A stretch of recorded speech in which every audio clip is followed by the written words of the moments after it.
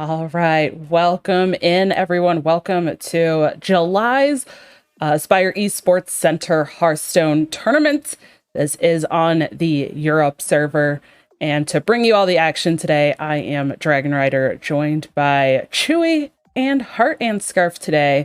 How are you both doing? I'm doing great. Hope you Yeah, guys yeah, are doing do good. yeah, doing good. Looking forward to it. Yes, absolutely. Well, it's a little bit interesting because I think we were talking about it a little bit while we were getting ready, but we are at the end of not only just like a typical meta as we would before a change. We're actually at the end of this entire expansion. We're getting ready for the new expansion in just a few days from now. So, kind of at the point where a lot of the decks in this meta are kind of just have become staple at this point. They're already kind of set in. And also a lot of people are maybe wearing thin on their their feelings of the meta. But if you had to say, what is probably one of the decks that you really expect that we will see quite a bit today, Chewie? Probably a lot of Druid, because Druid is completely obnoxious right now. Both Celestial Druid and Presto Druid, depending on preference. And I wouldn't be surprised to see a lot of Hunters as well. Both Beast and Quest Hunter has been blowing up a lot of other decks in this meta, depending on how you want to build your lineup. Yeah. Yeah, it's kind of interesting to see the lineups. Do you think there's going to be like a certain deck that people try to ban out most often? Uh, I think a lot of people goes for the Celestial Druid ban, because the Celestial Druid is really, really hard to counter.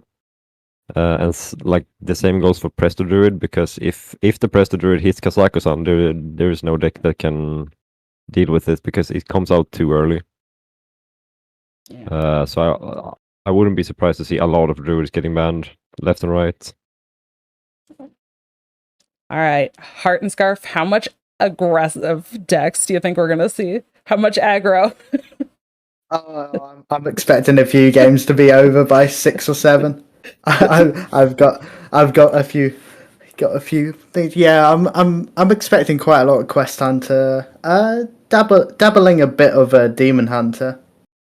It got nerfed a bit, but I think especially when you can ban certain decks, it will be quite strong. Yeah. Maybe a one or two Pirate Warriors. I think I've spotted, but yeah. Ooh, Pyro Warrior. I know. I've looked and I was surprised too, but I'm looking forward to that. I mean, if you're gonna end the expansion with a bang, go out with Pirate Warrior, I guess. It's fun. It's fun. That's awesome. Well, thank you both for that introduction. We will be hearing from both of you throughout the day as we work through these games. But just as a quick overview, while I still have you both here, this is a standard Conquest best of 5 single elimination. We've kind of done some varying formats for Aspire Esports Center for our Hearthstone tournaments, but this one, yeah, single elimination best of 5. Do you expect that people are going to bring kind of the best lineup because of that single elim, or just because of where we're at in the meta? Do you have any kind of predictions on if people might have changed their lineups or decks based on the format itself? I'd reckon that they most people will still stick with the 4 decks that they think are the best for them, because as I mentioned earlier, that there are variations of what is the best deck for each class. Like for example, Quest Hunter, Beast Hunter, both decks are really, really good, but they have to fit into a particular lineup. And I actually noticed yesterday in the Bemi tournaments, shout out to him, by the way, doing great work. There were some people that actually have brought Renathal Paladins that did very, very well. Oh, And Paladin is a deck that I haven't seen a lot of at all in this Yeah. expansion. And it's kind of interesting to see that popping up this late in the expansion. So hopefully we will get some of those on stream as well. yeah. Paladin would be interesting. For sure. And I also think that those players actually did quite well with the Paladin as well. So maybe there are some jewels that we haven't discovered yet, even in this set meta that we have. Yeah, I'll be honest. I'm not too sure about Renathal in a tournament setting. At least, I can get it over the ladder because you have such a wide range of games. But in when you only have 3 games, I think 40-card deck would be a little too high in variance to consistently bring and win throughout. So I don't think that's the best. But yes, I'm expecting people to bring the decks they're most comfortable with, especially after playing it in this set for like a month and a half now. Feels like a lot longer than that. I think. Yes. Well, we are going to find out. But again, thank you both for joining me. We are going to start talking about our first match here. We're going to be jumping into Pingu versus Jyoti and Chewie. Can you break down the decks really quick? What did these players bring? You mentioned, because we looked at this match before we started, you mentioned something about the bans as well. What's going on with the lineups here? All right, yeah. Both players have banned what, in my opinion, is the more obnoxious decks in both lineups. Pingu banned off the Boar Priest from Gaudi, and Gaudi banned off the Celestial Druid. Other than that, the lineups are kind of what you'd expect, except Pingu has brought Quest Priest, which will be interesting to see if that can snag a win. He got the 40-card Beast Hunter and the 40-card Pirate Rogue, actually, which is something I haven't seen a lot of at all. It's going to be really interesting to see that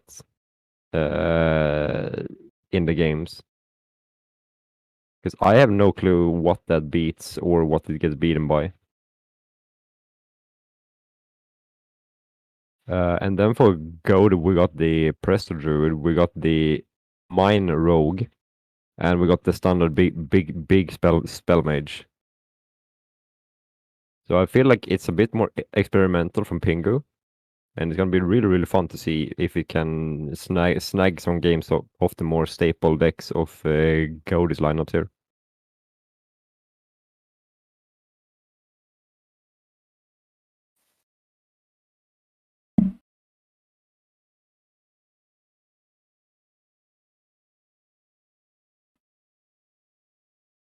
Really interesting list too. I was just looking. That's that priest deck that you were talking about for Pingu it's not only Quest Priest, it's the 40-card XL Priest, but not only that, it's Reno as well. So there are no duplicates at all throughout the deck. So it's kind of got everything going all at the same time, which is very interesting of a deck. So we're going to find out how well that does. Hopefully we can get into the game here in just a moment. But I'm so curious about these decks.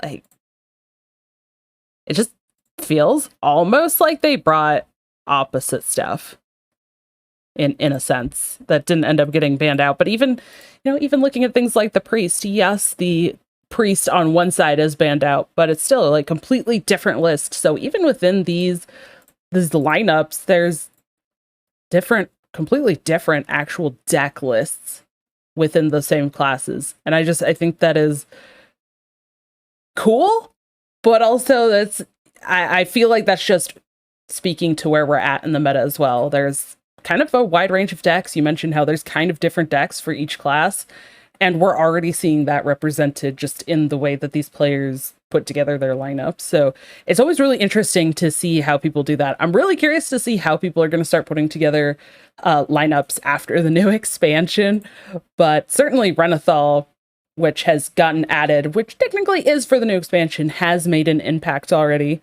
Do you have a prediction on who you think might have the upper hand here in this matchup?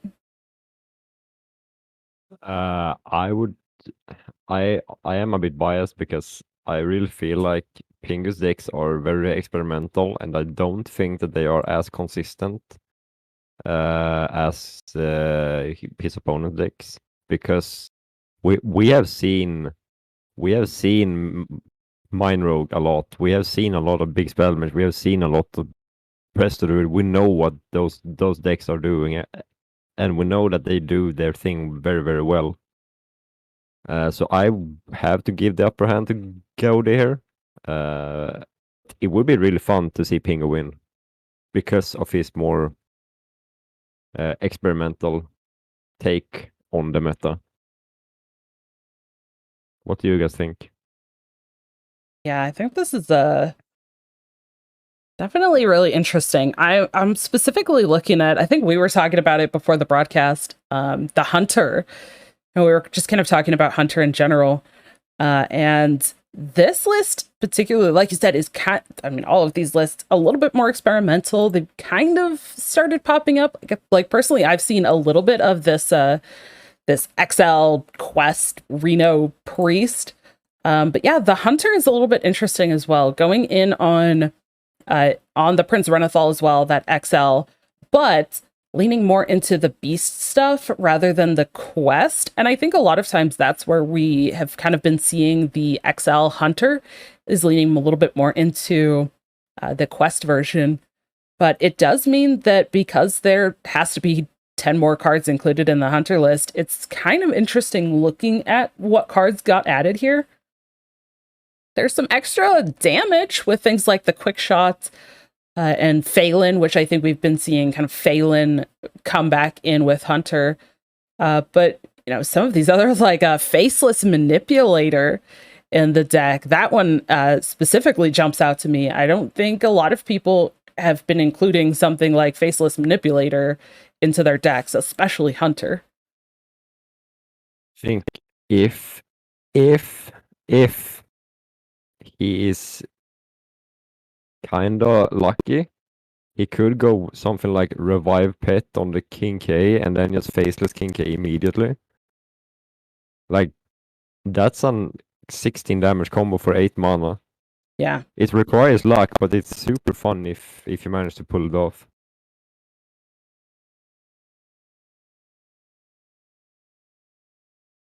Yeah.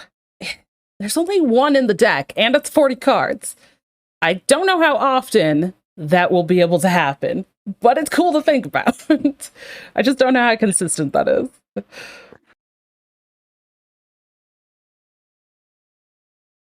But we are going to be trying to get into a game here as well. Do we know what game it is? If it's game 1? This, I believe, game 2, is right? game number 2. Let me double check the scoring here. It does look like Gaudi is up 1-0 so far. Looks like took a win with Druid over the Hunter. And we do see that it looks like Pingu has brought the Hunter back for this game number 2.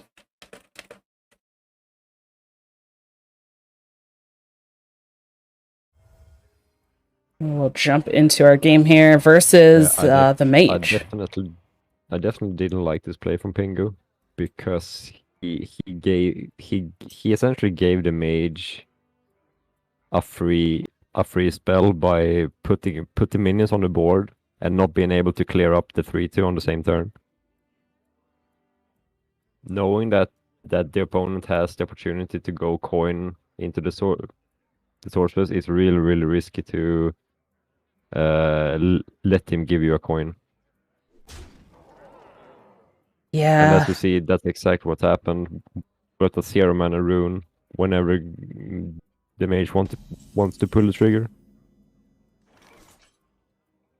Yeah, and unfortunately we did miss the first couple of turns, so didn't get to see exactly, but yeah, you really don't want to leave, especially something like a coin in your hand against the mage. Again, this is kind of interesting because I think in some of the other hunter lists, there's really not a lot of spells being run generically in the deck. But again, we talked about even there's like quick shots. There are some spells in this deck. Yeah, that coin, that's going to give JOD so much power here. And he topped the parrot as well, so he can just go double if he needs to. Yeah. Which is insane.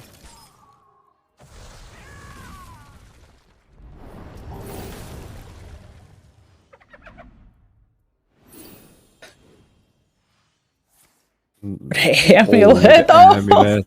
Oh no. Those are good bodies too.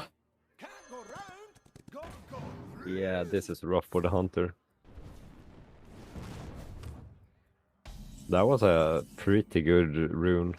Yeah. There's no reason to go for the parrot either here because it has a higher chance of ruining your own board.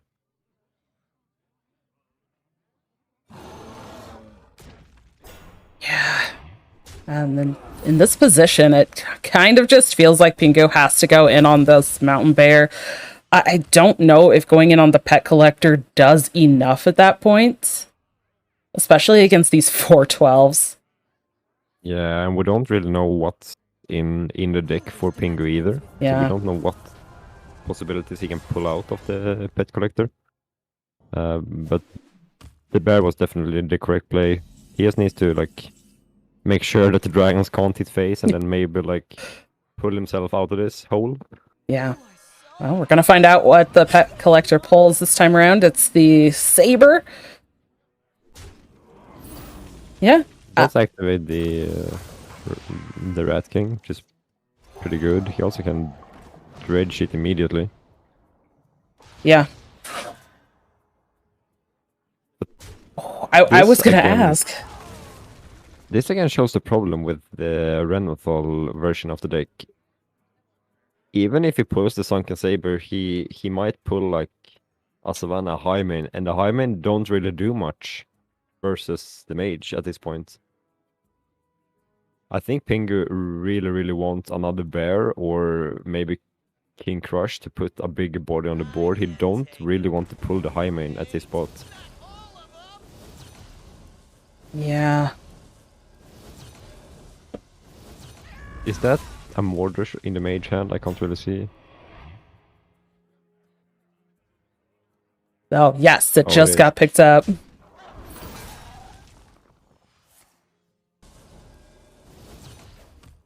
And the 6-mana hero power.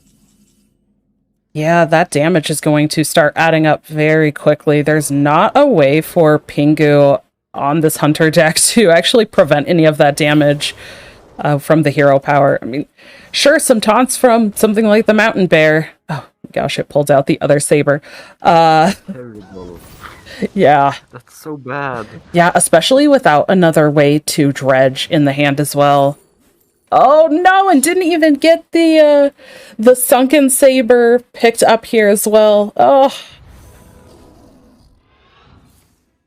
This kind of feels like a disaster. We're just in progress for Pingu.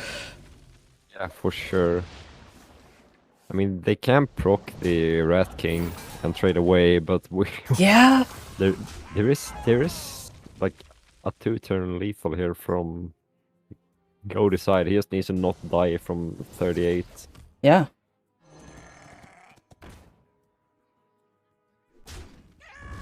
Yeah, he doesn't they don't really need to do anything. Pingu needs to find the hero now, and that won't even be enough. There's that sunken saber now, and there's nothing on the opposite side of the board to trade it into. That just feels like salt on the wound at this point. Sure. Ah, disaster. Yeah. The time has come to dethrone our former master. Yeah, it felt like Pingu maybe couldn't get the deck going quite enough. Couldn't really get the key cards that they were looking for as consistently as what was needed to try to turn the game around, and also that coin being in hand right in time for Geode to be able to, switch around the cost of that spell. Can't really come back from that. I think this. I am of the opinion that the Renathal Hunter is much worse than the 30 card version. Simply because the reasons we saw here. You have a lot of opportunity to whiff on the Sunken Saber when you have such a large amount of like worse beasts in your deck. And we saw this happen time and time again for Pingu. Yeah.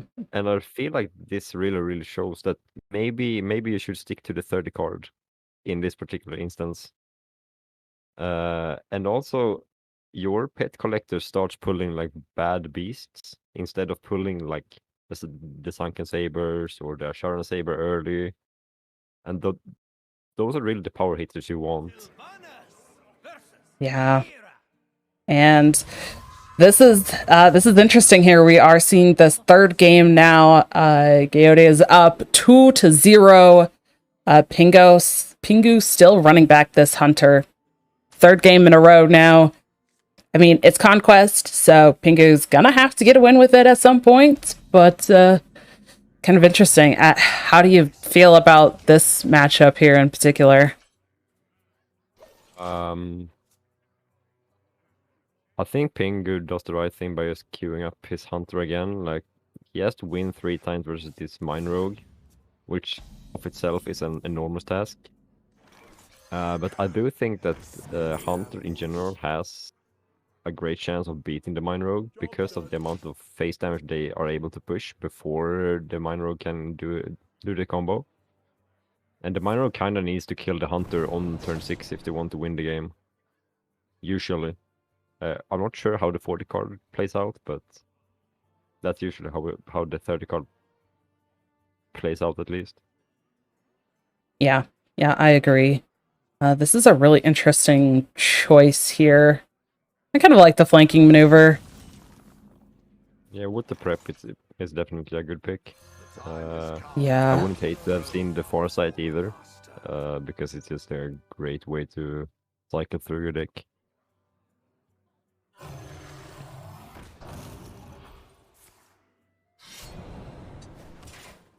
Both of the smoke screens in hand. Yeah. It's just... Cody really needs to find their trickster here. Yeah. I can't really see. Is that the 1/1 Death Rattle in hand? It is. Okay. Yep. That kind of spells disaster for a Hunter because they don't have much face damage except minions. Yeah. He was in the flank maneuver doing work. Really good spot from the role player.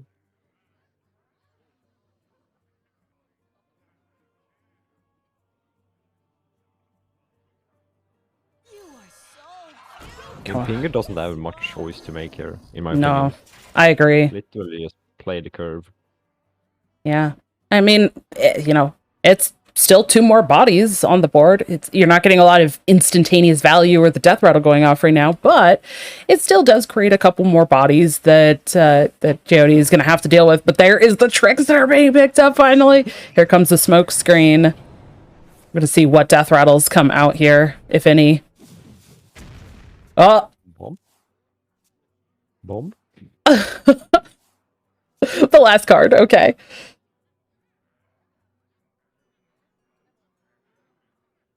I mean, the role right now just needs to find the. Oh my god, I can't remember the name. The card that doubles death rattles. Oh, the graveyard. Yeah, and then they're just set up for success here. With the Acolyte and the bomb on hand, plus the 2 mana rush. Pingu is on a timer from this point on. Yeah, absolutely. Really, really good smoke screen, I have to say. Yeah. Yeah, I think the only thing that maybe could have made it better, double check the deck list here. Are there 2 copies of the Acolyte? Yes, there are. I think if there had also been an Acolyte to summon a taunt minion, that would have been just like, the absolute like best, but that was still a pretty good value smoke screen there. And that second one is waiting in hand, but I think at this point, probably not going to be needed with the other tools that Gatori already has in hand. I think Ping is doing a great job of putting the pressure out there, though. Just playing the curve deals so much pressure if it isn't dealt with by the rogue. Okay. I find it interesting that the rogue didn't choose to remove the 4/3 with the tooth on hand. Maybe they feel like they need a face damage. I'm not entirely sure. Yeah, I mean, because this is an XL deck, there is that little bit more damage that the Gayoti's going to have to work through. But this is a mine or the prep? Prep. Okay. Yeah, this is a lot of pressure from Pingu, like you said, and also the I would say maybe probably 2/3 of the beasts that just came into hand as well for Pingu. Pretty great. That Kolak can create a little bit of interesting synergy on board, especially because if Gaoti is trying to go for trading minions in to kill them off for the death rattle, that Kolak having the 0 attack taunt makes that a little bit more difficult, which means Gaoti is going to have to use the resources like backstabs to clear off their own minions. For sure. I wonder if Gaoti is being a little bit greedy here. He got rewarded, but they are being a little bit greedy with the Acolyte on hand here. Considering the amount of damage that Pingu has already put in their face, I wonder if you would ever go for an Acolyte earlier, because it instantly dies, right? I wonder if they're just... yeah, it's a little greedy, but is it just a matter of waiting for that Graveyard? that graveyard, like you mentioned? Because of that extra damage, I mean, there's already been a little bit of damage done, and Pingu still has 5 more health than what a typical deck starts with. The backstab! Okay. The reason I'm thinking is it's greedy is because this situation here, like, Yeah. if Gaoti picks up a quick shot, no, I'm sorry, if Pingu picks up a quick shot, Gaoti is just dead. Yeah. Wait, is this enough? Hold up.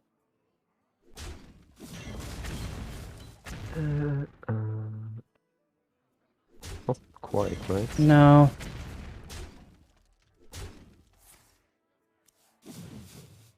Wait, it is. Oh, it's the so- sketchy, yeah. That was a lot of damage. Wow. Oh, okay. Well, that Wow. graveyard was absolutely necessary there. I guess that's why. That's why we saw Gaoti going for it. But that does mean that Gaoti just 3-0 swept the competition there. Pingu couldn't manage to get a win with that Hunter deck. So unfortunately, that does mean that is going to be the end of the road for Pingu. But like you said, I mean, was applying pressure. Definitely tried. Sure. You know. I do think that there were some plays that I kind of disagreed with from both players. For example, the last turn from Pingu, I would have probably liked to see a Kolak over the Krakatoa, simply because you have the option to clear off with your board. Yeah. And the Krakatoa in itself, the Kolak in itself is 6 damage and 8 armor, which could have saved you in the event of an OTK from the rogue, which is a possibility when the rogue has a full hand and like 5 cards in deck and whatever. Yeah. But I think he just wanted to try to kill him in 2 turns, which is a very acceptable way to go about it. Yeah. No, I agree that that Kolak was, I feel like, a great pickup, and I was definitely eyeing that as soon as it came into hand. I'm not sure if it would have made the most difference in that matchup. I mean, also Gaudi just like turbo drew through that deck too, picking up both of those smoke screens pretty early. And again, I think that's only a 30 card deck. So when you also get to draw 5 cards at a time, twice over, plus your normal draws, you're going to be getting through the entire deck very, very quickly. And not so much this case on the XL Hunter side. So yeah, kind of just a lot of things working in combination with it going really well on one side, and yeah, maybe not the most optimal Colossal to use there either. Just really did not work out very well for Pingo. Yeah, definitely. But, Props to Pingo for bringing these more experimental decks into tournament. Oh yeah, I was hoping that it would be, at least like a 5-game series. Like we could have gotten to see more, sure. I was gonna be really interested, since that Reno Quest Priest didn't get banned out. I was kind of interested to see that, but I don't know if it would have quite had enough tools either. It might have just been a little bit too slow against some of those decks that we just saw from Gaudi as well. So, interesting games, but that's only the first match. There are tons more games to go. Some of these games have been going on in the background as we've been casting this. So, we're going to be looking at various matches throughout this tournament as we get closer and closer. But it's been pretty good so far. I do like the, getting to a game 4, game 5 personally. Unfortunately, in terms of casting, this was a sweep and we were able to see that first game. So pretty quick series on our end, but sure, there is quite a bit more. So thank you everybody for tuning in. Stay tuned. We will be back in just a moment with our next series. Hello everyone, welcome back to Aspire Esports. I'm Hart and we've got Chewie on the cast with this game. We're currently about to look at Eden Proc versus Matthias Elite, and we seem to have a classic control versus aggro lineup here. Yeah, and they thankfully for my sanity, they banned off the Mekpali on Matthias Elite side, and the Quest Hunter has been banned from Iron Proc side. So the remaining decks for Iron Proc would be the Abyssal Renathal Warlock, the Wildfire Mage, aka Ping Mage, and the Control Murloc Shaman. While Matthias Elite is bringing his more aggro style lineup with Fell Demon Hunter. They got the not the Jackpot Rogue, but the straight up more aggressive Pirate Rogue, and the Beast Hunter. Yeah, it's interesting seeing this Pirate Rogue being picked over the Thief variant, Jackpot variant. Some could argue that the Jackpot one's a little bit more random, but It seems like we're getting into our first game here. And we've got Eden Proc on the Shaman, on his controls Shaman, and Matthias, I'm assuming, is his big beast hunter. Yep. And it appears that we got a schooling turn 1 from Eden Proc. That's a one shaman turn.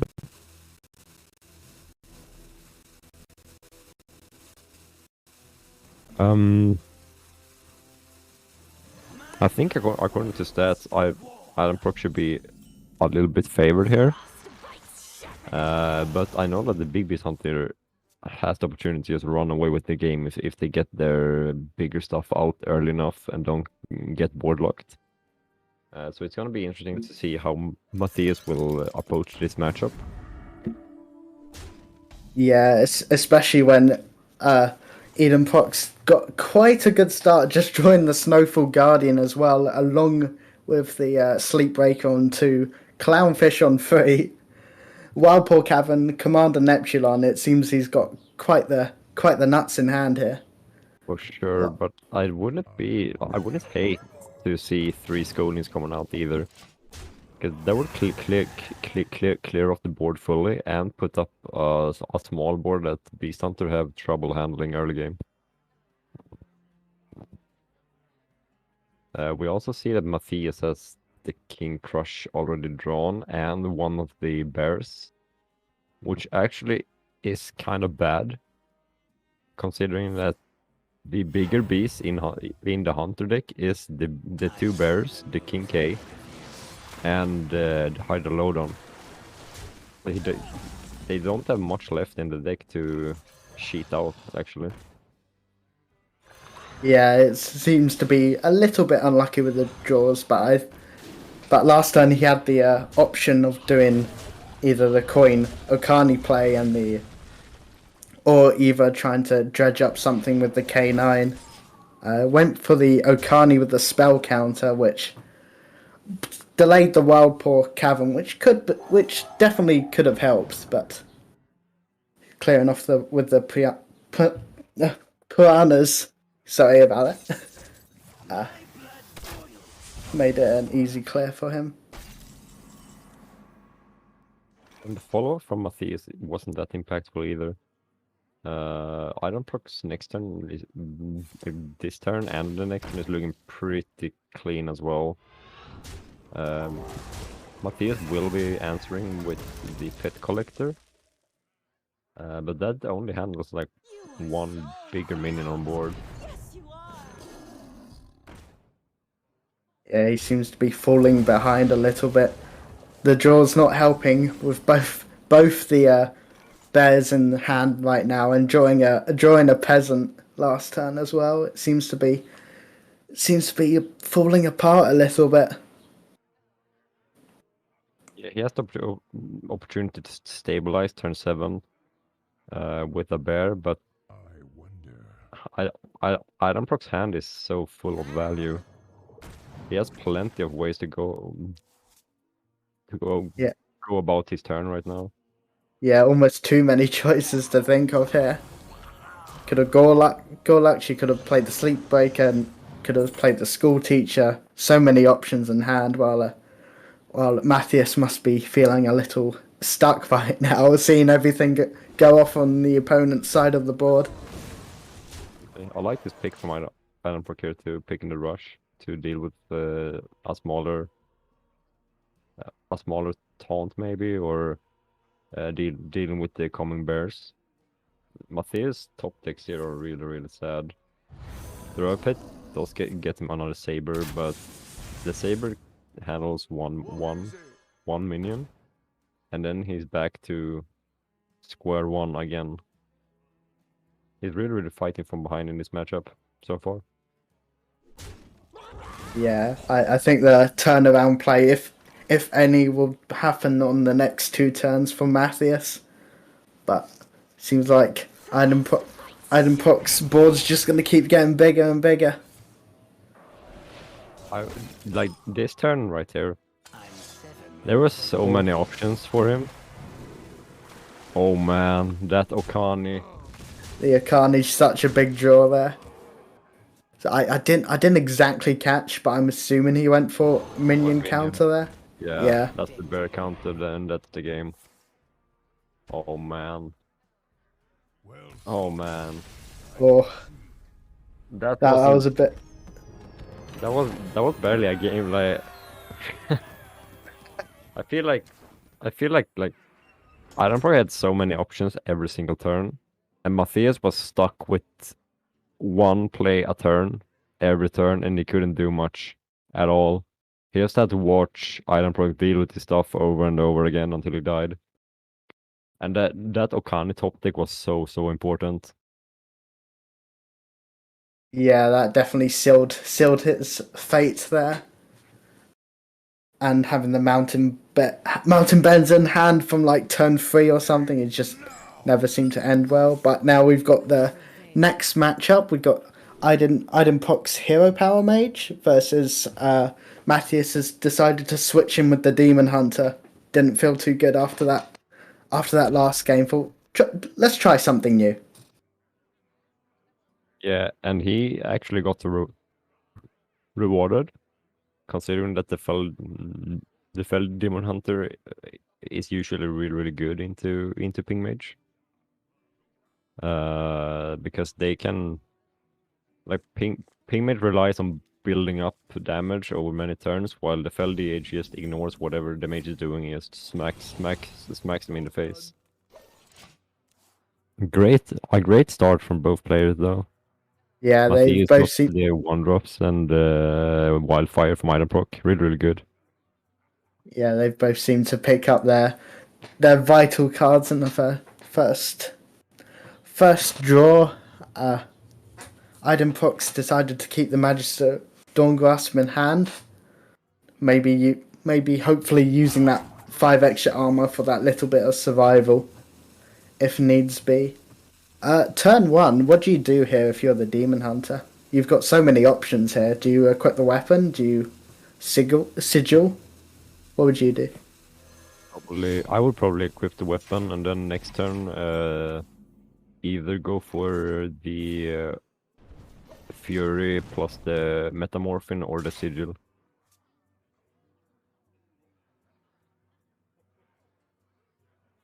Because in this particular matchup, you don't really need the Fury to get very large. You just want to get some early minions on the board to keep smacking in the face, because the Ping Mage doesn't run a lot of clears, really. They have the Flurry and the Hero Power, and that's pretty much it. At least in the early game. Yeah, just hoping that they don't build up everything in time. You just gotta hit them until it hurts. Yeah, for sure. I probably wouldn't be surprised if we see Matthias holding this coin off until he can coin out Jace as well. Decides to coin out the 2 mana, which is fine, I guess. I don't really like the play, because it kind of plays into the Apprentice. And you kind of want to, if you have the opportunity, you'd like to rush Jace, because Jace poses so much damage that you can just end the game before the mage can contest it, right?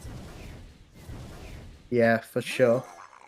It's a shame that the apprentice was there for Matthias, but it seemed like he was kind of crossing his fingers, hoping it wouldn't appear, but seemed to have it in hand.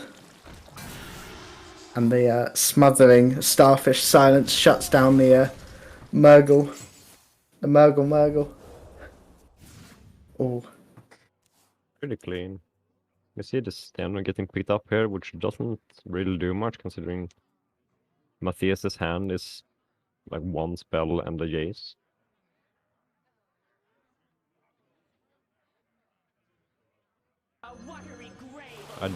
I do like that he goes for the Steno anyways. Since he has seen the silence go out, he's seen 1 apprentice, he's seen 1 flurry. There isn't a lot of stuff that actually stops the Steno from continuing attacking for another turn or 2. Really, really good catch from Matthias, in my opinion. Indeed, he's paid attention, learnt what cards have appeared, and played perfectly around that, drawing quite a lot of spells and quite a lot of options here now for the next turn. Well, I think I know exactly what I would do this turn. I wonder if Matthias is gonna do the same. It looks like he is. Yeah, this is a clean play. Maximize the damage output by going multi-strike first is the best way to go about this. Curtis don't really have an impact in this game anyways. So holding off of that one turn is absolutely acceptable. yes, and now Idenprock's in a bit of a sticky situation, getting quite low on life and fearing the Jace as well as the Sethno that's on board. Could have. There was a good argument there to ping and do something else there. Oh, but there's the Zilliag top deck. Lag. Oh, that's so much damage. And oh, the Mordresh top deck though. Oh, the Mordresh counter, but I goes for the Varden clear instead. Probably saving that for some surprise burst at the end of the game. Yeah, but also if the brand sticks, this is just lethal next turn. I think that's what Idenprock is hoping for. Excuse my counting, but is Jace close enough for? 4, 2, 4, 6, 10. Yeah, I think isn't this? What have we done? 2 multi-strikes, a fell multi-strike, a fell barrage, Yeah, no. 2 attack, draw a card. I think Jace wants one off. Well, this puts on well enough pressure.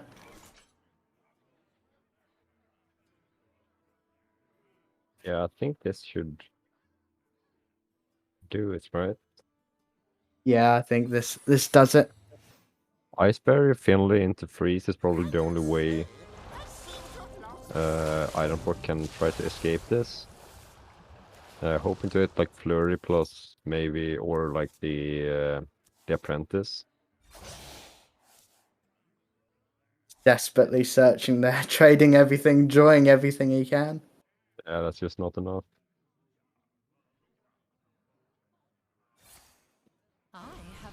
You hope for the flurry, hope it hits both the 6/2s, then you might be there, but... Oh man. I mean, Seems like it ended like I thought it would end, but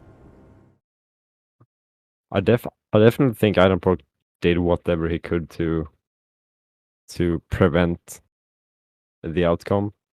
But man, it's so hard to stand up against the constant pressure from a Demon Hunter when you played this version of Mage. Yeah, both players played that quite well, I think, but the constant damage, the Zilliag top deck, the Jason hand, it seemed to all line up. Yeah, for line sure. up perfectly. I think like one of the key cards in that matchup for the Mage is the Snow Flurry, and both of Ironproc Snow Flurries were in the bottom, which really sucks because that's a way to prevent a lot of face damage coming from the Fell Demon Hunter's face. Yeah, and also the ice barrier. While it's a temporary measure, it definitely does help in these kind of games. You could have had Dawn Grasp recast it. Yeah, for sure. Getting that extra health. But never drew the defensive tools, and that's just how it is. Let the hunt begin. And we got the next game coming up again.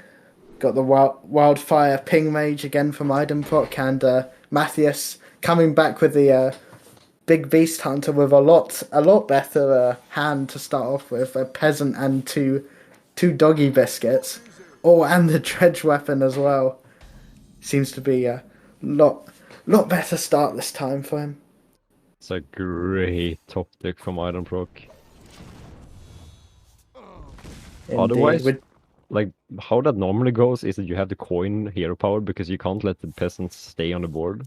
Now he manages to save his coin because of that top deck. Really unfortunate for Matthias, but very fortunate for Iron Proc.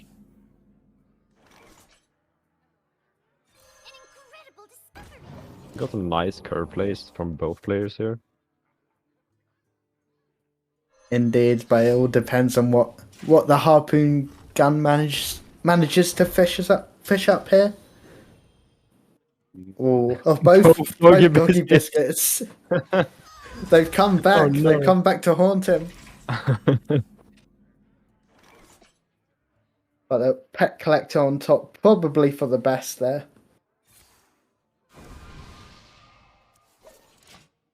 Oh, that's what Viper could have been a good top deck. Wonder if do you ever, as Matthews, do you ever hold off the second hit of the harpoon gun here because you know that your bottom is doggy biscuits, and try to dredge those up with the K9 before you go for the second hit? I think Yeah, I would I do that. Yeah, I think it's the right play there, just to hold, because you know what's at the bottom, and you know it's a bunch of rubbish. So you might as well not avoid the discount avoid no discount even. Yeah, unfortunately he got punished by the one of Viper in Iron Proc's deck.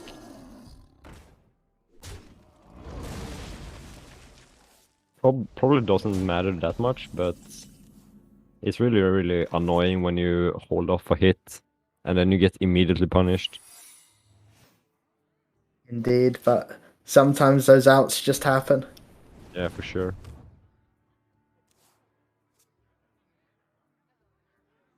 But we see Matthias definitely on a much better start compared to his first game. No, Definitely. just joined the bear there, but that's not too bad this late in the game. He also, let me just double check his list. Yeah, because of the second pet collector in their hand here, they're guaranteed to pull the Sunken Saber, which means there is a guarantee to hit a bigger beast as soon as Iron Proc plays a minion. I wonder if Idenproc knows that. Purposely holding off a little bit last turn to do the defensive play. I don't think that was the I think that the reason he held off was because of he wanted another card from the multicaster this turn, and that's why he played Ice Barrier. Ooh, double bear draw now.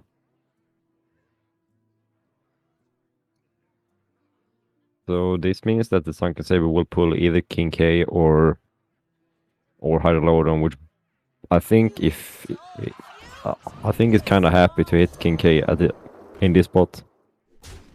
Yeah, I'd argue joining the Mountain Bear here was quite a benefit to Matthias here. More bodies down is probably for the best in this matchup. Yeah, for sure. Unfortunately, he did pull the Hydrolodon, which gets kind of easily dealt with because of the Bran Apprentice in the hand of Iron Proc. Also has the Fire Sail, if he wants to go for that instead. It does leave up a lot of damage, though. I wouldn't be surprised to see the Bran Apprentice coming down. Yeah, I don't think you can fire sell here. I think it leaves just a little bit too much, but oh, that's a good check there. It doesn't leave. Yeah, okay. This plus flurry actually is enough. Oh, it's the best targets as well. Oh man, that's unfortunate for Matthias. Gotta play your outs there. For sure.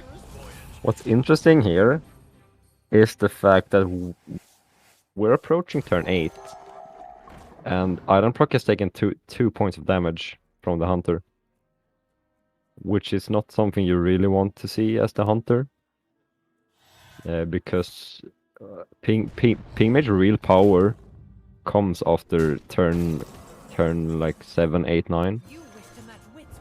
That's when ping mage starts to really get a grip on the game, and I feel like hunter kind of loses its grip the longer the game goes, depending on draws, obviously. But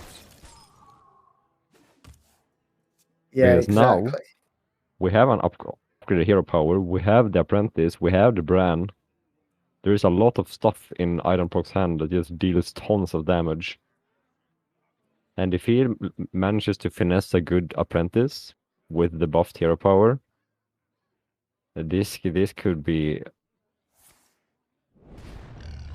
a highway to hell for Matthias, to say the least.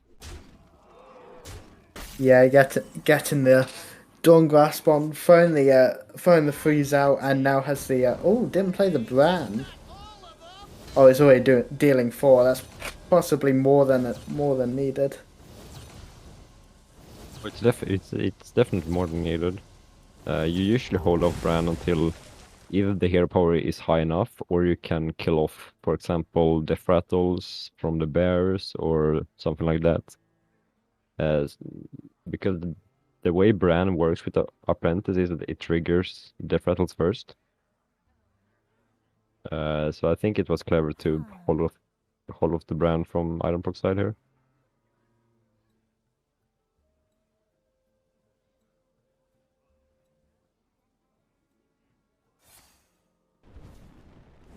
Going for the full clear. Yeah, just push 6 damage phase. This is so rough for Matthias. What does he even do here? I don't see too many outs here even. Because you got a very strong clock there with Iden Proc. Maybe hoping for a miracle off this Nelly. Seeing what we get. Scoundrel? Or the Amalgam? I'd pick the Amalgam here. I don't think you'd want the mage drawing too much more of their deck. Defias Blastfisher, that's not one you see often. Could be spicy. That could be spicy. Is he going to take it? He took it! Oh, and a smite. Too. That's insta smite, right? Multicaster? Nah. Has to be smite. Yeah, it has to be. I think I would have liked to see the ramming mount onto the taunt as well, just to prevent the hero power. Because the hero power... Oh my god! Oh. That's kind of disgusting. That's a disgusting top tick. If Matthias did have any hope, I think the Starfish definitely smothered that. But he seems to be a bit pensive about about playing it here. Is he thinking how he could survive? I think he's thinking if he wants to greed it. Because he has the opportunity to just freeze the board and ping face, right? And this actually sets up a 2-turn lethal with the oh no it doesn't, I'm sorry, because of the bears. But without the bears, it was a 2-turn lethal from Ironproc side. I believe he might have lethal next turn with the Bran and Reckless. If it hits, it's on. I believe it's on 6 damages hero power. Oh yeah. I didn't see the Reckless top this. I'm sorry. It's definitely a lethal here. Good spot. Yeah, it's definitely lethal. Not much Matthias can do about it. That's definitely a lot closer than that. Lot closer game this time round. Yeah, but I feel like this hunter is really not working in Matthias' favor right now. Oh, he does Considering that, 7. Oh. Still lethal either way, but yeah, he buffed it up with the second wildfire. I lose counts of wildfire sometimes. But yeah, like I don't think there was any major mistakes from any player here. It just felt like the hunter draws were just. It was better than the last game for sure, but it was just kind of sad. And the Viper answer to the harpoon gun. There was so much stuff that went the other way for the hunter. Kind of sad to see. Indeed. And now we're going into the 4th game with a 2-1 item proc lead. And he's running the quest. No, not quest. I'm sorry. Curse Warlock versus Matthias bringing back the Beast Hunter for maybe one last hurrah. See if you could squeeze in the final one more game. Yeah.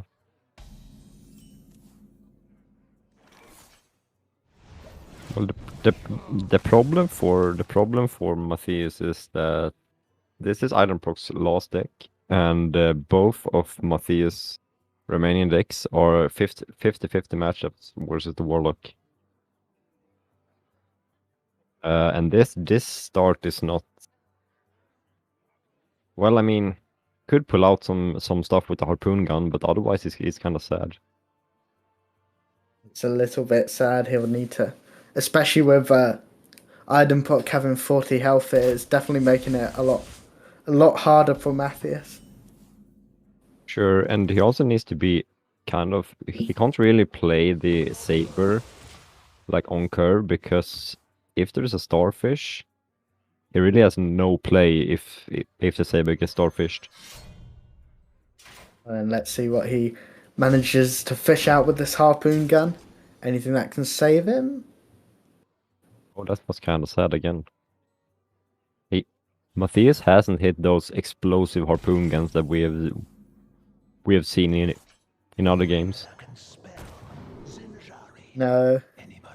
Seems to be getting quite unlucky with the dredges, but next turn could easily run the saber in and fish it back up. Hopefully gaining some tempo back. This saber is what might actually make the game here.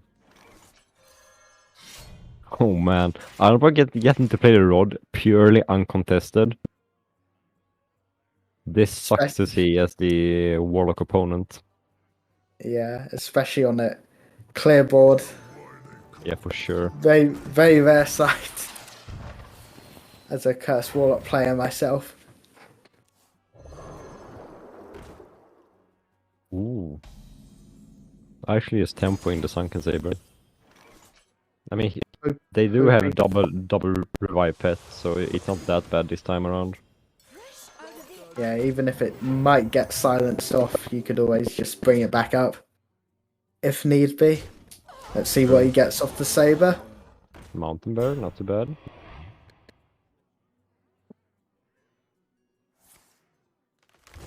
Definitely want the King Crush. Because having the opportunity to revive pet King Crusher earlier versus Warlock is really good, because they have trouble dealing with big minions, at least early game. Great answer coming out from Ironproc here. Really heads up pick on the Naga lane. Indeed, dealing with the big minion.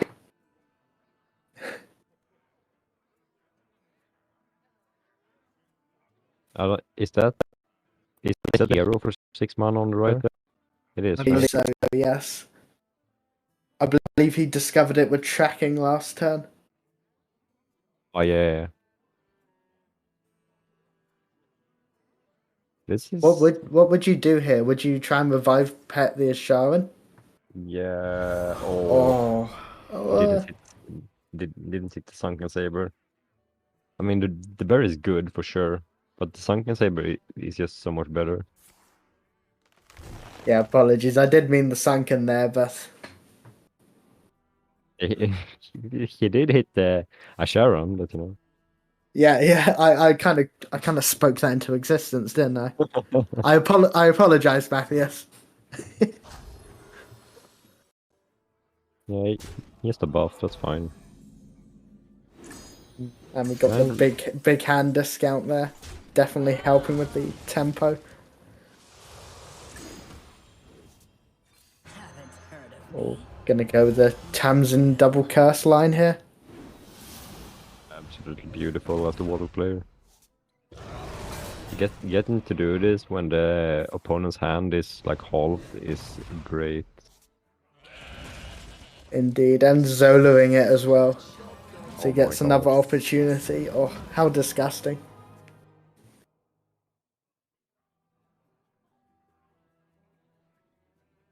What do you do here if you're Matthias?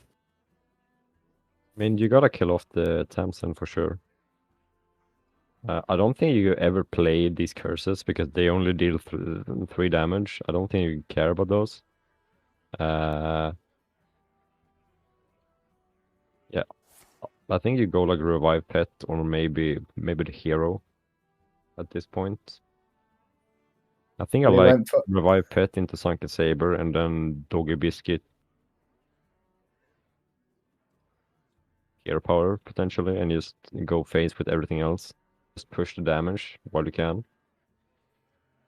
yeah, it's interesting. Of course, Matthias doesn't know, but Eden Proc is definitely well at least must be worrying with the life total right now. If Matthias goes face, then could definitely become a bit of a worry. Going with the minion counter there, hopefully to catch that Tamsin, or I mean any catch in Iden Proc's hands probably quite a good one. Yeah. It also puts like a bit of a fear in the opponent because you don't know what to choose, right? And you kind of don't want to send a 5-mana board clear into the Okani either, in case it is spell. Oh, But yeah, just catches that out.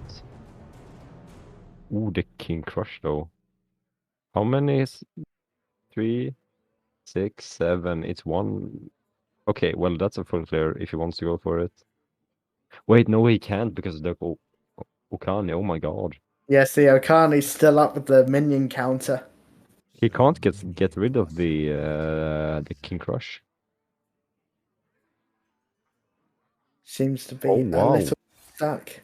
Mortal Coiling hoping for some kind of miracle here. But it seems like he has to take the This 10 is lethal face. then. Oh, it is lethal. Oh, Oh wow. what many ways of lethal even. Yeah. Multiple ways. Matthew's That, showing that, off a little bit there. I'm so sorry, Matthews. I was wrong. You should always play the Okani there. That Okani just that Okani literally saved the game. That was very well executed from Matthews. Especially with the right choice on the Okani as well. Sure. Very, very close game. Very well played there, but we do get a game 5. We do get a game 5, which is the Cursed Warlock versus a Thief. Not a Thief Rogue, a Pirate Rogue. It is. Or Pirate Rogue, yep.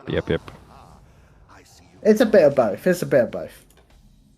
Yeah, I mean they still run the recon and stuff, so Still running recon. Still got Tooth. Just not the jackpot. Going with the Pirate Smite Vessel package instead. yeah, I feel like this matchup is one of the most interesting matchups because it can go both ways, and it's so even. It really depends on who gets the best early game and the best draw. Because if the Warlock doesn't get any answers to the Rogue's board, they just kind of run away with the game. Matthias with a beautiful start as well. Recon on 2, Vessel on 3. With the potential of drawing the Sunken Vessel from the Hullbreaker as well. Indeed. But we see Iden Proc kept the Hellfire there at the start of the game, as well as the Tamsin. I think that's... You always keep Tamsin, in my opinion. But the Hellfire keep is absolutely correct versus Rogue, because of the amount of 3 health minions they tend to spit up on the board. Indeed, especially when you know each other's deck lists. You know exactly exactly what you want. And the Null top deck there definitely helping out. An easy clear with the Curse starting to tick up there, as well as putting a 5-1 on board, which is definitely a bit difficult for Rogue.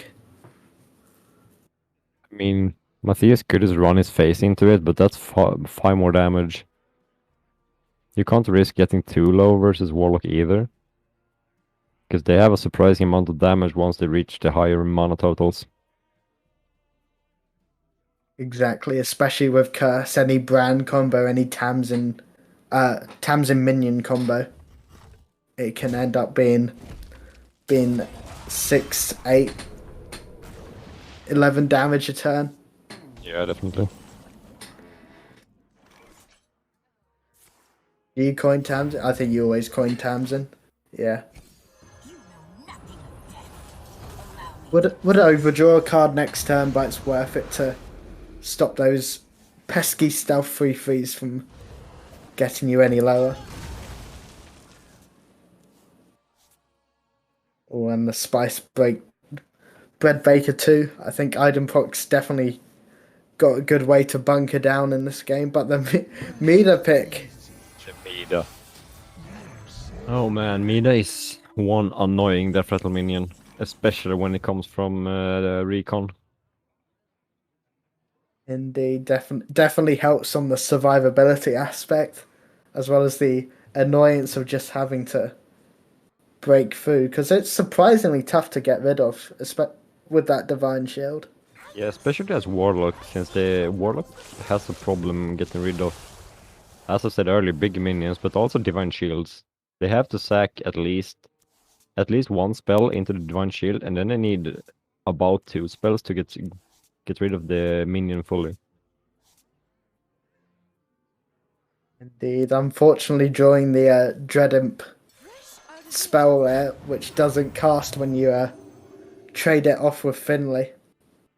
Yeah, but then again, Warlock aren't that concerned about killing early. They are concerned about their own survival. So I don't think Ironproc is too stressed about this, because it's not a large amount of damage coming out from Matthias so far.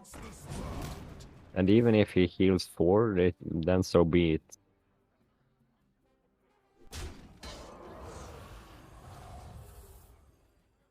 You can't always trust what you see. Decided not to dredge up a vessel there.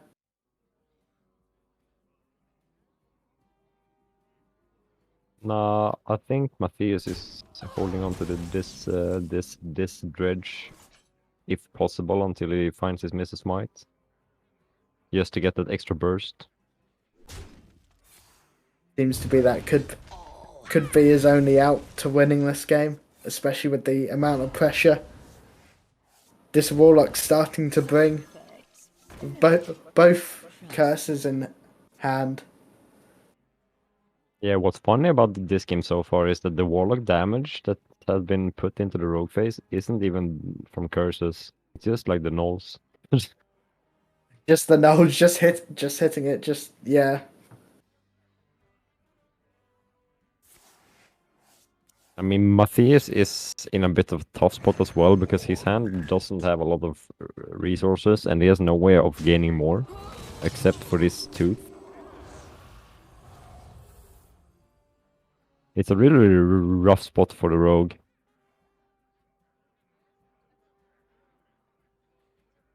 Yeah. I think the Just to saving cut- grace for Matthias here will be Edwin post Gabs.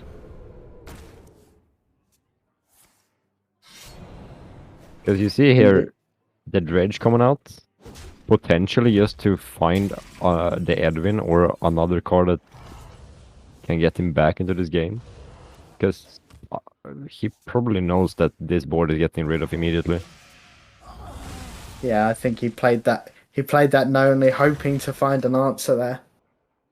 But an interesting thing is that the Mida shuffled into the deck, which means the vessels could be anywhere at this point. So even the dredge becomes not consistent. Maybe you thought about that.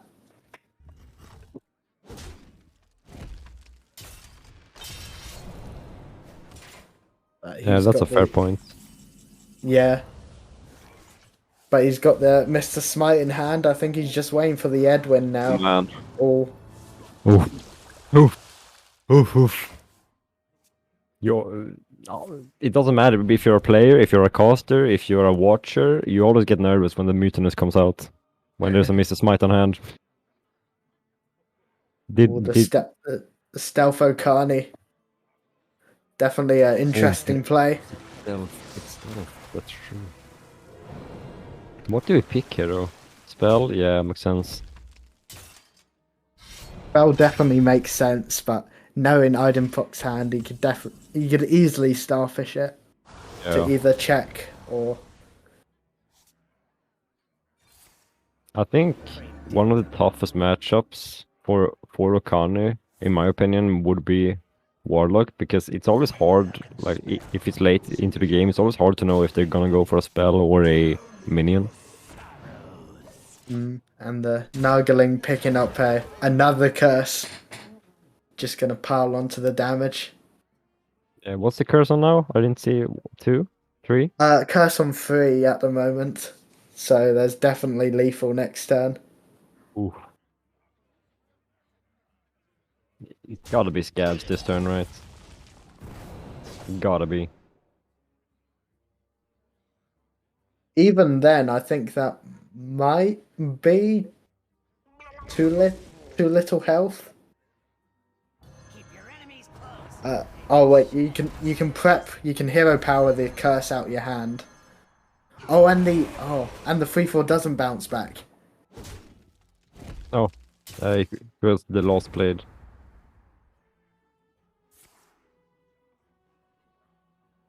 But I still think that's might be enough. You can Tamsin, you can Abyssal Curse, and that's 2 more. Oh.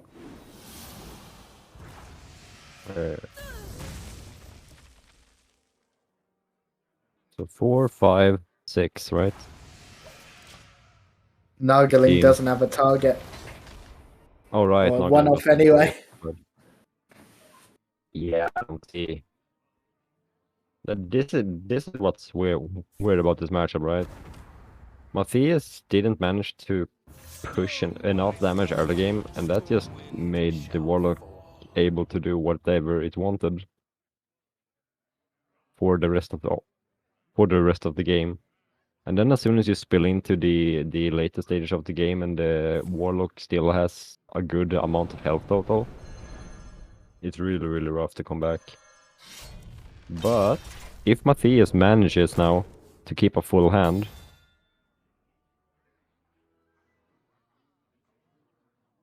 you can't even really keep a full hand because you have to get rid of the curses in hand anyway, and that frees up 2 spots.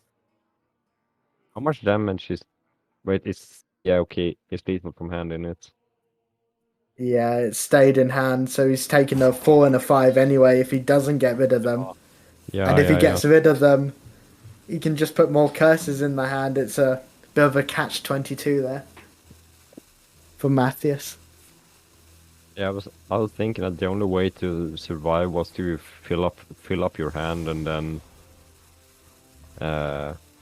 just pray that Edwin was enough for lethal next turn. But you were correct; he had to play them, and that's just it. That's Man, just it. yeah, Idenproc takes the 3-2 matchup. yeah, Oh, showing off. just the extra BM here. Extra man. bit. Well, that was Blizzard Warlock a has close series. Yeah, the Blizzard Warlock has such power if you manage to get Tamsin on 6 and manage to stabilize the early game. The power that comes out in the late game is so impactful. Mm, It's really, really fun to watch. But unfortunately for Matthias, his run ends here with his aggro lineup. Kind of fun to see someone actually bring a more phase-oriented lineup in the meta where we have a lot of Renathal decks.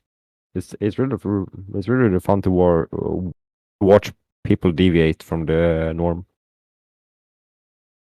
indeed. Indeed. But, yeah. Idenproc taking the 3-2 win. Just about. Yeah, And we'll be back with some more games on the channel. Stick around, people. We'll be back. Hello, everyone. Welcome back to our Aspire Esports Center July Hearthstone tournament. We have already seen a couple of matches, but we are still just chugging right along through this tournament. So we do have another match for you, and to bring you this game, I am dragonrider, joined by HeartAndScarf. How are you doing, Heart? You ready for this next match? I am ready. I've just seen the bands come in. With the jackpot versus math game. We've got a ban on on jackpot side. Got the mech mage. Got some kind of bioluminescent shaman, which will be interesting because it's running florist as well.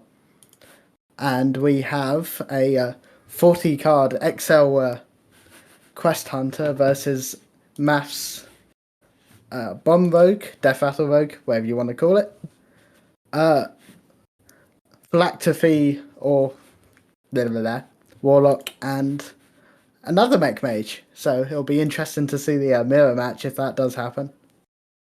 Yeah, there's definitely some interesting lists here. I don't know. Have we actually gotten to see a shaman? Was there a shaman in that last series that you two There casted? was a shaman. Okay. I was like, I'm pretty sure that I saw shaman. But what is interesting, I think, is that even though we've seen mage, we've seen rogue, we've seen that shaman, and we even got to see a little bit of that warlock, we haven't yet seen a quest hunter. We've seen some other, the beast hunters, but we haven't seen quest hunter yet. So this is our first quest hunter that we're going to get to see. I'm really curious to see how this does, especially into the warlock. I think it's should be fairly favored there, although I haven't seen this version of warlock in quite a little while, so that will be very interesting to see how this phylactery warlock does. But pretty fast, lower curve decks, right? This is both players also bringing, like you said, the mech mage, which we haven't really seen that either. We've seen slower mages, but what do you think of this this matchup of these somewhat faster decks, but then there's this interesting warlock deck? Well, I definitely think Jackpot Shaman will win one at least. It seems to have the good control, good counter to at least beat the mech mage here, but I'm not too sure about this phylactrophy warlock. It definitely brings back memories. Yeah. Yeah, it'll 100% be on the draw, and if it gets queued into Jackpot's mech mage, then I don't see much hope against the quest hunter. I'm not too sure. If you play it well, you can easily get a win with the warlock against the hunter, but we shall see. Yeah, I think it's kind of interesting too. When the phylactery warlock was like really popular before, it was leaning into the owl, right? But now it's actually leaning into the naval mine, which should, in theory, be a little bit better in terms of actually hitting that damage face, because the naval mine specifically goes to face, right? Whereas the owl would hit just randomly. But we're not even seeing that here in game number 1. They are a couple of turns in, but it is Jackpot with the Mech Mage and Math here on the Rogue. I see lots of discounted mechs. Yes, it seems we got in after a seafloor gateway here, even, and a Shatter Shambler proccing the 5/8 taunt on turn 4. Yeah, turn 4 for Math's side.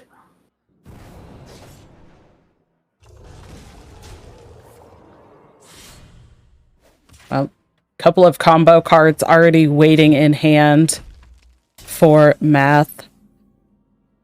Interestingly, though, I would say somewhat of a kind of combo pieces with that Mecha Shark that came down for Jackpots. But now the hand can lean into the Security Automaton, I suppose. But it's maybe not quite as much of necessarily a combo as more of just some good tempo, get bodies on board type of turn for Jackpot here. Indeed, I wasn't too sure what the thought there was Mecha Shark. I thought that would have been the better thing to have, especially with it high cost. You could just shoot everything face. Maybe it could have pinged off a stealth lieutenant. Before it gets the bomb trigger. Yeah. It's kind of interesting, too, that you bring that up, because now Math has the, that thought that one of those Mecha Sharks is already used. Unless it was a discovered Mecha Shark, which, it could have been when we jumped in, but if it wasn't a discovered one, then that means that Math knows one of those is already gone. So, it's maybe there is the potential to just set up the lieutenants. But on the other hand, that Mecha Shark potential might mean that Math doesn't want to leave that potential out. Did I think it was an original one because I think it costed 2. I think so as well. But yeah, it wasn't discovered, and I think we were a bit too early to have a gorilla drop down. Although Matt definitely debating what to play here. Thinks he's going to commit with double. Oh, yeah. And the bomb as well. Going to try and pump as much damage in as quickly as possible, it seems. Yeah.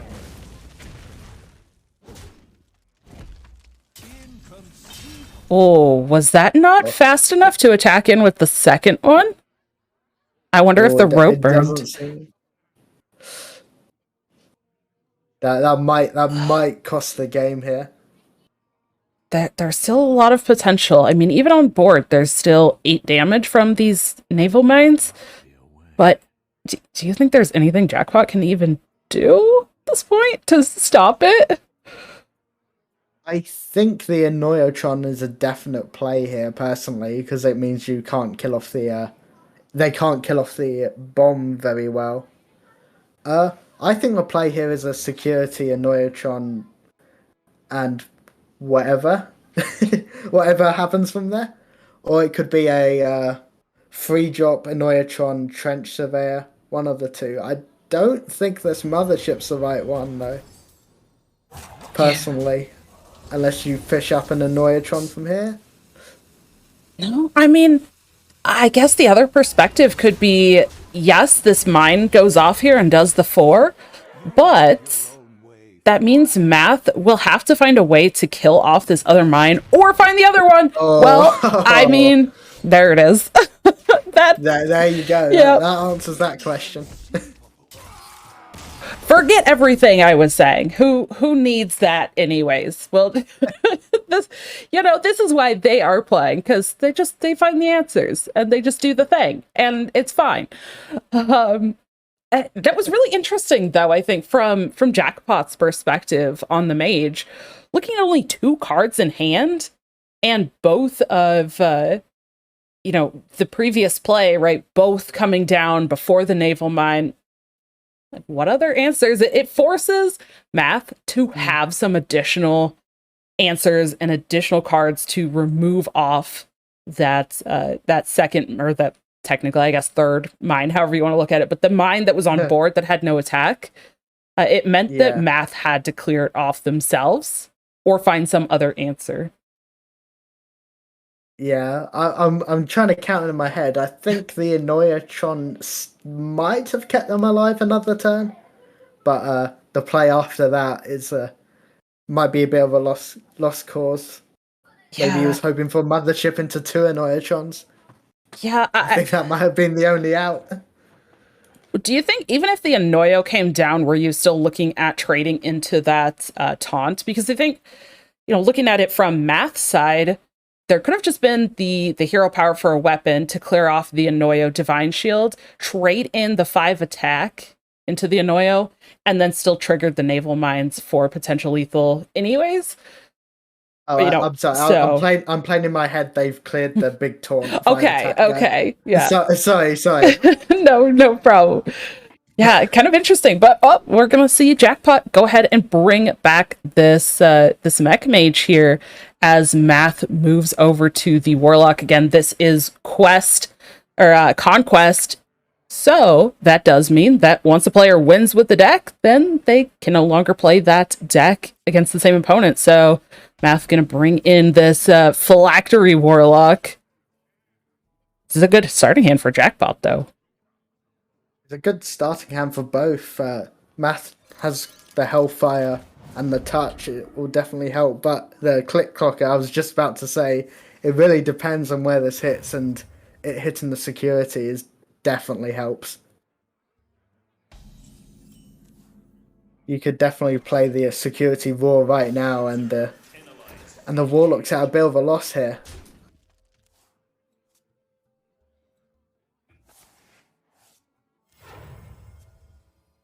Of course, they do have the Starfish for the following turn if it does get a little too big. But the Mech Mage definitely on the roll. Oh, yeah, committing the Mecha Shark as well.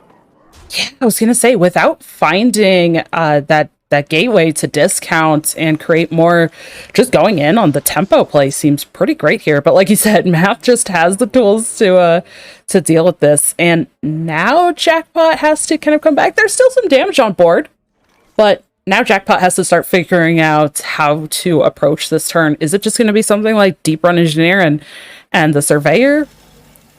Well, I guess the Sweeper now is probably just the best body. I think you're thinking about next turn as well, because I think Jackpot might be expecting this to get cleared at this point. Yeah. There's quite a bit of removal. Yeah. I mean, that's what the Phylactery does. It just tries to stall out. Yeah. Oh, the Peasant's actually a decent draw here. It's debatable if you commit a bigger board here or not.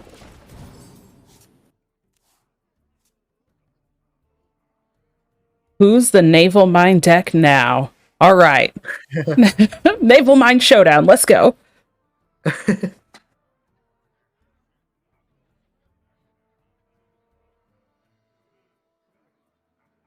Oh, the map has drawn the Tamsin, which is definitely a big tempo for the Warlock. Yeah. Especially having that free tap in this matchup.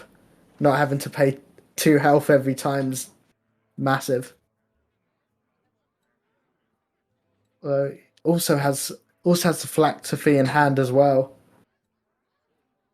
Yeah, it's looking like a great setup for Math. Finally, the gateway for Jackpot, and even finds the Gaia to discount, which seems pretty great, but there's going to be a lot of damage starting to come out here for from Math's side.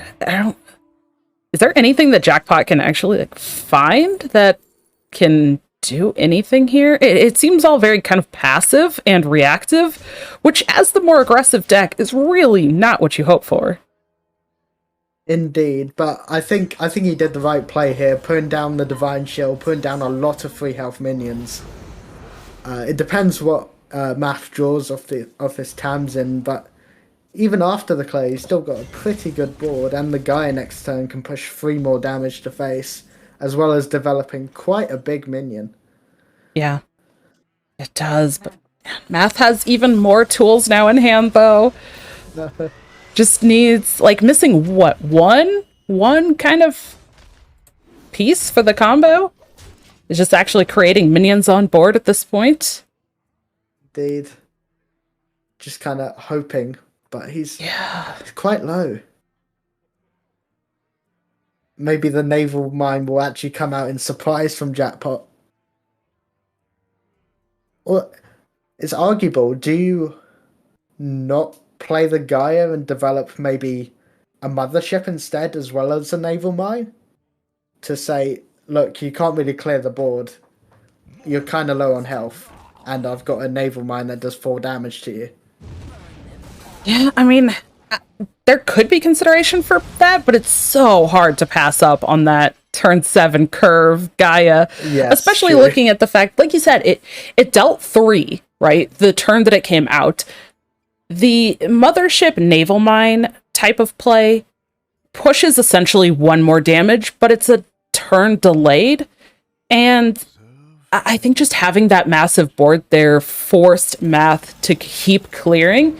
And at this point now, Math has to, if Math is not developing the board to create the kind of big board that they need for their win, it's almost like a choice of, do I get to play my stuff in the game, or do I have to clear and not do my things? So Jackpot's putting on that pressure. Another naval mine. Oh, no. I wanted to see it. I mean, yeah. Genuinely, I think naval mine might have been the correct play there. Because if you get that, and then you just need to naval mine, ping face, and what can they do? Yeah. Did they not have enough? Oh, they didn't have enough mana. Never mind. Not enough mana for the combo. Yeah, not a real clear. He definitely has to deal with this board some way. He's got the Spice Baker, which will help survive. It can hold off like 1 more turn, possibly. But you're definitely struggling a little bit. Yeah. There's 17 cards still left for Math.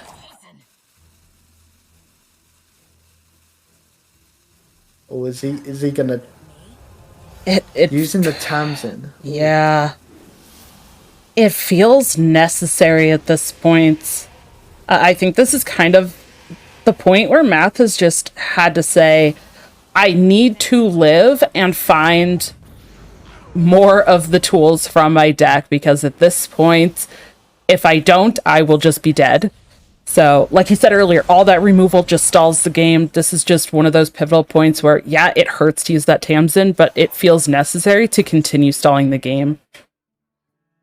Indeed, and Jackpot can just fill his board again with the amalgam pick, which ends up paying off in the end, and the Gaia pick just now, pushing more damage next turn if Math doesn't clear it. And another Gaia. Oh my gosh.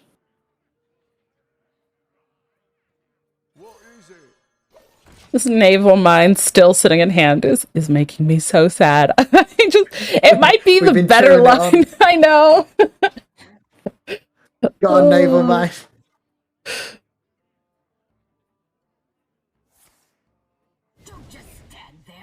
Well, demonic assault creates a couple of minions at least. It's something. Yeah, Math's definitely playing to survive instead of playing to win right now. Yeah. But he does get the imp.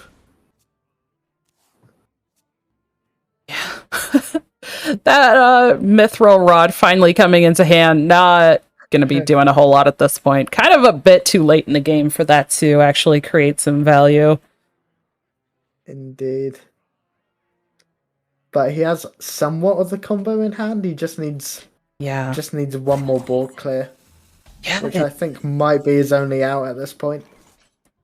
Yeah. It's kind of felt like that this whole game. Like, Math has kind of just been like one piece away. And the one piece has kind of changed a little bit throughout the game, but it's felt like, it's just been like one piece short this whole time. But yeah, Jackpot just going in with these Gaias, like endless Gaias, so much potential. So fantastic. All right, is the naval mine coming down now? Go on. Do it. You hovered over it. You have to now.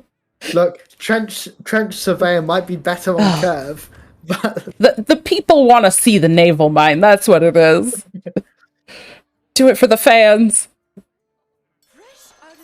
Is that the other rod he just drew? It is. There it is, though. Okay. Oh. Here it is. Finally got enough pieces.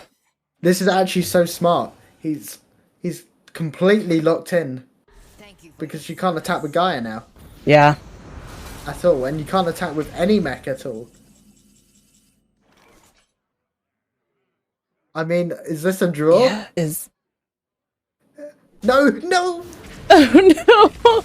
The order! The order! Yeah, I guess it would have been a tie, right? Doing the hero power and the fireball first and then attacking last. I believe it would have been a tie.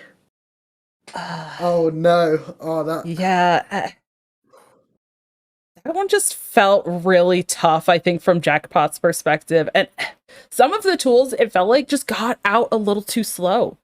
Like, the first game that we saw, we came in on, like, turn 3, and there were already, like, multiple discounted mechs. Things were already kind of just lining up and panning out very, very well for Jackpot. And there wasn't quite that massive, aggressive start in this game like the first game.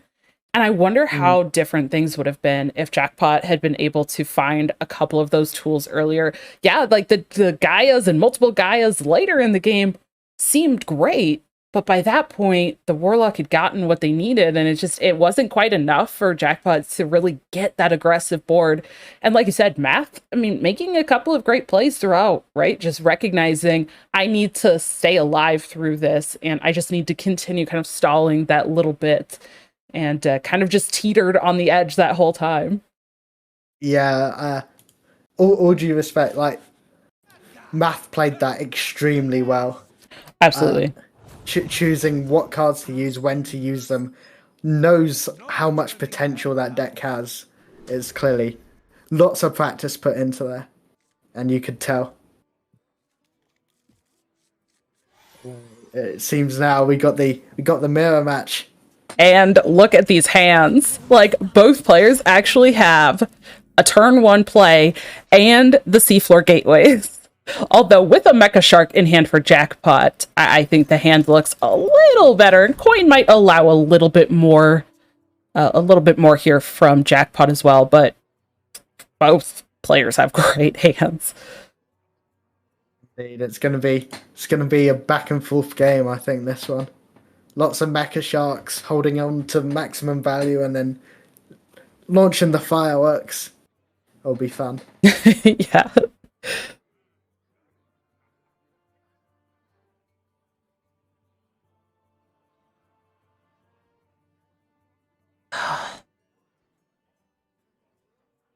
Math deciding if he wants to ping off this click cocker or maybe shivering into gateway. Tough Not call. too sure what the play would have been. Yeah.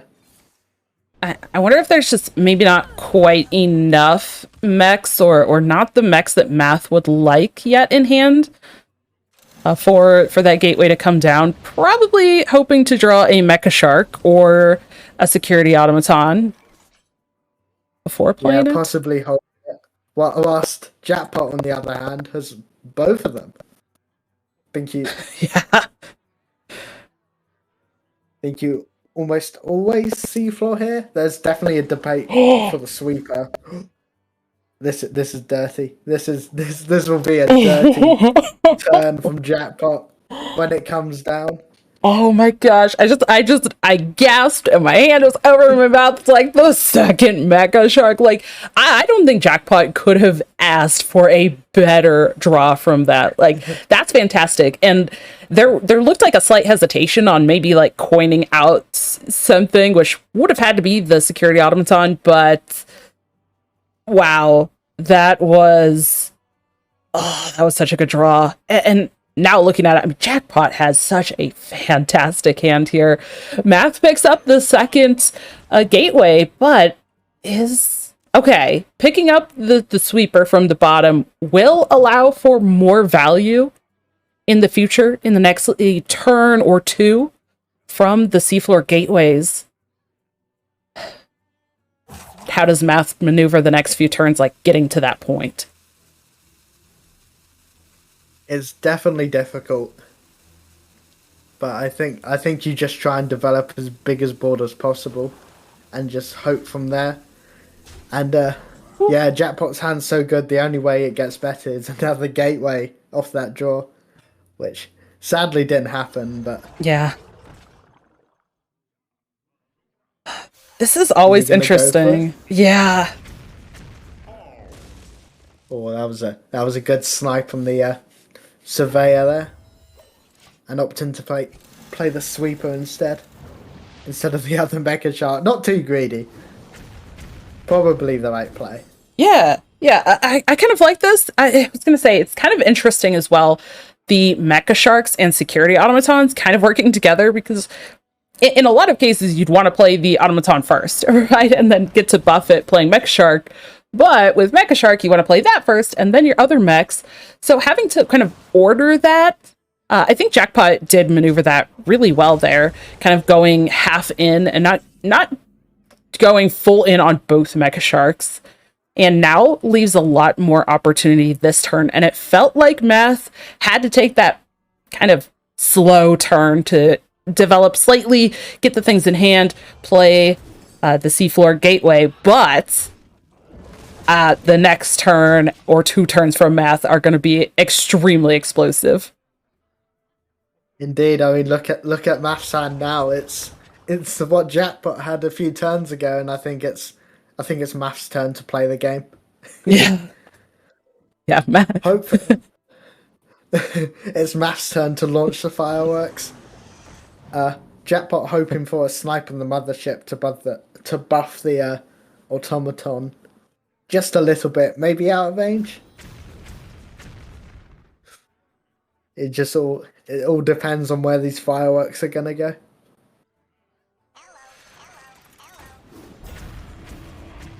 Oh. I believe he has a K9. Yes, he does have a K. Oh, another discount. Those are really good mechs. They are. Mothership. Oh. Super annoying. Oh my gosh. Math's just still going too. Just keeps going with the minions. Ooh. Oh. Good to take the fireball there instead of the sweeper. I think that's the correct play, especially looking at Math's hand. You've got two guys in hand. You're going to be pumping out a lot of damage either way. You could definitely threaten lethal there.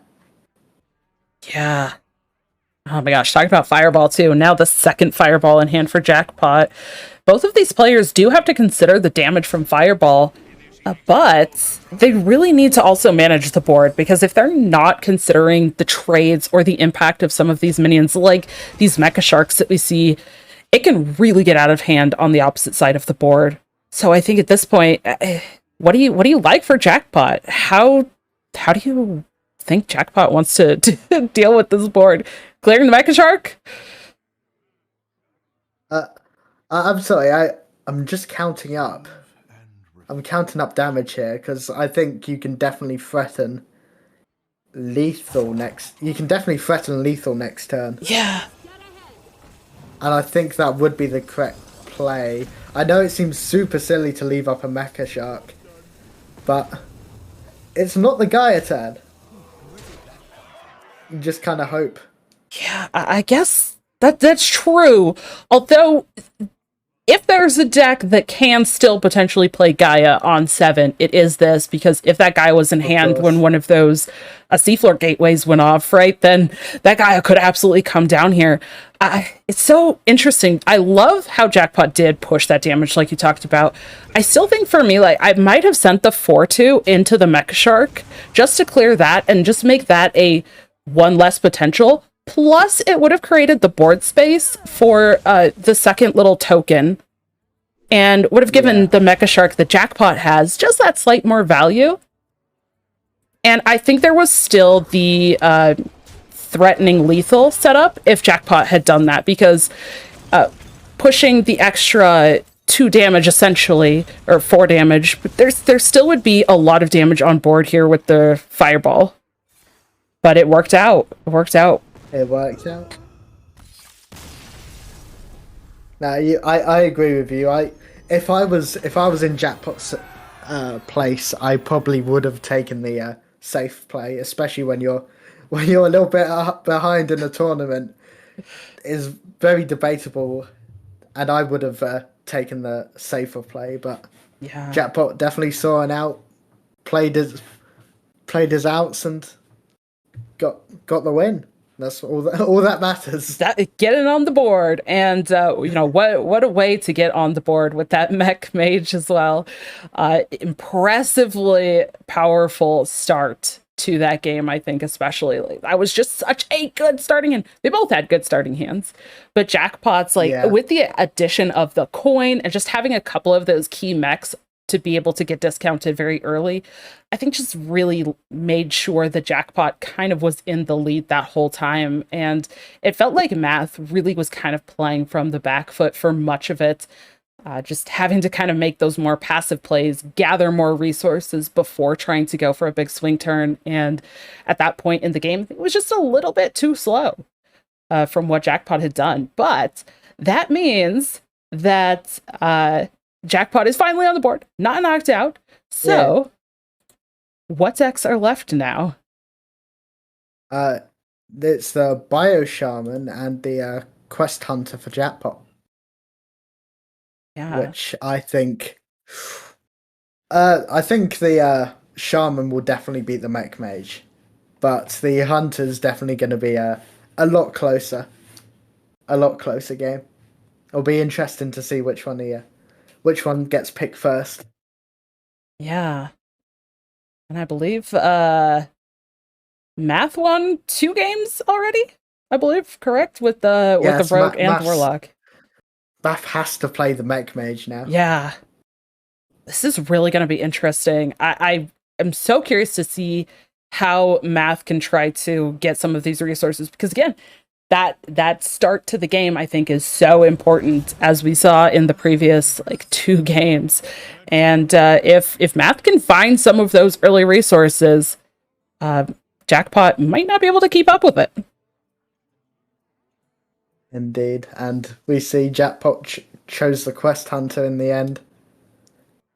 Definitely the closer matchup with Mech Mage. It all depends on how much you push face here, how much Jackpot pushes face, what kind of draws Math gets. If Math develops a wide board here, I think it might be a death sentence for Jackpot. But it all just depends. The Ferocious Howl, though, it will definitely carry if the game goes later. And Maths managed to draw on a seafloor getaway. early on, deciding to hold it, deciding to. Again, we've recognized his plan. He's gonna hold it for the Mecha Shark. Hopefully, get a big combo out and just deal as much as he can, because the Renethal giving 40 health is quite a big stretch for Mech Mage at times, especially when what Jackpot is assuming we're gonna clear the board as much as possible.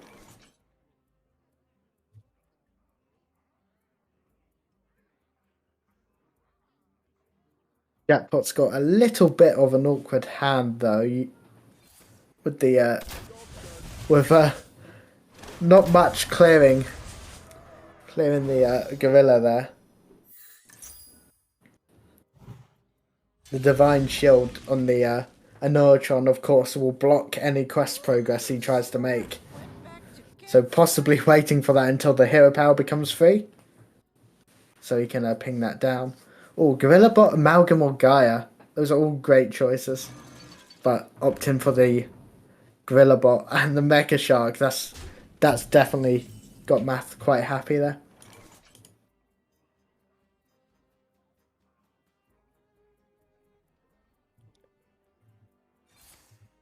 Another piercing shot draw and clear. And yeah, definitely using that hero power to pop the Divine Shield. You don't want to waste your quest progress there.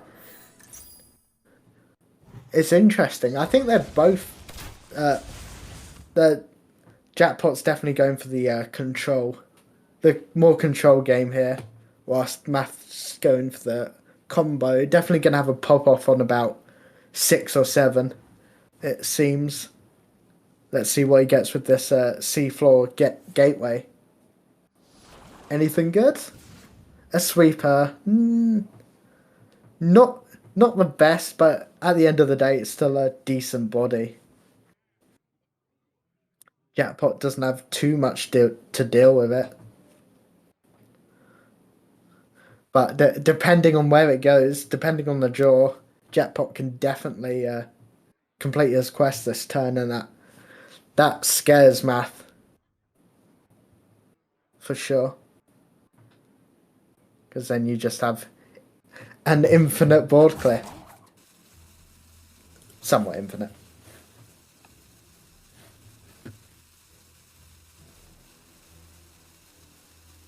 Math deciding on the play here. Deciding which toys he wants to play with. Gone with the sweeper there.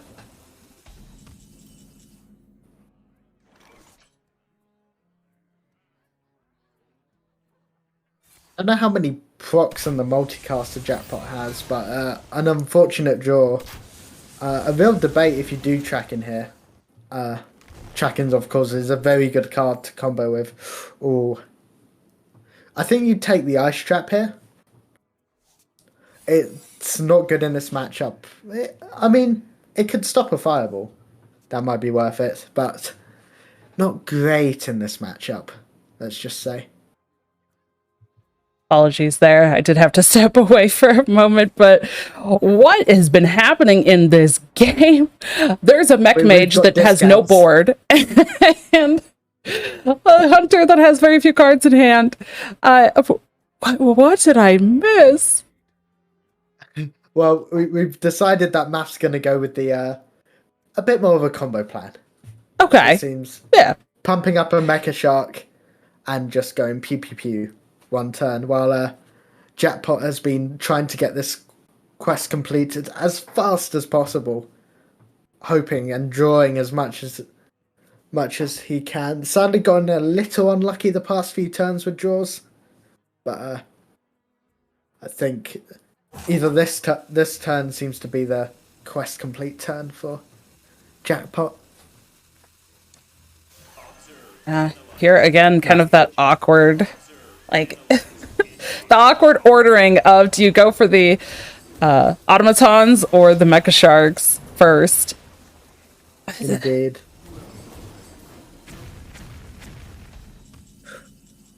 Mm-hmm.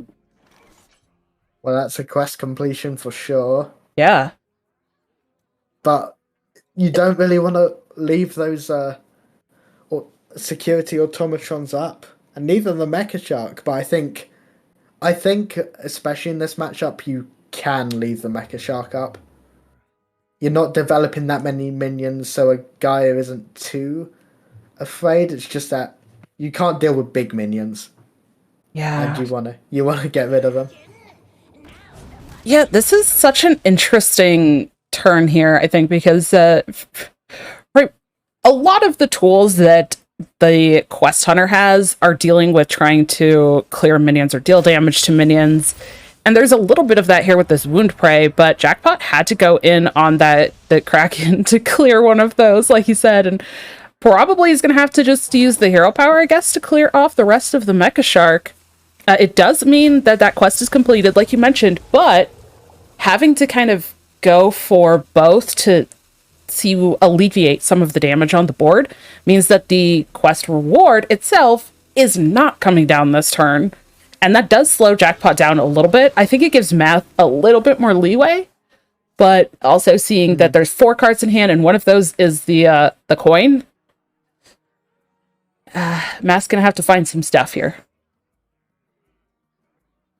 It's a costly coin as well. Yeah, it is. Nobody wants to pay one for that. It's supposed to give you one. The Eni though is a really big draw there. So good.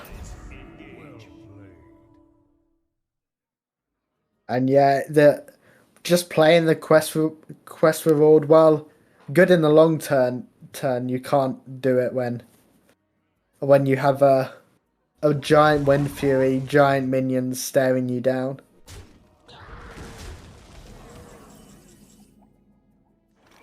What's that like?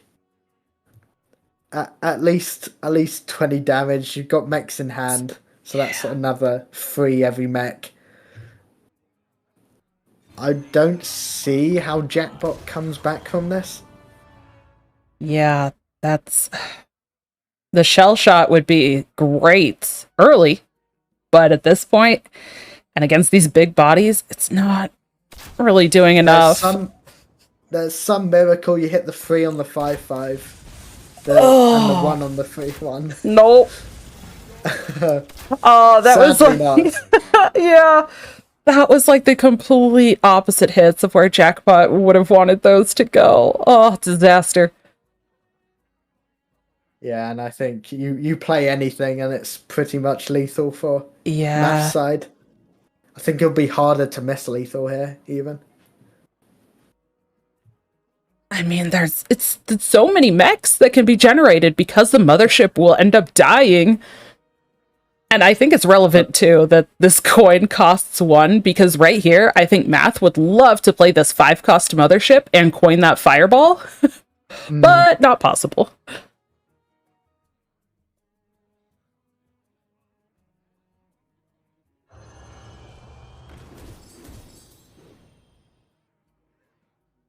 Right, what's coming out of it?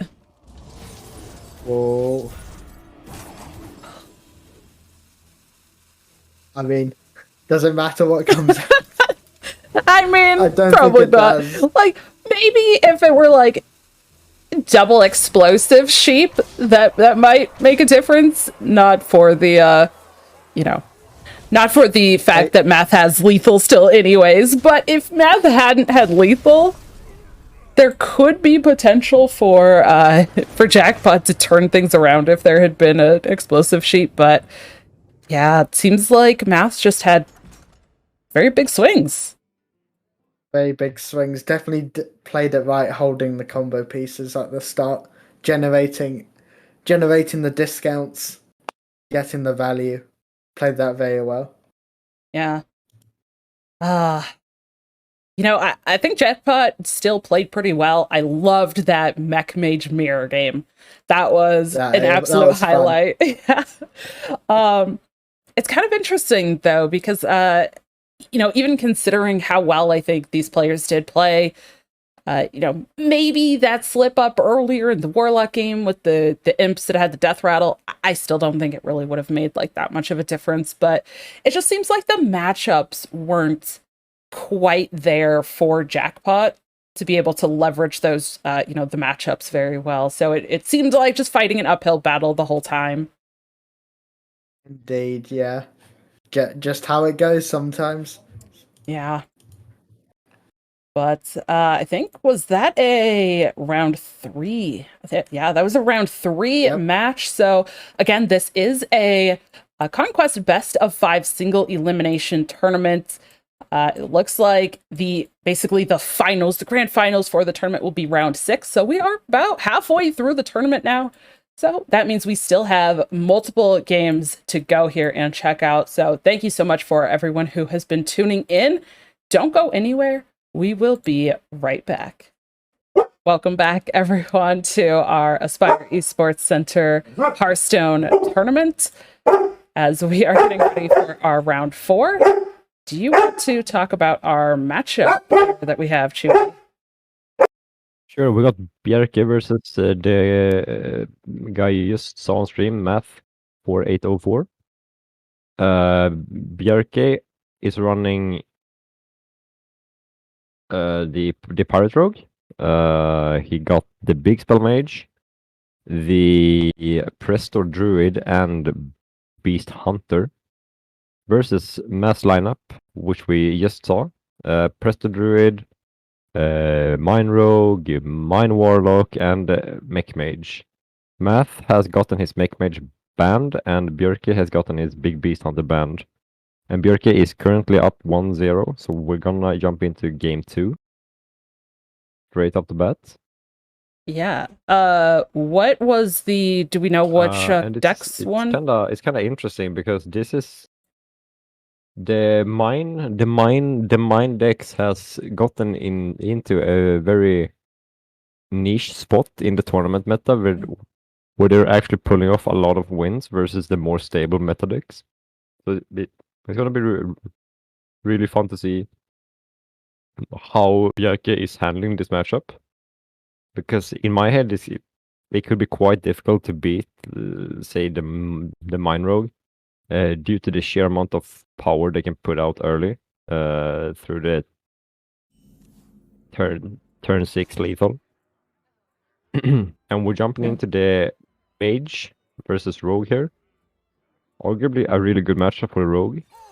But Mage has the opportunity to just destroy Rogue's game plan if the Sorceress manages to snipe out, say, the graveyard before it gets played. The Barbaric Sorceress. But it's gonna come down early, which is probably the smartest play from Matthews to prevent the Barbaric Sorceress doing annoying stuff to him. Yeah.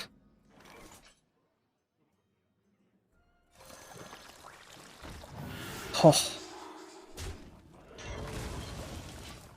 Such an interesting line there. I mean, does mean that Math is not going to get a coin, which could detriment if that Sorceress was in hand that you were talking about, but still, I think this was an absolutely great play. No naval mine damage. It's always great to reduce the damage that you can versus the Mine Rogue. Yeah. Just to hope that you manage to dodge the OTK turns.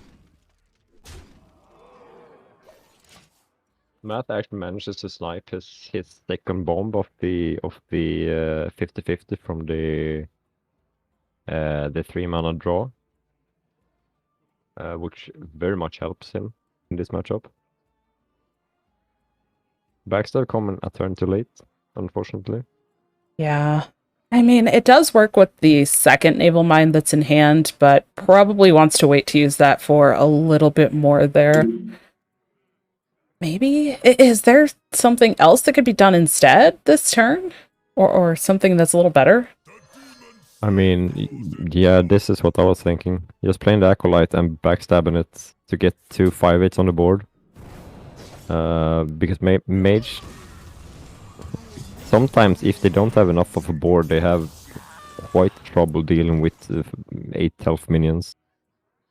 Oh, the Barbaric Sources pickup though. Yeah. Okay. Is just start with a trade-in to give a coin, or I don't think you want to do it. I think I would rather just play the Barbaric Sorcerers to try and hit the, say, a stab or a prep or something like that. Björk disagrees with me. Still manages Still to hit potentially the best hit, so Yes. doesn't matter. No, once you said that, I think I agreed with you as well. Like, it made a lot of sense there to potentially hit. I wonder if maybe there was consideration that with only 4 cards in hand and there is actually a decent chunk of minions, that maybe there wouldn't be as many spells or a good spell to hit in hand. And the coin just kind of guaranteed that there was a spell. Yeah, Double I get the evoker. thinking. For sure. Pretty good rune here. Oh, the Smoke top deck. Oh, that's really good for math. That's really, really good. It's the weapon. Also hits the second 3 mana. Should never remember the name of. Sketching for information, right? Didn't pick up a death rattle, though. Which is a little unfortunate. But some good tools, though. So still not a bad result. And they can still pick up the Acolyte with the coin. No, they can't, sorry. It's 4 or less. My bad. This kind of feels awkward for math now.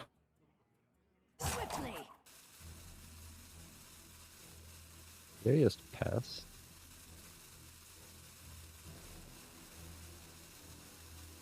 That face, I guess, just to fill out the mana.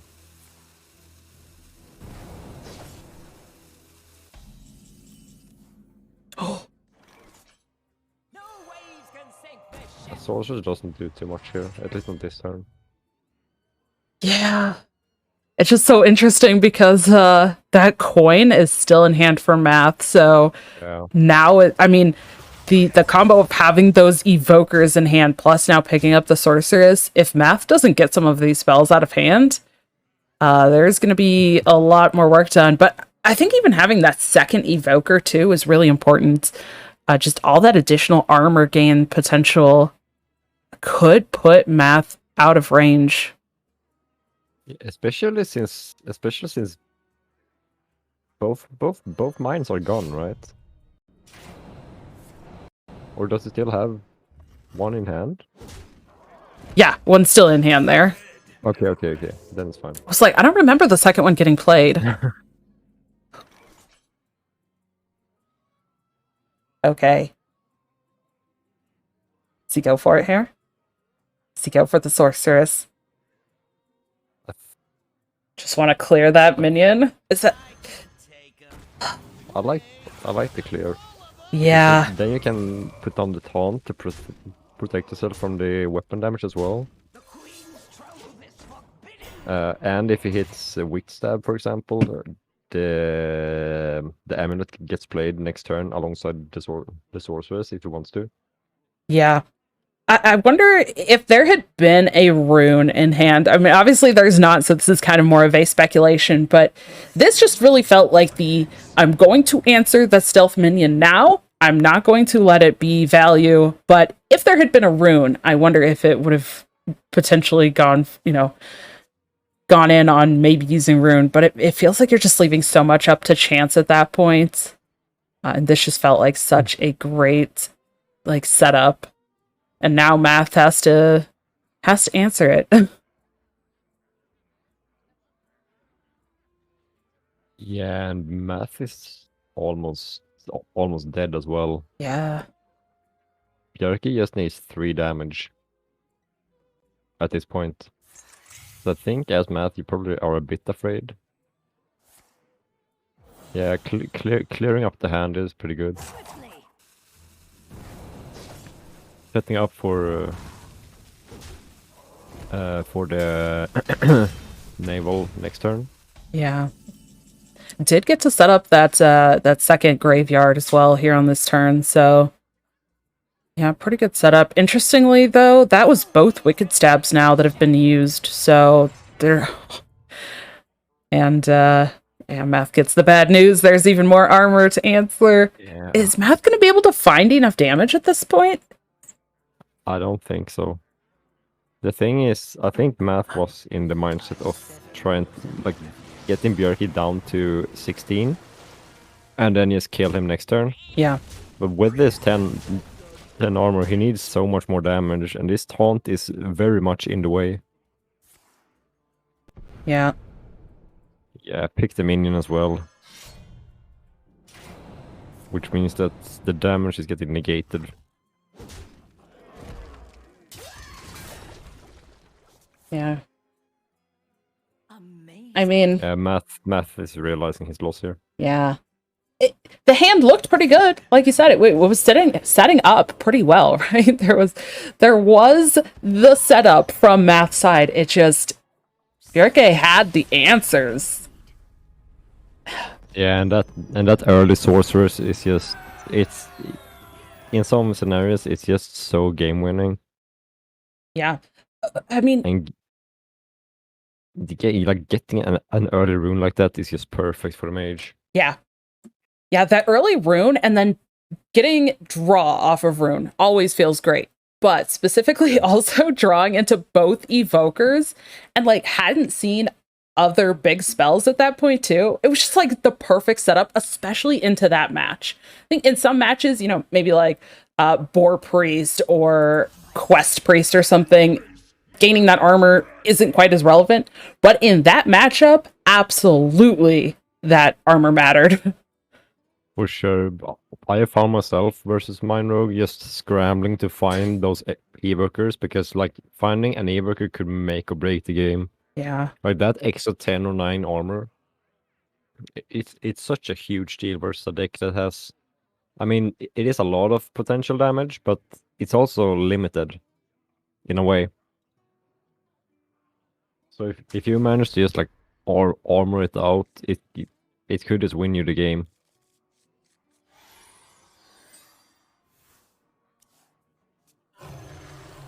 Pretty good hand this turn though for Math. Shadow Shambler on 1 and then the weapon on 4. Got the spell on 3 as well. Yeah. Really, really good. Interestingly here too, there is no Warlock in the lineup for Bjerke, so Math knows it's the Rogue. So there's no like potential deceiving going on here. But what is Bjerke looking for in this matchup, do you think, as the Rogue here? Is there a lot that this Rogue list can do to stop or stall the death rattle effects on the other side? Yes and no. The way the Rogue can like escape the naval mines is like reconning into bears or healing or the Kodo for armor. The Kodo is perfect because it gives armor and it gives you a taunt, right? But also, if you manage to just flood the board early, the Mine Rogue lacks removal, right? So you can just out-tempo them. But that is very reliant on the Rogue getting a lot of early minions to get out on the board.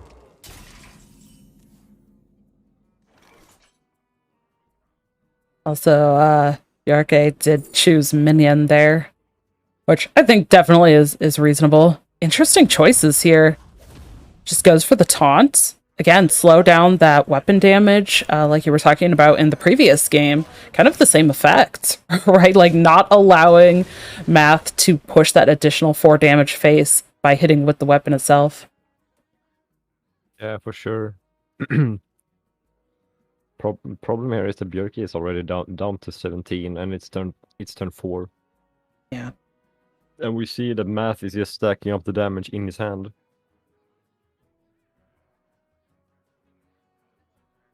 Like, just by this, it's 8 damage. It's 8 damage here without hitting the face with the Yeah, this is straight up lethal, isn't it? Because the mine dies immediately. You can, yeah. Or is it one off? I was only counting 16, but maybe I'm off here. Yeah, it's one off. It's one off. Yeah, okay.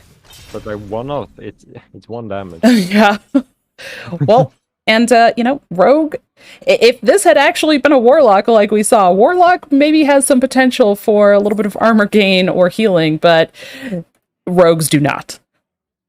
There's like nothing that is even possible.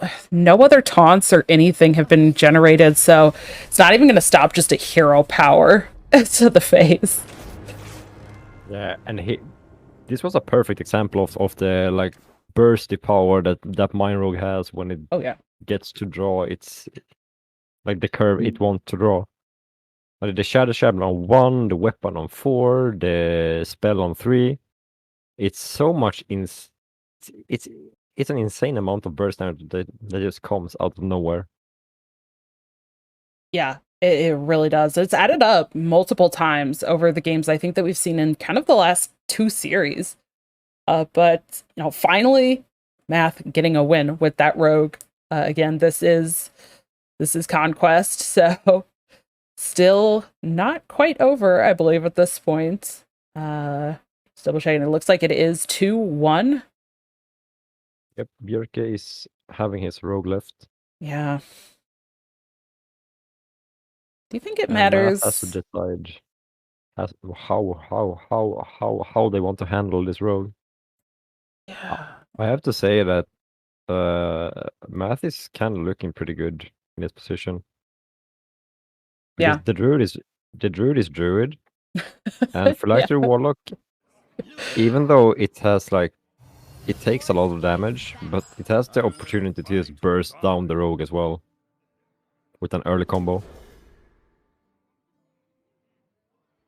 Yeah.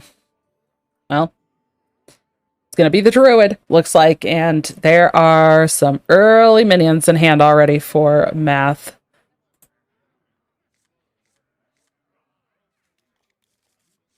Oh. Okay. Finding the Prestor immediately. And the Goth. Yeah. Okay. Yep, gonna hold that coin right there. I don't think Math needs to go in on coining the second Trog here. Nah. I would argue that you never coin Yeah. second Trog, especially like when you have both Goth and Prestor in your hand. Yeah. You really just want to coin out those guys later because that's your win condition. Yeah. I agree as well. This is kind of a clunky feeling hand from Bjorke here, though. Like, I guess the Shroud could do something, which means that it's just going to have to be a hero power this turn. It does put a 1/1 minion on the board, so it's not terrible. It's not as bad as some of the other hero powers could have been. Oh my god. Wow. We are definitely looking at a Druid hand right there. Matt has a great hand here. Oh, there's a null. There is a null.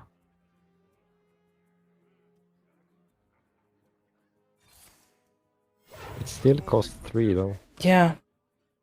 Double Trog does kind of make that Shroud a little bit awkward as well. Even getting to play 1, maybe 2 nulls. You know, obviously if the other null appears, still going to mean that there's multiple Trogs on the board. It's actually might start to get a little bit awkward here.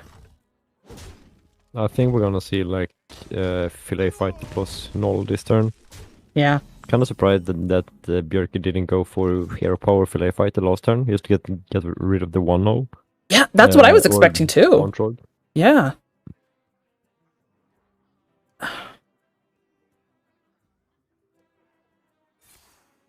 Oh, I don't like this.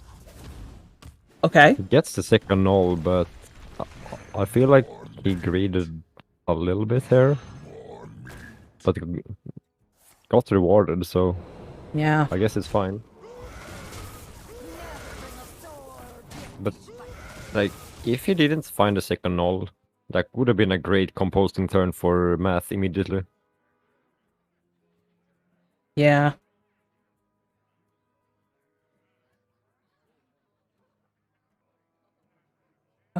Okay, at this point, does Math just want to coin out Guff and get that going? Or does Math have to approach this a little differently because of the stats on board? I would. Do you care about the stats on board as the druid at this point, though?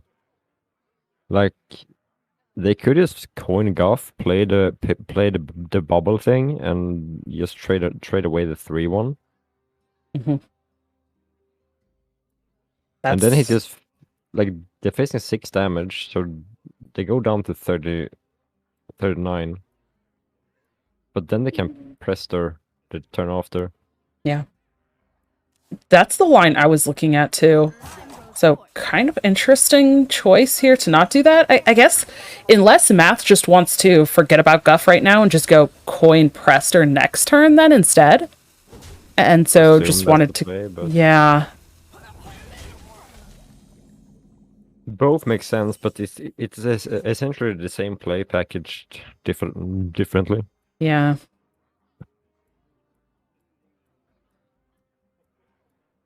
Yeah, just Okani for the minion, right? The lay Prester 1 turn. Yeah. So many options. You can't always trust. Well, I guess not. Gone fishing. Oh, double Blackwater Cutlass. The prep doesn't do anything at this point.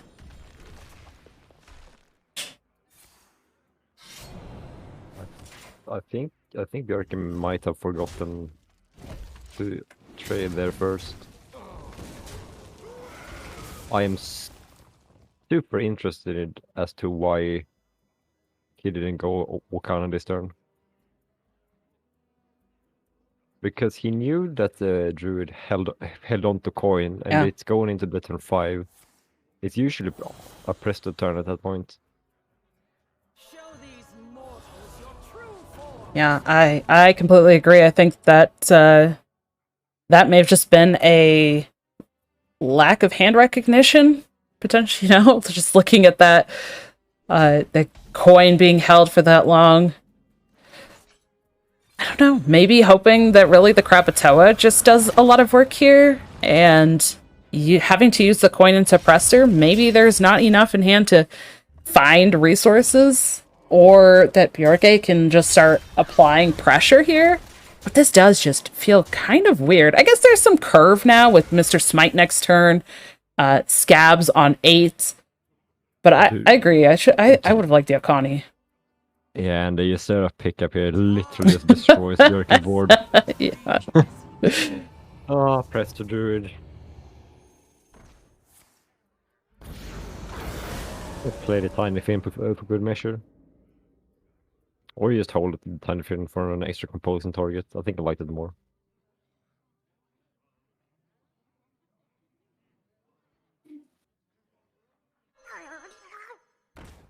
Would you play the Tiny Fin here? I think I would have held it for 1 turn. Just to get the composing on it. Yeah.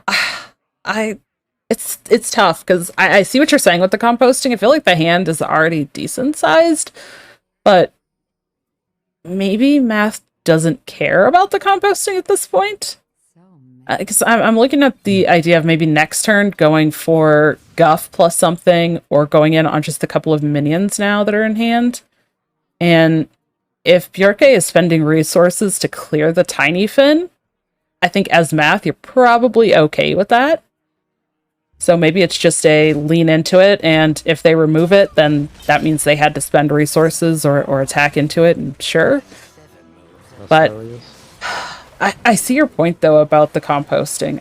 I wonder how much Math wants the composting at this point. Instant Guff.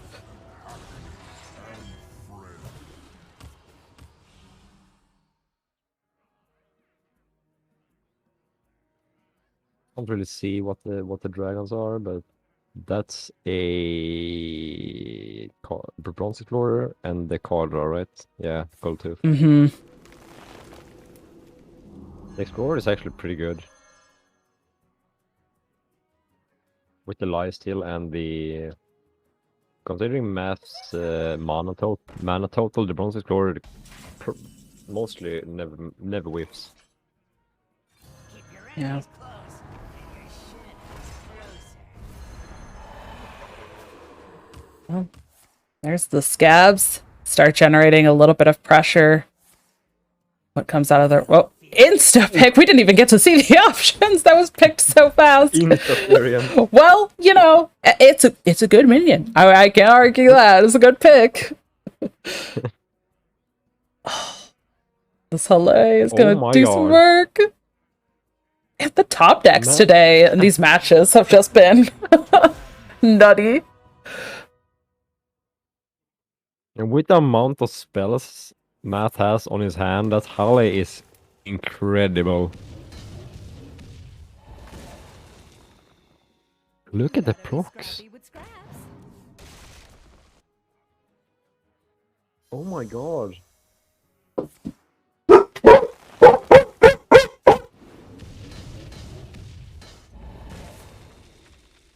Oh, this is so much damage.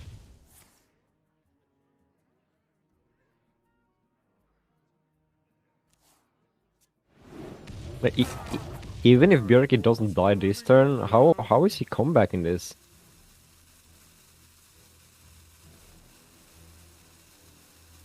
Like, sure, he could taunt up with Tyrion and try to draw some cards or play Okani.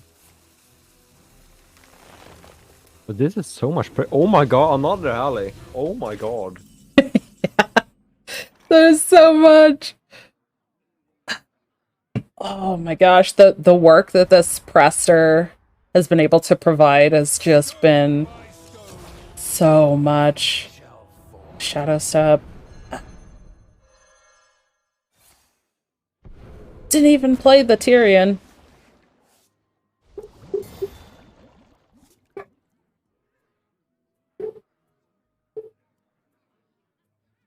Yeah, I mean, this is there's nothing he can do now. This is just...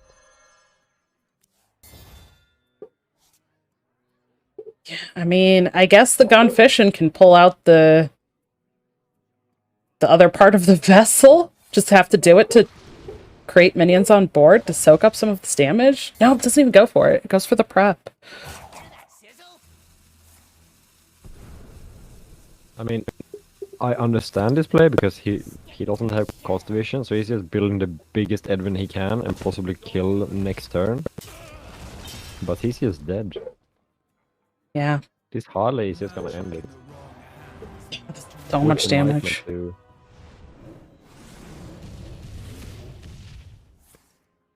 Oh man, best the druid. Yeah. Yeah. Just doing what he does.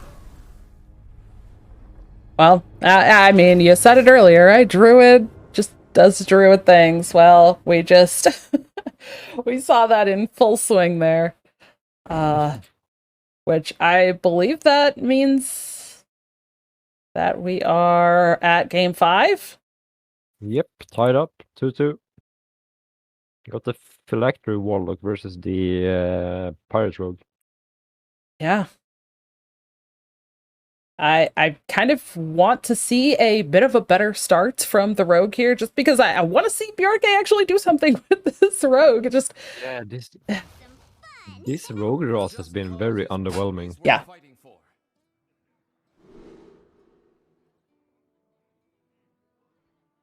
But at least he has had Okani every game, so...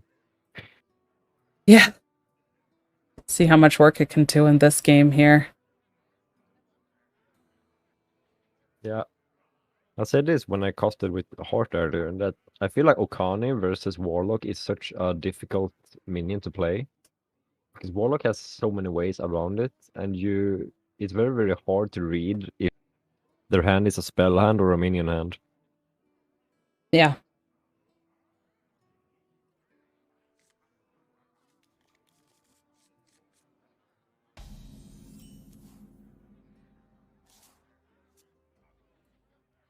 I mean, right. Bjerke again with this abysmal starting hand. Yeah. I don't know if either player has a great hand here. I mean, even looking at Math's hand, it's not all that great. At least there's a have life to say, tap, though- so Yeah, and I have to say that Math has a decent multicaster hand.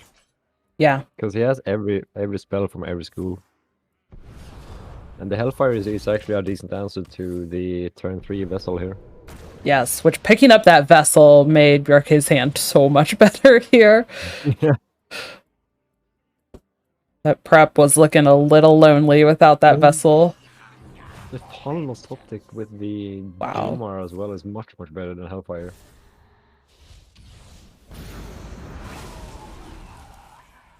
Like you said, these top ticks today, Yeah, they've been really just ridiculous. Okay. One for spell.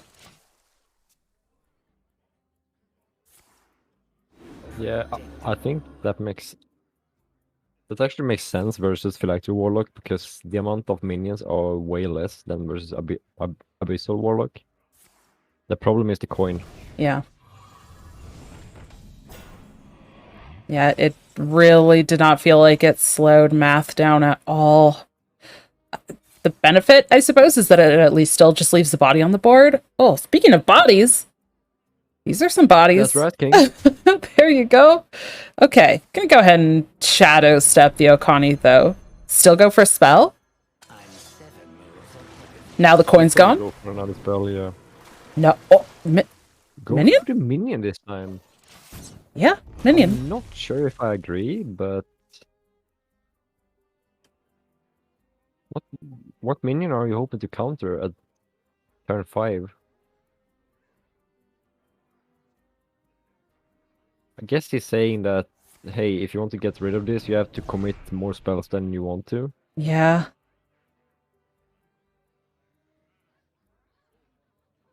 Maybe to stall. How many spells were played before this Okani came down for that multicaster? Not a whole lot, right? Just one. Wait, 2. Shadow and Fell. So So yeah, maybe I for a guess multicaster? yeah, I guess that makes sense. Rat King coming down is pretty big though. Yeah. Unfortunately for Bjerke, Mass hand is quite decent at clearing up stuff right now. Yeah. He just has to be careful to not overcommit.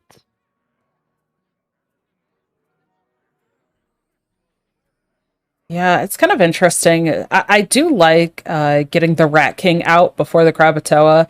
So if the Rat King gets answered, then potentially those claws from the Krakatoa can make some trades, start adding up towards that Rat King coming back. But it's also just awkward in this matchup in general because it doesn't feel like there's going to be a ton of like trade potential anyways. Like Math is not really going to be playing a ton of minions that Bjerke can trade into and actually kill off the claws in the first place. So it kind of just feels really awkward. How about a top deck smite though? Not too shabby. And ooh, this is kind of interesting. If Bjerke has read the hand correctly, he should know that the way Math played this, he cleared up his hand for this Tamsin, which means that he potentially could just put down the smite and have it uncontested. It's a risky play, but it's a really cool play. Yeah. If you would decide to go for it.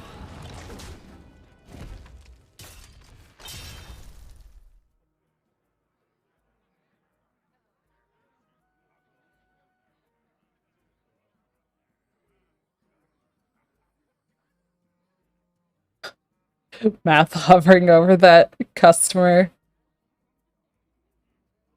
I definitely think that Tamsin is the better play overall here. Even if it leaves the Krakatoa up, You have seen one shadow step go away. Yeah. So you shouldn't be that scared about the 10 damage anyways. I understand why he would remove everything, but Yeah, I was looking at Tamsin as well. I agree with you there. It makes sense to clear the board. It still clears the board, but I think at this point, like, to me, it feels like these last 2 turns are kind of when math started to, like, flip the switch, right? Like you said, the kind of setup, getting cards out of hand. It feels like Tamsin was just the very natural follow-up turn, refill the hand, draw into those more resources, still be ahead. And what ended up happening instead, yes, there was a board clear with the entitled customer, but it almost just kind of felt a bit more passive instead of like math taking kind of control of the game. yeah. I do agree. But I mean, this is fine as well, considering that Björky did absolutely nothing last turn. Yeah.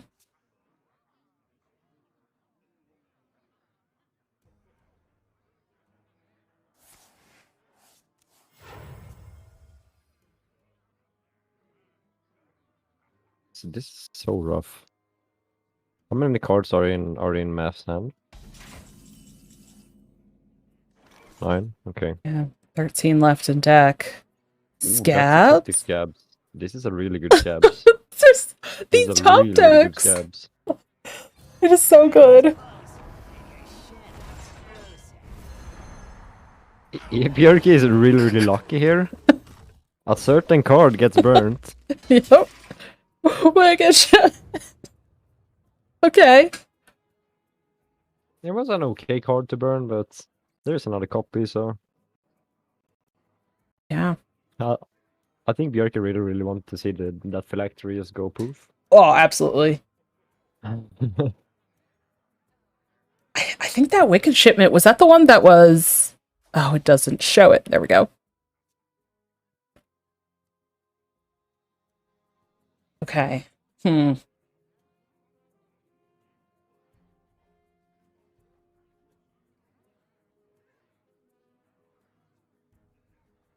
Does Björke still have a vessel at the bottom of the deck?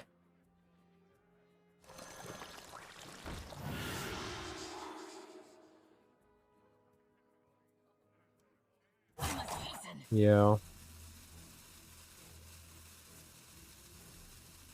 Are we talking the normal vessel or the sunken? The sunken. So there is a potential 12 damage burst. Yeah. Actually 18 with stab. I'm just wondering how close Björke can get to a potential lethal here if he were to find the second Wicked Stab, though. Yeah, this is just gotta be Edwin. Yep. Tooth is a good start.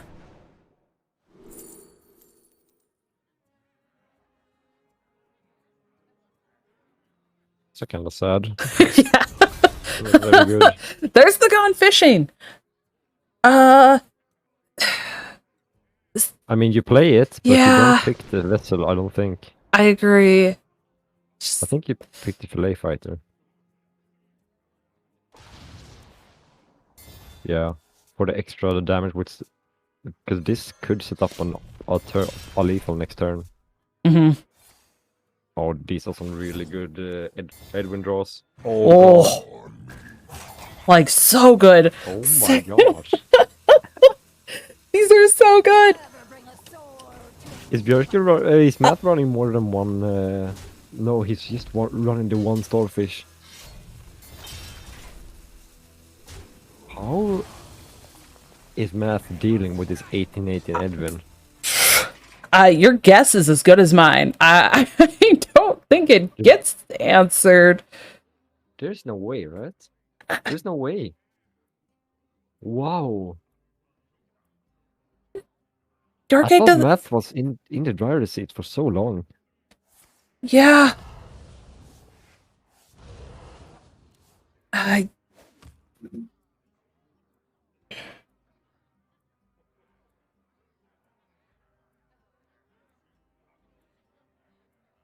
Is there any way that math can even have don't think so. something here? I have I think the only way was double null plus like 2 spells, yeah. or like finding the phylactery and lethal, right? Yes, I think math is approaching this as, okay, I need to heal up as much as I can and Yeah. hope that the opponent can't kill me, and then you try to kill them next turn with the phylactery top deck. Yeah. But this is lethal. There's just way too much in hand for Oh my for god, Bjarke. the 18 Edwin. Oh. Jesus Christ. I mean, maybe a demonic assault, if both hadn't been used, could have been another out just to, put some more taunts on the board. But they'd already been used. So, like, there was nothing that math could do. Like, Bjarke had to feel good about that, though, right? Like, Definitely. almost got reverse swept on the road. Yeah, this was such a good game. Yes. Like the scabs top deck, and then the Edwin was like, so let's just turn the game around. Yeah. We have to give it up for Matt though. He did play really well, but I think that like he was a bit unlucky in the last game, to be fair. If he found the phylactery, I think Bjarke was dead. Yeah. He just needed like one imp spell and the phylactery. Yeah. But man, the comeback from Bjarke was really, really good that game. I really, really enjoyed that. Well played to both players. Yeah, absolutely. I would have liked to see what would have happened if maybe that turn, what was it, turn 6, if the Tamsin had just come down that turn instead of that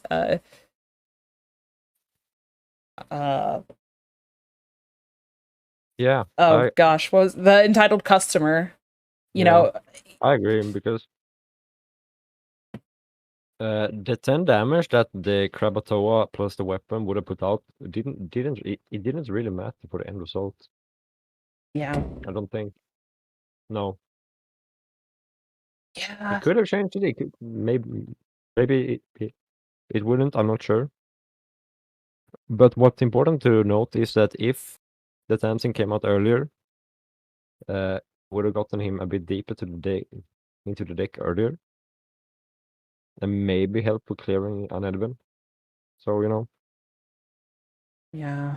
It's a tough call. It seemed like Definitely. such a it was like a cutthroat game. It really was. Like, it was so close. And like you said, it was just kind of seemed like one card or just one or two cards shy on Math's side for that last game. But absolutely fantastic performance from Bjarke as well. Like, I had to be sweating that last game, right? Like, almost getting reverse swept on the rogue. Probably sitting there just like, please win me one game. Like, that's all we need, rogue. Just one more game.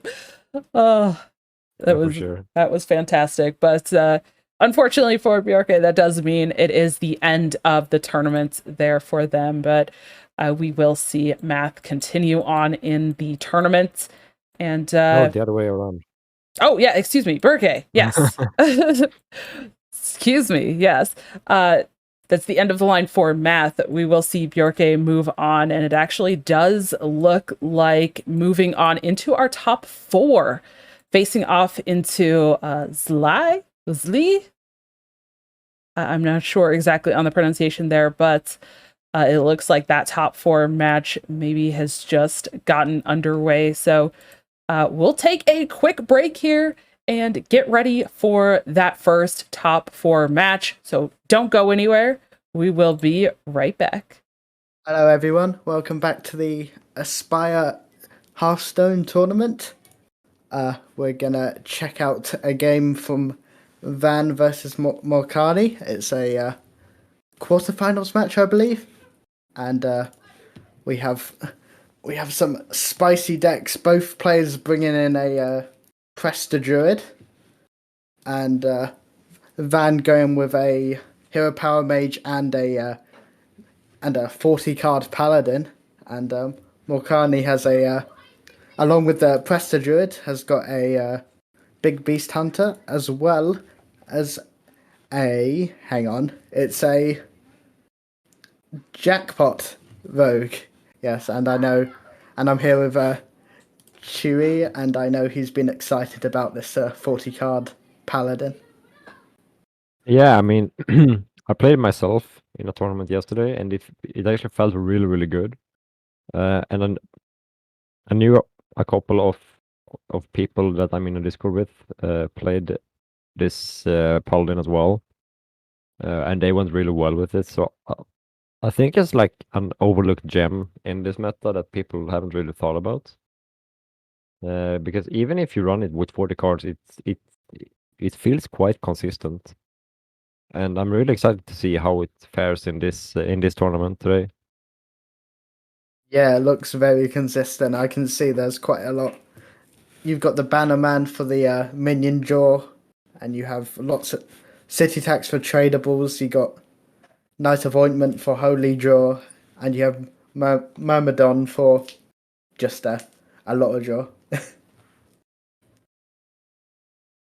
Yeah, and since you have the 40 cards, you can plop in the variant as well, just to get to an even bigger roles of drawing all the good cards.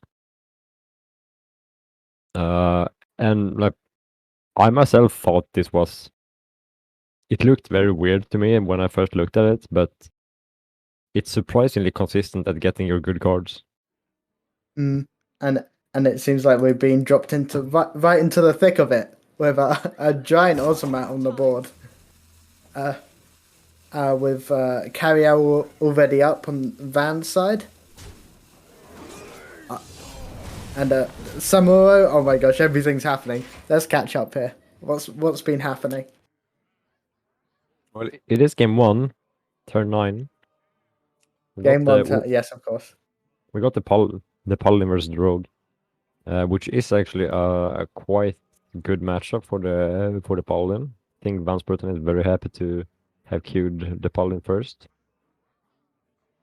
Since it's a jackpot rogue, it can do all sorts of things, but it's looking very, very stable for the Paladin right now. It seems like Van Spurton hasn't lost a lot of health. Well, let's see what's in this stash now. A Foresight, a Light Bomb. Glaciate is a really, really good card to have in the stash.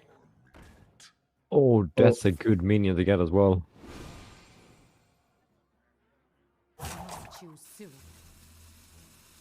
Of course, we missed a bit of the start here, but grabbing that minion, especially as a rogue, is quite the dream. It's really, really powerful. But a problem for Mokrani is that his rogue doesn't run Viper, so there is no way of ever getting rid of Van Spurton's weapon, which kinda throws a bit of a stick in the wheel here. Because even if he has a bunch of big minions, they only deal half the damage, right? Yeah. And I also spot a nice Blood Tower in his hand. Not the best card to get off a jackpot. Especially not in Rogue, because it's a lot of cards you don't want to like play without a combo, or like you want to aim it at a specific target. Light guide my patience. Indeed, the dropping down the variant, Van dropping the variant, drawing Carriel, Light Ray, and Leviathan. Definitely refilling his hand. Yeah, this is quite lucky from Van Spurton as well, because his hero power hit the 50/50, which means that he could cleanly clear off the 8 mana minion from Mokrani. And he also didn't draw any of his, like, he didn't draw Taunt, Divine Shield, or Rush before he played it, so he drew everything. Max value variant is always what you want to see when playing that. Mokrani though has a good answer here. You do have the scabs at the ready. And he does have the Tez with the light bomb in. So it's also a fair play to Tez that, but he opts with the scabs at the end of the day. Decide to reset the board and get some early tempo down. Not early tempo, just tempo. It's not very early. Early for us, not for them. Yeah, sorry, it's only been 2 turns. Van has so many options. Yeah. The answer is I'm- here. We don't really know what's left in the variant, but I can't imagine it being that many hits. So the variant is kind of useless at this point, I think. Or I guess it is. Mm. Well, that was health one restore. useful. Yeah, that was one useful card it would have hit.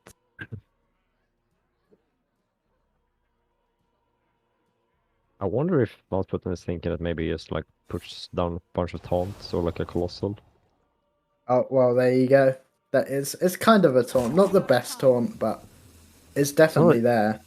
Yeah, it's not a great play here though because his hand is so thick. He could definitely dump his hand though. You could play the Nelly and the fish and the light ray and the righteous, but that might be a little too much to commit. Especially when you know there's a charged light bomb somewhere in there. Yeah, the light bomb doesn't like with the hand Mouseputin has. The light bomb doesn't do that much actually, because all of the cards that he could possibly play except the variant has uneven stats. That's true. Or a divine shield for that matter. Are we seeing the second stash come out here? Oh, nothing of the shroud. An empty shroud. Yeah, this is looking rough for Crowning. I also think Vansputin is feeling very, very safe at this point. Like, even if there is another stash coming out, it's just gonna put the Glaciate minion on board, and he has the 7-mana rush on his hand to deal with 8 health. Mm, Oh, the bad order too. unlucky there. And quite a low roll on those death rattles as well. I think that might have been one of the worst recons I've ever seen. At least at this stage of the game. Yeah, I think here you would just like to keep as much things as possible at the board, because you know your opponent only has 3 cards on your hand.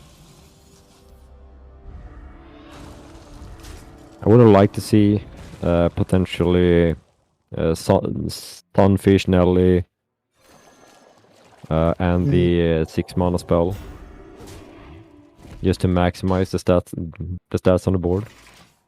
This is fine as well, of course. Any play at this point is really a good play because... Yeah, I was just about to say, unless you holy mackie roll yourself about 20 times, you can really make a bad play in that scenario. I think every card there made him advance his game plan. Yeah, pretty much. Gonna go for the Tez here. Gonna get a bottom 3 though at least. Oh no. The bad order again. Messed up. Oh yikes. What is left in Mokran's deck even? Doesn't seem like a lot. Oh, it's going. He's going to try something out of this too. Maybe a rune. Immortal Stone is probably the best hit. Those 3, I guess. But oh man. Although it seems to me that he might be a bit out of juice. He's used both contrabands, he's used Tez. Those are the 3 power plays here. Yeah, for sure. And the whole point of the deck, so... Light guide my Yeah. patience. and we did see an Ostomat as well, so his Ashara has been used as well, Yeah. which means that this is just this is just a slow, painful death for the rogue. Unless there's some trigger that I forgot about. Maybe a second recon or something. Jackpot into Rune of the Archmage into mass polymorph and ignite to go infinite and somehow survive. Yeah. Just one way to get for an out. It's simple. The light dims, but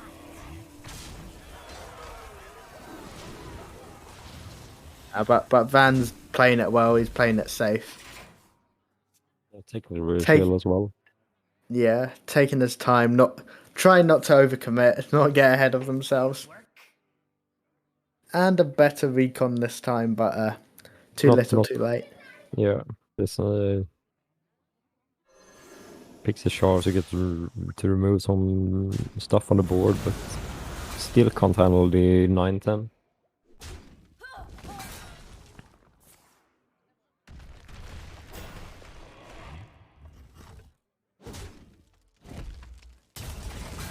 Mortalizing Stone just delays the inevitable. I wonder if Malspoten can just kill him this turn by going Myrmidon Mackerel and try to find something like Wild Pyromancer. It should be possible. If he righteous defenses the 4-8 and then finds the pyro of the first draw, I think it's lethal. Well, it seems like he's heard your talking and's gonna have a good try at it. I mean, why not, right? Why not? It's not like you're losing the game anyway, so. Okani, possibly okay. It's Just go with the Nelly. yeah, Malspoten is streaming right now, never lucky. I mean, it is 40 card. I'm assuming he took the smite there. Just for I mean, you would, right? yes, I would at least.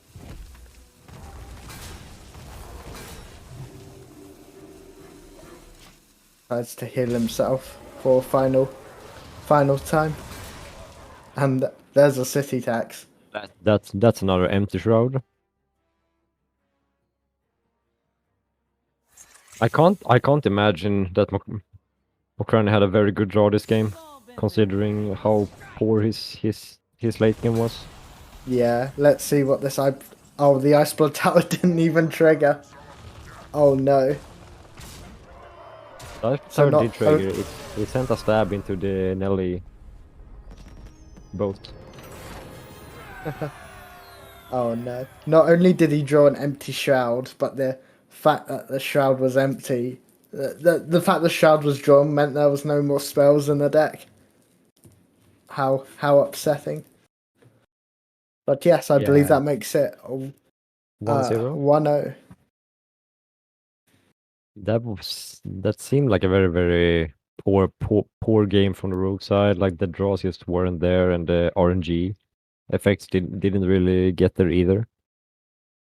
And it looked like Malspoten was very, very safe when we got in the game. Yeah, seemed to have the game on lock from the very start with that oh gosh, Samuro. There we go. Yeah. Swing at the start. But I definitely think that Rogue is also one of the better matchups for Paladin, because you have so many ways of healing and stabilizing, and plenty of ways to remove stealth and stuff as well. Yeah, can easily break through whatever they build, which isn't too much some of the time, but hey.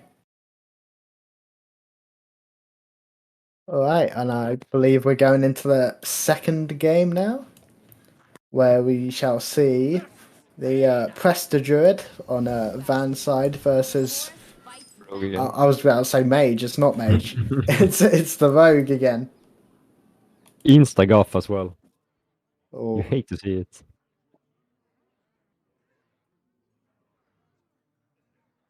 He wouldn't be surprised to see a full mulligan, possibly keeping the tooth from Crowley here. yeah. I think you keep the tooth here and throw away everything else, especially knowing that it's going to be a Prester Druid. You gotta keep that early game. Yeah, you're definitely looking for, like, versus a Pressure Druid, I believe you're looking for a Jackpot and Recon early. And the Knolls, obviously. He decided to throw away everything there. Interesting. It does make sense. There are not many 3 health hits in Pressure Druid. But you could make the argument that it could be good to deal with literal enemy minion. Yeah. For example, one reason I like to keep it is the 4 watch post that Vance Putten runs in his deck. Because those can be really annoying if you don't have a clear for them. Yeah, I was just looking. He's got Amalgam, he's got Claw Fury, he's got Far Watch Post. There's quite a few targets. And arguably Iron Deep Trog as well, because it at least clears it without it spawning another thing. Yep. His hand again is looking... I mean, he's looking okay, I guess. He did pick up the jackpot off the top deck. Vance Putten is just getting his game plan all together here. Prester and Goff already in hand. We saw what happened the last time a Prester was in hand early game. Indeed. And he's got a mailbox stance as well to pump it out a turn earlier. Yeah. I think for Morkani this turn you go for the Jackpot and Dredge and hope you get the Trickster from the bottom. Or I think Shroud. Yeah, Shroud is definitely safer in that case. Didn't hit Trickster. Did hit the worst card, the worst minion in his deck, but he did hit a null, so can't be too sad about that. That Shroud there. Coin Guff is expected into Preston next turn. Ooh, Tiny Fin is good as well if Mokrani top decks his Blade Master.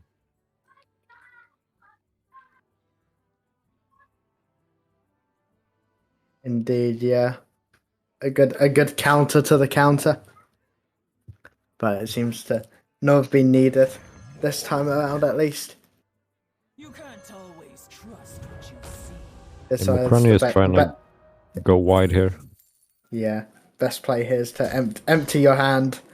You know the druid's doing a bit of a slower turn, and you just kind of hope you can pump up enough pressure here. Show these mortals your When Vance Putten hitting the silence before the press as well is really, really good. The reason this is so good is because he can silence his own dragons and they get huge. Nothing more fun than slapping down a one mana Nozdormu and then silencing it into an 8/8. Yeah, like that's so disgusting.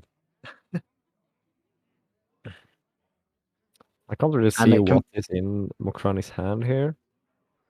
I don't see what the spells he got was. Metamorphosis. What's the 10 mana spell?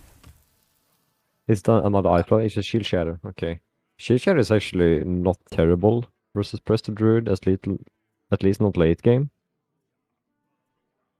Yeah, it very rarely gets discounted though, which is the main upside of Shield Shatter. Yeah, but there is the Tricksters, which does help. Not a lot, but it does help a little bit. Oh, hello Nozdormu. I just talked about you. You summon him. Oof. Onyxia is a card and a half. Yeah. Another thing about the Starfish is that it can be surprise burst damage if they have any taunts up and you Yeah, have dragons on the board. It's just, wow, suddenly I'm doing 30 damage. Oh, Are we Alexstrasza gamers or are we Kazakhstan gamers? I don't think we are in ES era, but yeah. Do you always pick Kazakhstan here? I'm not sure. I'm not sure. I would probably pick it if I was behind on board, but if I had a board, I'd probably personally pick Alexstrasza for extra burst. But Kazakhstan is just a safety pick, assume. Yeah. If you feel confident with the amount of damage you have, I think it's quite easy to go Alex. But I think 80% of the time you would go for the Kazakhstan, in my opinion. Yeah, I agree. That tooth from Okrani was really, really bad. It was kind of 3 unplayable cards. The I didn't really Mackerel, see it. like the Mackerel is a decent card, but it's a decent card in Paladin because it reduces other cards. Right? It's Yeah. not super good in Rogue. It gives you a bit of survivability, but it comes at the cost of doing nothing else that turn. Yeah, and it ruins up your contrabands and stuff because each one counts as a separate cast. Yeah, So definitely. Why not it Drake? definitely- Ah! Mm.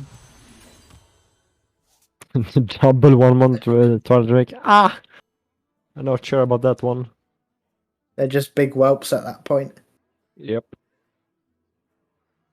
I mean, what do you do? Do you claw fury here? Get some nicer trades going. Yeah, I'd probably go. We're going into potential scabs here from Okrani, so I probably wouldn't go too hard with the other minions, but I definitely would Claw Fury just to push damage. And like remove some stuff. Yeah, I like that. Yeah, I like this play too. A debate on whether to kill off the I think you null kill or off. not. Considering that once Putin picked Kazakhstan, I definitely think you play the control game and then just play Kazakhstan. Right? Yeah, definitely. Like- You've committed. Yeah, if you would choose Alexstrasza, I would just push as much damage as face as possible all the time. But with the Kazakhstan backup, I mean, you don't really get punished for taking it slower. Mm.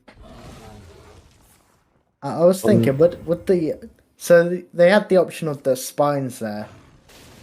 I was considering if I would have took if there was ever a world where you take the spines. I don't think so. I think the 4-mana is just much better. Mm. I also agree with playing the blood in the water here. Just something on the board. Yeah, and the Kazakhstan turn it seems to be. It's like a Kazakhstan. Okay. Let's see. Does he hit good enough stuff? Well, Boombox is a card, and so is the copy. I would probably have chosen the Boombox for the first one. Not gonna lie. Mm. I mean, he's probably thinking about the drakes that might stay on board forever, giving them a little bit of a buff. But then, with a pure cold as well, or the vampiric fangs, probably pure cold. What is this then? oh, that's a not a great treasure draw on the last one there. Ancient reflection. I don't know.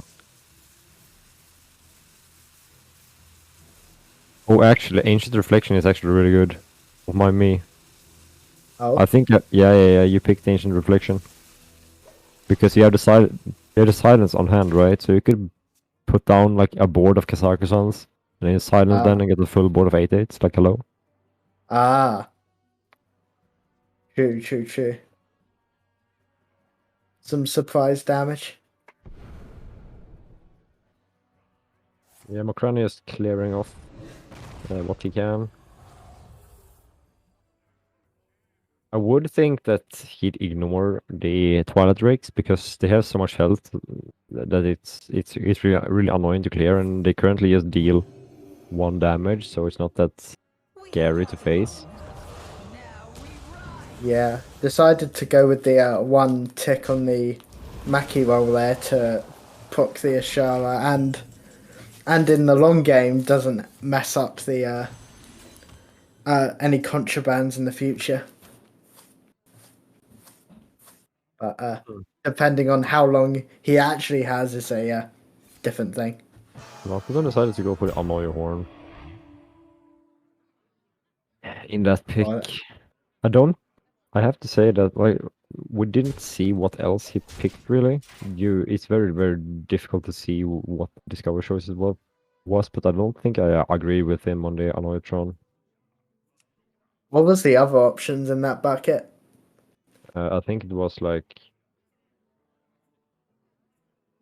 the phase freeze and stuff. I think I would have gone for the phase freeze because of the extra damage, right? I mean, Anoitron is decent, but you're not facing Pirate Rogue. You're facing Jackpot Rogue. They don't care too much. I mean, they still do care, but it's not as aggressive as others. You don't have to prop up a big wall of taunts. That's a nice Colossal to get there. Also instantly proccing it, but the stash is really, really good. Yeah, two colossals. That's a good deal, and a metamorphosis as well. Would get Mackie. unlucky though, and hit the divine shields. Oh no, it's gonna hit. It's gonna hit both divine shields, isn't it? Don't do it, Surely Behemoth. not. Surely. Ah. Oh, okay. Oh, yes, 'cause it took us procs on time. Yes, of both. course. What? I didn't know course. that. Yes, I should have remembered this because it happened to me. Oh wow, that's insane. Nice Yeah, catch so from each- Otani because Yeah, he did get the freeze. Okay, I don't remember what the other option was. Maybe a boombox. Not sure. but yeah, how the colossal reads is that the law makes it attack the behemoth, and because there's multiple of the behemoths, it makes it attack all of them. Dude, that's insane. I didn't know this. I wouldn't have made this play and knowing about this interaction. I probably would have made the play the same way he did. But I wouldn't know that I would have guaranteed four hits. That was a neat play, honestly. I like that. I mean, I don't fault you for not knowing. It's not the most common scenario. Yeah. But Mouse it does button mean clearing this yeah. off pretty nicely though. Mm. Swiss Harmonize is pretty good. Oh, another one! Another one. 3 laws. Go on, You you can got to do it for the culture. I mean, it's not a bad play anyways, right? Because you get another proc of Metamorphosis and you can actually click clear off the poisonous before. Yeah. So you could actually clear the board. Yeah. I kind of like that. Oh, Equip the weapon? I don't think he meant to do that. I think you did. You think? Not I trade? mean, it fills out the mana, right? Wait, maybe he forgot it was frozen. I'm not sure. There are arguments for both doing it and not doing it. Yeah, I think a trade was meant there personally, but who knows? Oh, Void Sharding themselves is not the best. And yeah, demonic blast phase, then you stab phase, putting the pressure on. Yeah, decides to go quite full aggro here.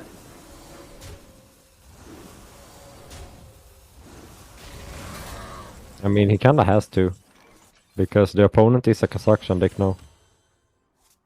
Yeah, and he's actually getting kind of close to running out here. I see a very deadly Murloc Tiny Fin that could possibly come down and then duplicate themselves. I think. But if that's the right play, which it probably isn't, you know. This is interesting. What I would have done here is probably... Yeah, I would have done that, but I would have made it... I would have used the armor knife as well. Mm. Because the thing is, what you... If he just made the armor knife,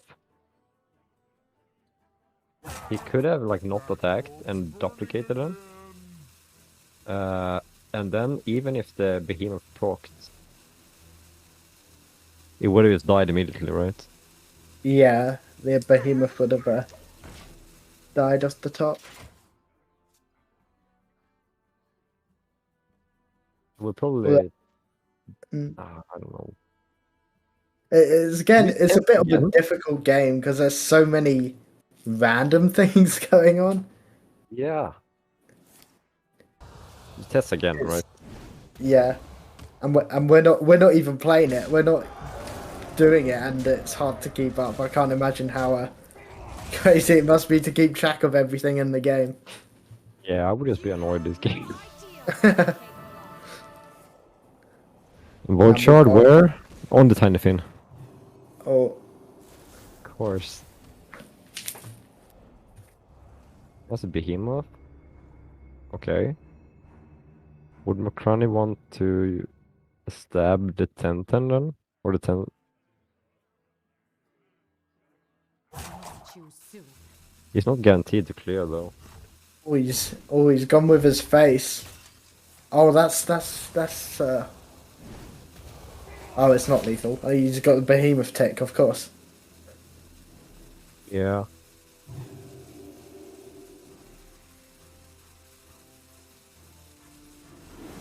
Let's see what it hits. Okay, dude. Oh, oh. You could draw and hope for the other ice blast. There we go. Is it okay? Wait, is it?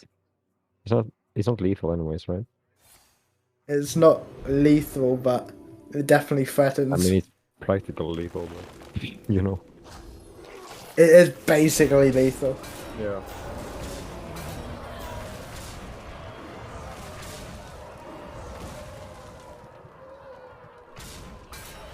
Man, Mokrane got really close this game though. I think he played that really well. Yeah, But it was very back and forth the entire game. Yeah, Kazakhstan just did Kazakhstan things. Stabbing his own face. Yeah.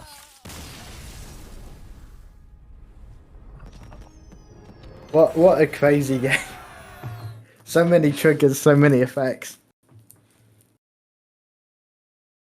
Yeah, I didn't really agree with Mountsput on his choices, but I think that no matter what choices really he made, except like absolutely on paper worst ones, probably like put him in a great spot anyways. Mm. And I feel like Mokrane has gotten like half good jackpots and half bad jackpots every time. I must protect Yeah, I mean which the is kinda sad when you metamorphosis play. was good. Will be Yeah. my Yeah, for sure. But I thought the board club would be good, but it really was lackluster for him. Really unfortunate for Rogue again. Yeah, shame, but it seems we're going into our third game now with a 2-0 lead to Van. Van's taken out his final deck, which is the Ping Mage, and Mokrani has decided to change off the Rogue and go to the Druid. Nope. It's Rogue again. Oh, what the... Whoops! There is a little jackpot there in the middle. Yes, I saw. I was looking at the deck lists. I was looking at the deck lists, and I saw he was saw Mokrani was Druid. I was like, oh, they've switched to Druid. No, excuse me. But this actually, if you look at Bonspot's mulligan here, the druid actually put him a little bit off his mulligan because he kept the diver. The diver is a good keep overall, sure, but it's a really good keep versus druid, and not as good versus rogue. Yeah, so the decks weren't the only one who caught me out. I'm glad. waits for no one. But his opening hand seems Mokani's opening hand seems a lot better this time with both the jackpot and the trickster. Okay.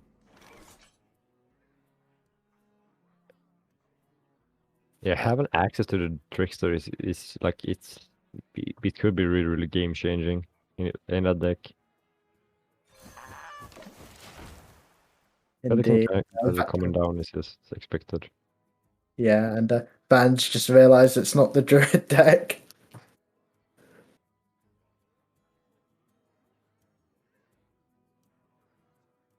So do we greed as McCrunning and just not no. Yeah, I like this. I mean, I was thinking if you greeded for the 0 mana nulls, but I don't think you ever do that with mage. It's just not worth no, it. and by with all the jackpot and the reconnaissance, when all that gets added to your hand, it ends up being 0 anyway. Yeah, for sure. Oh, I wonder if he was looking at after something particular by going prep on the recon there, or if he just wanted to get the dagger out to deal with the pelican diver. He probably just wanted to dagger up, I suppose. Yeah, just prepare just in case. But I think you almost always jackpot here, even though Shroud is quite tempting. But there is also the argument you could, because you got the Light Shower Elemental there, you could Shroud and then Light Shower on 4, then your turn 5 is Jackpot Trickster with whatever comes out. And that's an alignment over there, as well as a Arc of the Rune Mage, is that? Yep. This could be a game. Yeah, this seems like a game. I'm not sure how, I would imagine the alignment being useless in this matchup because Amulet and Rune. Yeah, exactly. But the Rune of the Archmage on the rogue side is really really impactful. I mean, do you just play it now? I think I'd rather go for the elemental. Yeah, it contests the board. Pulls it up. You could Shroud and hope for and get some stealth nulls if you don't think the 1/5's rate that threatening. Yeah. Just to draw through and cycle. I mean, another reason that I think going for the elemental or like going for Shroud this turn is better than going for the Rune is because you are going to have to deal with Balinda, for example, at some point, right? Yeah. And you have to commit a lot to deal with Balinda, or you can use the Rune and hopefully deal with it that way. Or you wait for them to trade the Drake Fire, then you select like the 8-mana Druid spell, and then the Belinda becomes a 1/1 while their spells become a 5/5. 5 mana. Whoa.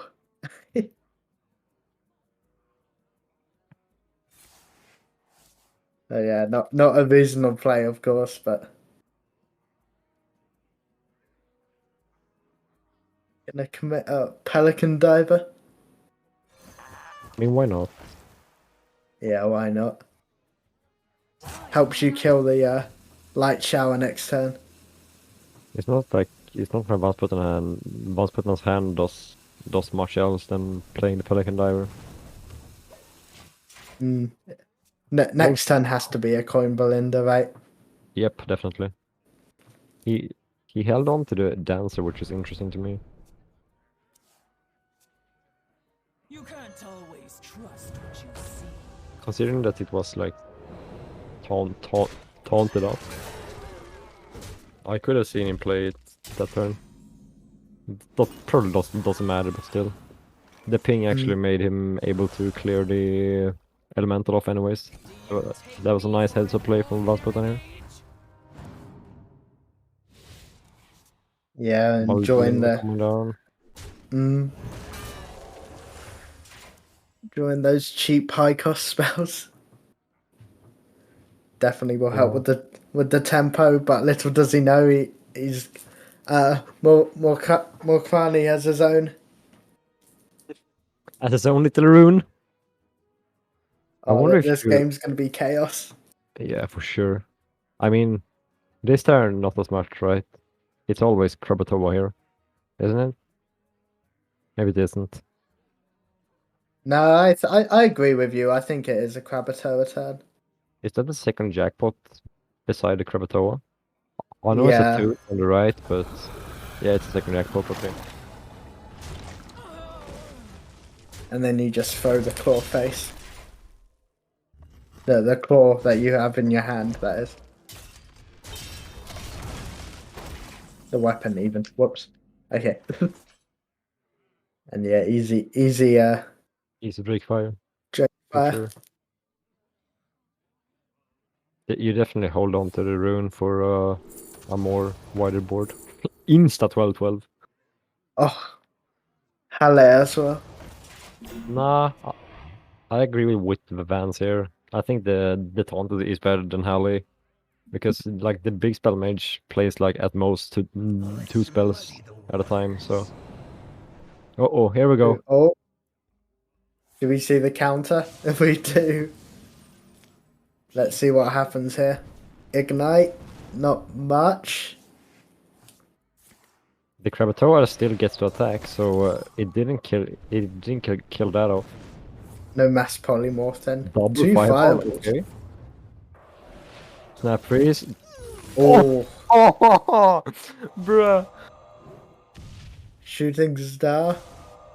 Jellyfish. Oh, Wow. this is a really good rune for Morkrani. The fact that the snappers hit twice on the same target. Yo, Choose soon. that's so illegal. And I think you just push face here. Yeah, that definitely. Maybe even throw in a tooth face as well. I think you play jackpot, then trade a weapon, and then Decided to hold. I wonder if he roped out. I know Mokrani is based in South America, so maybe there was some like server issues there. So I'm pretty sure he would have liked to hit face with a weapon here. Yeah, I mean, in my head, the line there was just throw everything face and then tooth face as well, because that's just more damage. Yeah. But Van also- played his own rune. Not much happened though.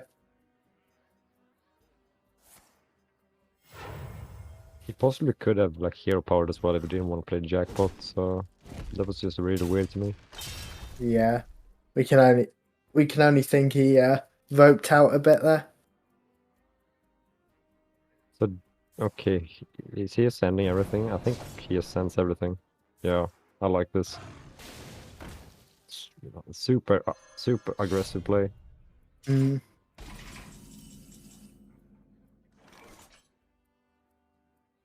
And Vanspreaden actually has nothing to do except play the parrot. I mean, he could use taunt for sure, but the parrot is just much better. Especially considering that he knows that there is an expensive spell in Mokrani's hand. Yeah, you don't want to risk it. Pyroblast. Sure. You're gonna have to clear his minion at least, otherwise it's done. Snap freeze, okay, that does it. Snowman first flame. no- Oh, his hand is full. Great. I mean, he can just send the 2-mana spell phase if he wants to clear it up. Mm. Time runs out on me. I reckon you do. Yeah, surely your deck must be better than a random 2 cost. Definitely. Yeah. Although Mokrani any kind of damage here is Dude, Crowny needs to find 3 damage to win the game. Or you could even Tez and then get another random roll on the Yeah. rune. I think you go prep jackpot, see if you find damage there, and if you don't, you go test, right? Yeah, that's the exact play I would make if I was in that situation. See if anything comes out of it. Another alignment. What's that? The 5 mana? That's Don't Stand in the Fire. Oh, that sucks. Okay. Yeah, sadly Oh. doesn't hit face. Another alignment and no stand fire, that's kind of sad. You have no But idea what I'm capable open the box. Oh, deep Deep breath. breath. Sure. Clears. Clears. Cards. Sure. I could find the spell. It did find a spell, didn't it? I spent That's the 2 tooth, ice isn't it? barriers. That's a tooth, yeah. Nice. Hey, race. You win this Rune clutching the game out. My god. That, like, honestly, the double snap freeze on the 412 taunt was so clutch. yeah, it definitely helped clear the board and swung the game in their favor there. You know, sometimes when the game is the game, you have to just Orange Jesus take the wheel. Indeed, you just gotta hope. Pray to Yog. Yeah. Alright, so that makes the score 2-1. 2-1 to Van still. Oh yeah. That was the first. Yeah, okay. I thought it was 2-2. I was lost. No, So we got- it was 2-1. We got Beast Hunter and Presto Druid left up, right? For Yeah, Mokrani. Yeah. so this is going to be some fun games, and it is the druid. It is the druid this time. It is the actual Druid this time. Okay. I double This checked. time, just this to time be for sure. And yeah, Van must know that this time. This is a great hand to keep. Actually, it might be debatable on the Starfish, but I don't like the Starfish keep because it prevents composting from helping the draw out. It's not the greatest keep because, like, as soon as Presto gets played, it's useless. But it's not that too shabby if the opponent don't find Presto. yeah. I mean, yeah, we see what Mokrani has there. who needs a tutor for Presto when you can just draw her? I have to say, a fun fact today has been that every Presto Druid that has been on stream has had Presto on hand and the opportunity to get Guff on hand as well. Either the mine or just drawing it. It just shows how good the deck is. Yeah, it's actually insane. The amount of consistency there.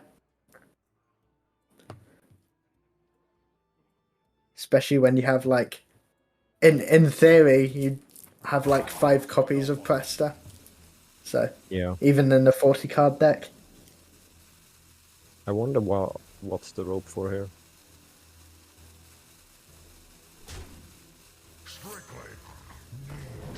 I Going with the definitely skull. think you go Skulker. I think that, like, when you already have drawn Prester, the mine just comes down when you have 2 mana over. You don't actually play the mine early.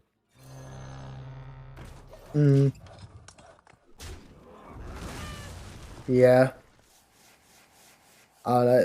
There's a. Yeah, it's a real debate, but I would definitely keep the mine for post Presta. Don't want to be drawing a silly. I mean, the lowest cost card could be a aquatic form, which Yeah, is just or as innovate. good. Or innovate. Yeah. Yeah, but I mean, getting a minion out there early contests the 4 watch posts and the more annoying stuff that Van Sputten got in his deck. Yeah, so I really like just playing a minion instead. Van Sputten got a decent hand though. He got the taunt this turn or ping, probably ping. Because the peasant is annoying. And then he he got the Okani for the Presto turn if he wants to. He has the Evoker for the armor. He has the Parrot for the post spell play as well. Opted to draw his aquatic form there and play the Firewatch post. That is interesting, actually. I thought Mokrani would opt for the Guff, because he's guaranteed Guff when the Presto has been drawn, right? Yeah, true. Ooh, Vansmatan going for Okani over Evoker is very... Yeah, Weird. like one turn early Yeah, for my not opinion. evidence Yeah. at all. I guess in Vansmatan's mind, this was the mind drew Guff, and then this was the Guff turn. So he just wanted to like prevent the Guff turn, I guess. Maybe that was his mindset. Maybe, or maybe he just didn't want to up the cost of a rune, but I doubt that would matter too much. Yeah. I don't know, but Morkani's gonna get his power turn next turn. Oh, Belinda costing Belinda. 7 hertz. It does.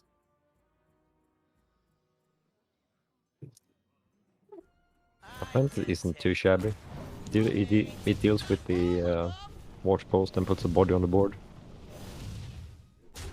Yeah, Okay. everyone's Yep. definitely gonna start their decks game plan next turn. Yeah. I mean, here comes the Presto, right? And then the shenanigans starts happening. Like, as the Presto opponent, you usually feel like as soon as Presto hits the board, you feel like it's an uphill battle. Or the Belinda. You just gotta hope your discovered dragons are better than their random dragons. Yep. Pretty much.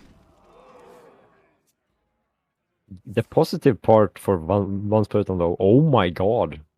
Oh, that's a pick, but I think I'd go for the Guff here. I think I go for... Okay. I don't think Caligos was that bad there, because... Oh yeah, it is, never mind. I forgot the Quattrocom is a spell. Yeah, the spell has already been cast this turn, and you can always pick up now. You can pick Moonlight, Yeah. which is quite a good search. This must be the See if way. there's anything in there. That's not the best. Second Moonlight isn't too bad. I'm kind of curious to why the Caligos wasn't picked up, because the this 910 is still sort of a problem. It's not a problem after it trades into the Presto, I guess, but it's still sort of a problem, right? Yeah, it's definitely hard hitting, and depending what comes out this Drake fire, like a Deathwing. Oh, that was a bit of a low roll the second time. Yeah, but I mean, look at this board. Yeah. But this is what I meant with the Caligos pick. Like, if you pick Caligos, you can discover and like some spell that maybe helps you clear something off. This must be the way. Now he was kind of sad. And Alex Strasser here.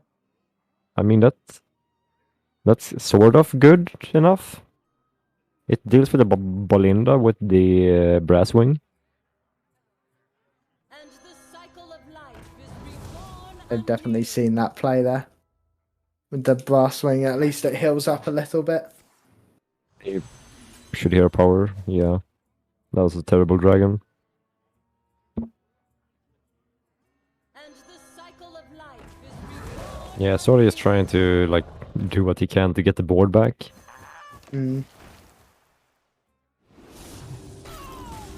But this rune is gonna, or even like just a parrot for another two huge dragons. Yeah, I know many a player that would have doubled Alex the Deathwing, but this definitely gets more bored and it restores some health back to you. Oh yeah, I definitely think double Alex and Deathwing would be a very, very bad play. Yeah, it looks big, but it's definitely a bit of a trap. Yeah. Looks like it's going to be a rune turn. Yeah, I like that. Just put the 17 into the face and then just rune and put... I mean, I don't think even Bonsputten is that afraid because he's on a decent health total. Yeah. And the opponent only has 2 cards in hand. There comes the Mass shoot. Polymorph as well. And away Sala and the Oh, wow. Okay, dude. Okay, dude. No, that's a box. That's a pretty good find there. And a pretty good order on them as well. Like the the missiles coming out after the Mass Polymorph. Hello?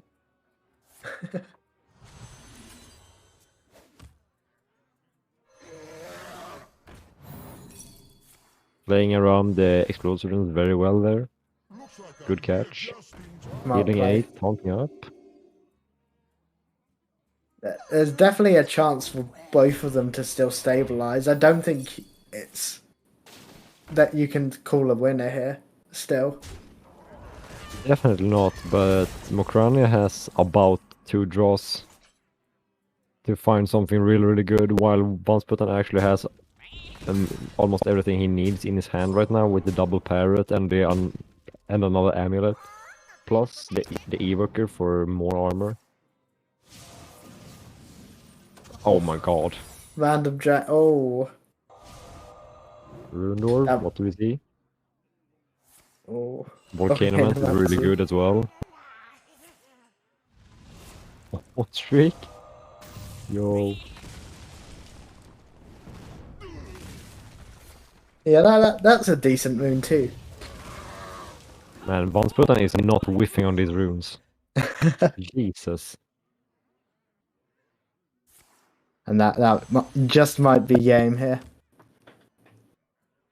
Yeah, this Brasming doesn't do much. What side of the bed I woke up on. It's honorable kill on Brasming. It's not for everything it kills, right? I think it's Yeah, honorable. it's an honorable kill there. Yeah, so there's no healing coming from that either. Unfortunately, Mokran is just dead here.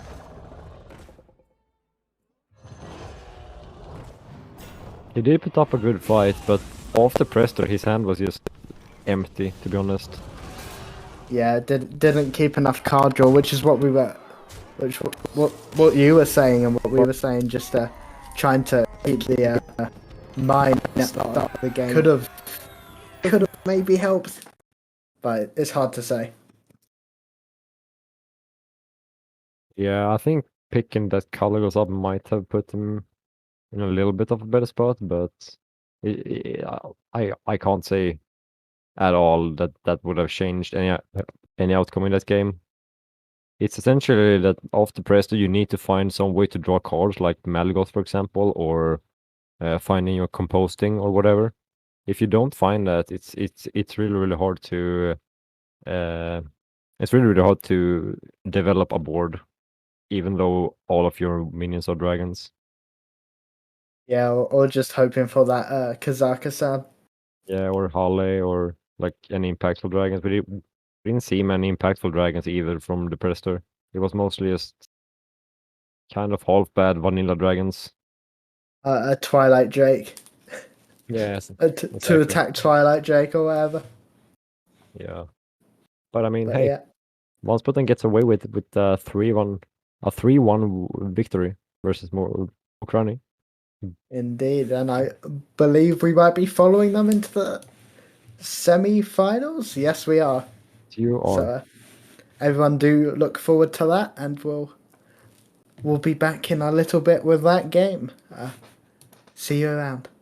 Hello, everyone. Welcome back to the July Hearthstone tournament for the Aspire Esports Center. We are winding down to the last couple of series here. We are going to be moving into one of the top 4 matches here. The other top 4 match has already been completed while that last actual top 8 match that was being casted was going on. So we are going to move into our next top 4 match. And then after that, we're going to be getting into our finals. So to bring you this top 4 match is myself, dragonrider, and joined by HeartAndScarf.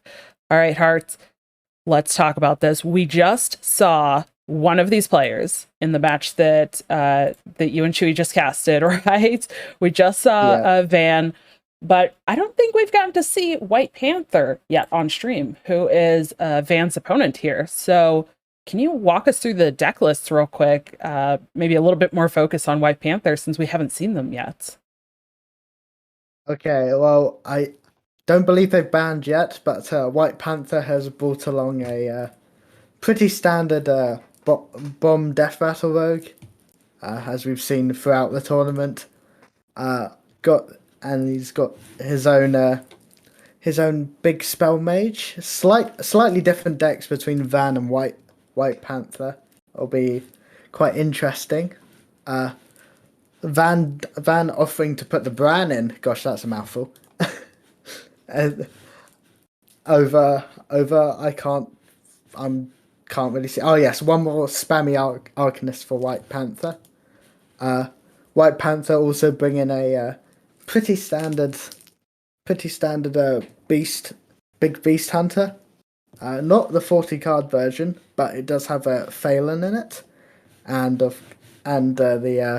40 card Lady Presto Druid for White Panther. It'll be interesting to see which one it bans, because Van's 40 card Paladin looks really good. It seems to always have lots of options available. Yeah, I'm curious to see these bans as well, because this is kind of interesting. Did they come? Okay, the bans are in. It looks like the Paladin has been banned out on Van's side, and on the other side, that Mage being banned out. So looks like we likely will get to see the Hunter and that Rogue that you were talking about. Interesting, though, we could potentially see a Druid mirror match if that happens, because they did not ban the Druids, but kind of interesting. Do you have a thought on who might be favored here, or how these lineups will actually pair up against each other? Oh, it's a tough one. I think possibly the Bomb Rogue will sneak a win in some way. It all depends on the draw with Bomb Rogue most of the time, but I think it'll definitely sneak a win in on White Panther's side. I'll be honest, I'm not too sure. That their decks both seem quite even in some way. We got quite a few counters to the other one. I think it will depend on some smart playing, smart matchups between the two to decide who'll take the win here. Yeah, absolutely. I think throughout this whole tournament, we really have seen draws and a little bit of not necessarily the RNG from things like, Rune of the Archmage or Jackpot in Rogue. Not even going that far on the RNG, but even just the RNG of something like a Barbaric Sorceress being played and which spell it might hit to trade the cost with. We've just seen, I think, little RNG factors like that have impacted some games today. And for me, I think the big kind of question mark is in this Hunter. I think this Hunter is either going to obliterate and definitely gets a win, or it could even stall out. But I think this Hunter is going to be pretty strong. Like you mentioned, it's not the 40 card list. It's just the good old Beast Hunter that is running Phelan. We've seen people kind of running Phelan again. More recently, it's kind of started to really become popular again. And yeah, looking at the Colossal pool, there's currently the 12 Colossals, and 7 of them are Beasts. So pretty good chance for Phelan to give some some good beasts there, which is pretty interesting. And even with things like the pet collectors working with the sabers to even pull some of those beasts from the Phelan out as well, they can really add up and do quite a bit of work. Yeah, and it's also quite interesting. We've seen throughout the tournament all these different lists of big beast hunter.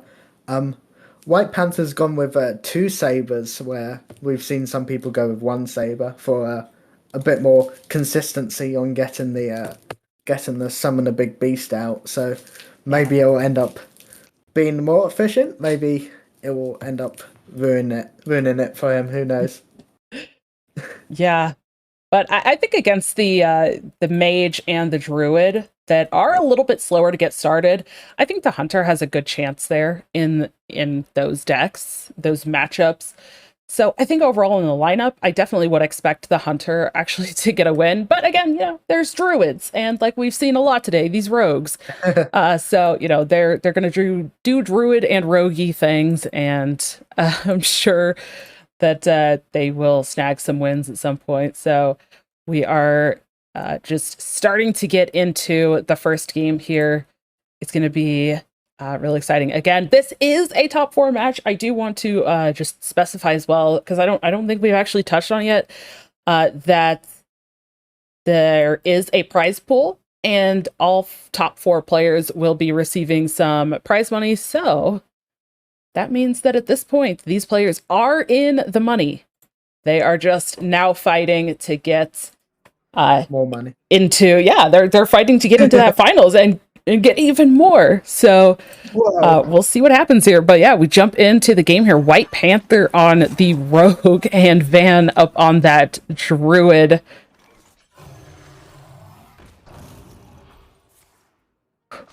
Yeah, and Van's hand is sure something. I mean, if something is nothing, then yes, because it looks like a whole lot of nothing right now. Like, there needs to be something actually going on in this hand. A Guff would be great, or a Prester. So many options. Yeah, while White Panther here, a debate on whether to get the Trickster or the Snowfall there for the smoke screen. It wanted to be a smoke screen play or a Snowfall play. Went with the Snowfall. You gotta be scrappy. I'll be honest, I'm not sure which one I would pick there. Yeah. It's kind of tough. I feel like this graveyard pickup kind of relies on drawing into some other stuff, whereas trying to go for the Trickster, you can kind of lean into, okay, I'm forcing my deck to draw some stuff. We'll see if it pays off, though. Yeah, well, looking at the draw, the graveyard might be the right play with the Burning Blade Acolyte after the Shatters. Oh gosh, what was it? Shatter Shambler, right? Yeah.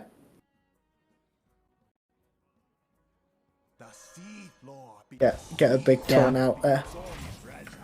Look at that Prester popping into hand as well. It's there. There is a coin and an Innervate in hand, so that Prester could potentially just be coming down next turn. Oh, that's a very early Prester. Yeah. Yep, here it comes. No hesitation. No. Straight into it. Show these mortals your true form. Look at these players, they're playing so fast too. Like, as soon as it's their turn, they just start hovering the card like they are ready. They know what they're doing. They know what they're doing. Yeah. They've played all tournament with these decks. They're honed in. They've realised. It's true. A Nixian Drake, not the best dragon to get here, but it's definitely something. At least an annoying taunt. Yeah. I mean, it's only is that a 1/1 body? Yeah, it's only a 1/1 body, so it's not like the most impressive taunt minion, but it does do something. And gives the potential for another dragon here. So looks like that's the important thing. Oh, these are some good ones. The Alex and the Onyxia, I think, were both pretty great. Yeah, not too sure what I'd pick, but actually looking at this board, the Alex Jarza is the best play here. You've got quite a lot of tempo going on. Yeah. If you can just smack face enough, you don't need to worry too much about what they do. Comes But out a it turn seems like- earlier too, right? Yeah, but it seems like a smoke screen play. Ooh.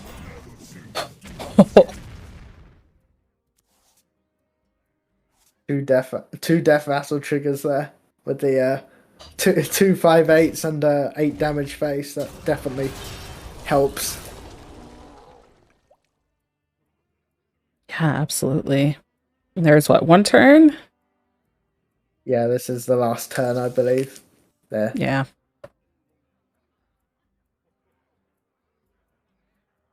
And the hand refill as well. Again, quite a lot of good aggressive cards there, like the blade. Yeah. Yeah, there's quite a bit now for White Panther going on in this hand. And I would imagine that Van now, after seeing that, has to be looking at, I was going to say, has to be looking at trying to figure out how to start ending this game very quickly.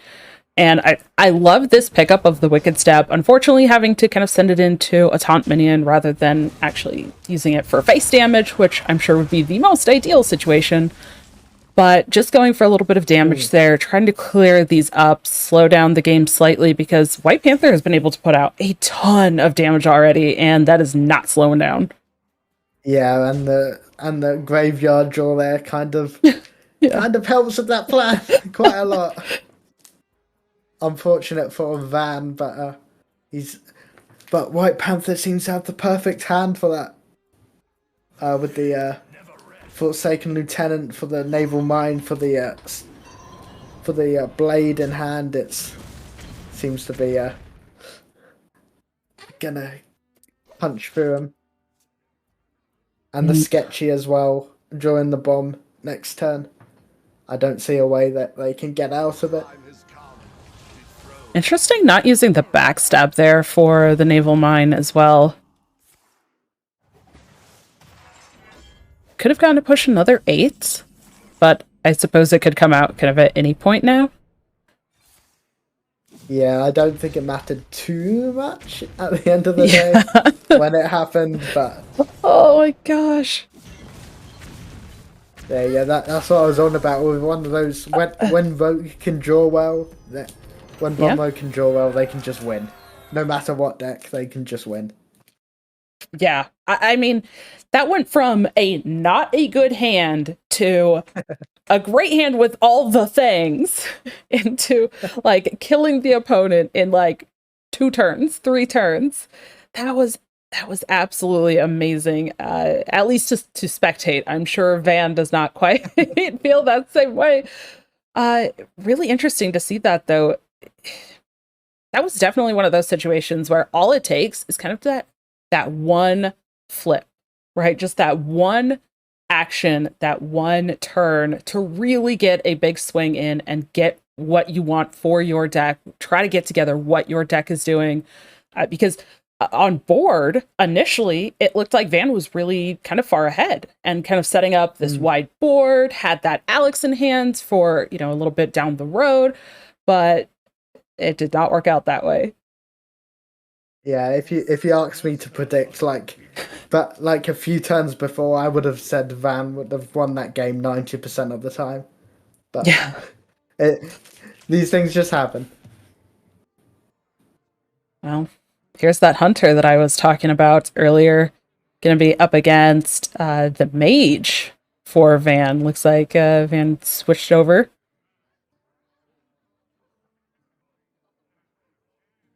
Decent hand from Van. I'd imagine you want to mulligan the 9 and the 6. But the Dawn Grasp early could be a definite help. Oh, no, never mind. I was completely wrong.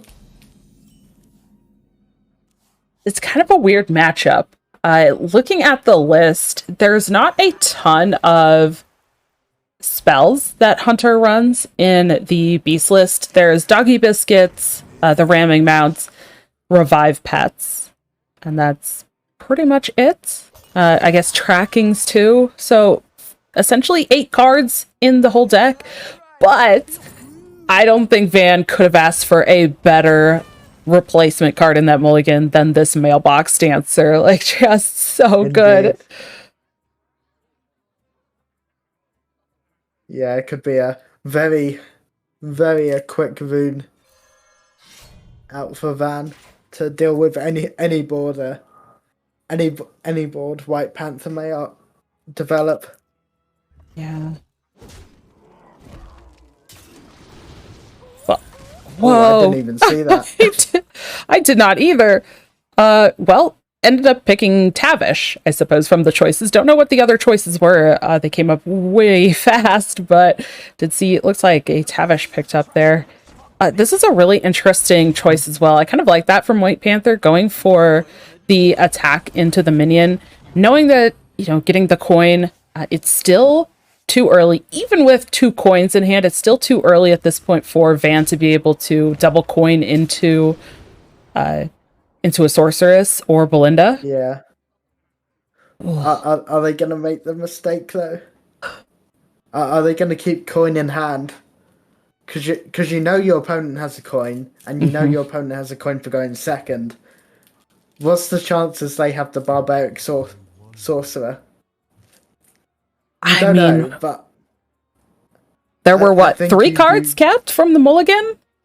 Yeah. Originally? You'd imagine it's pretty high when you see 3 cards kept. Yeah, I agree. So I think you always throw the coin there.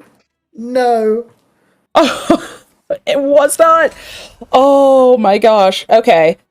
Yeah, I am very surprised by that. I was with you too. I was even surprised, honestly, that there wasn't just a coin play made there, that the Phelan came down. I was almost considering that White Panther might have wanted to go for a coin into the pet collector and just pull some bodies out.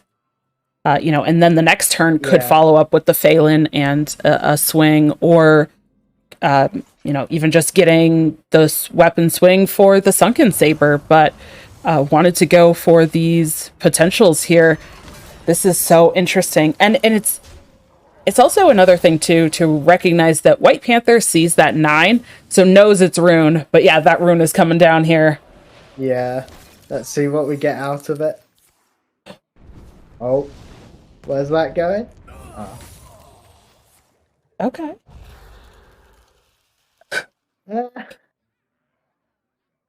Definitely not what you'd want to see.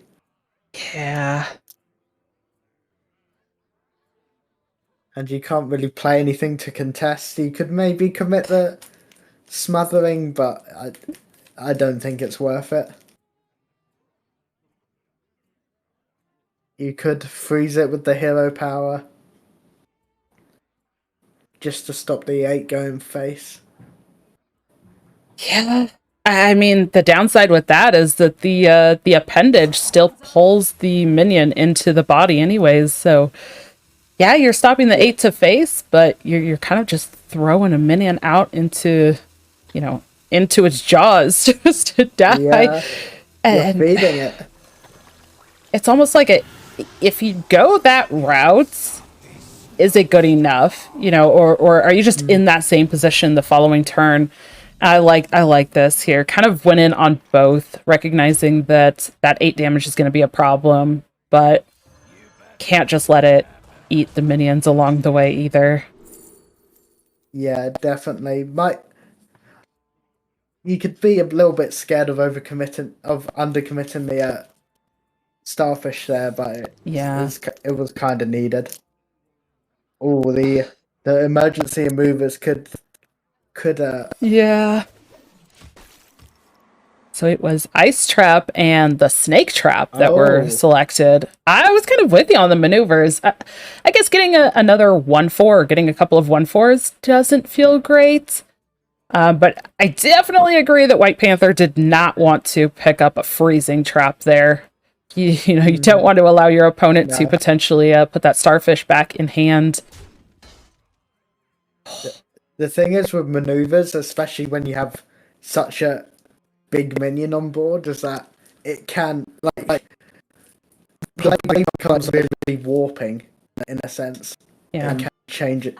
It can change what they want to do, and then it might make them leave up the giant minion, Yeah. like they just did, in a way.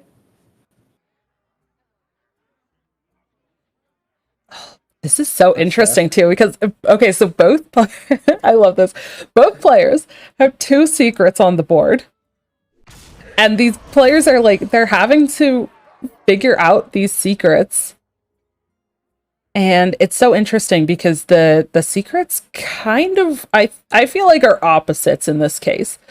Where it's like the 2 secrets here, I guess one's for a spell, one is for attacking into a minion, but the mage secrets are kind of the opposite. And it's like, what does White Panther want to do here to maneuver those potential secrets?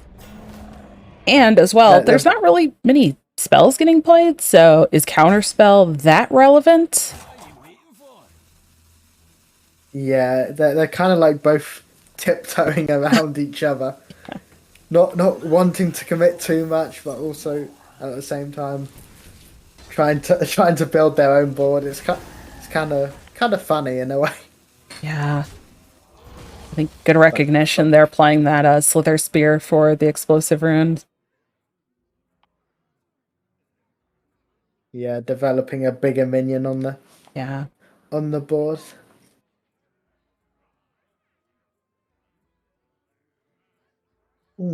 What do you do here if you're Van? You don't have the best hand, No. and it's pretty much dead for 2 turns. So This apprentice feels so sad because the hero power is not buffed at all either. Like it really does not feel like it's doing enough.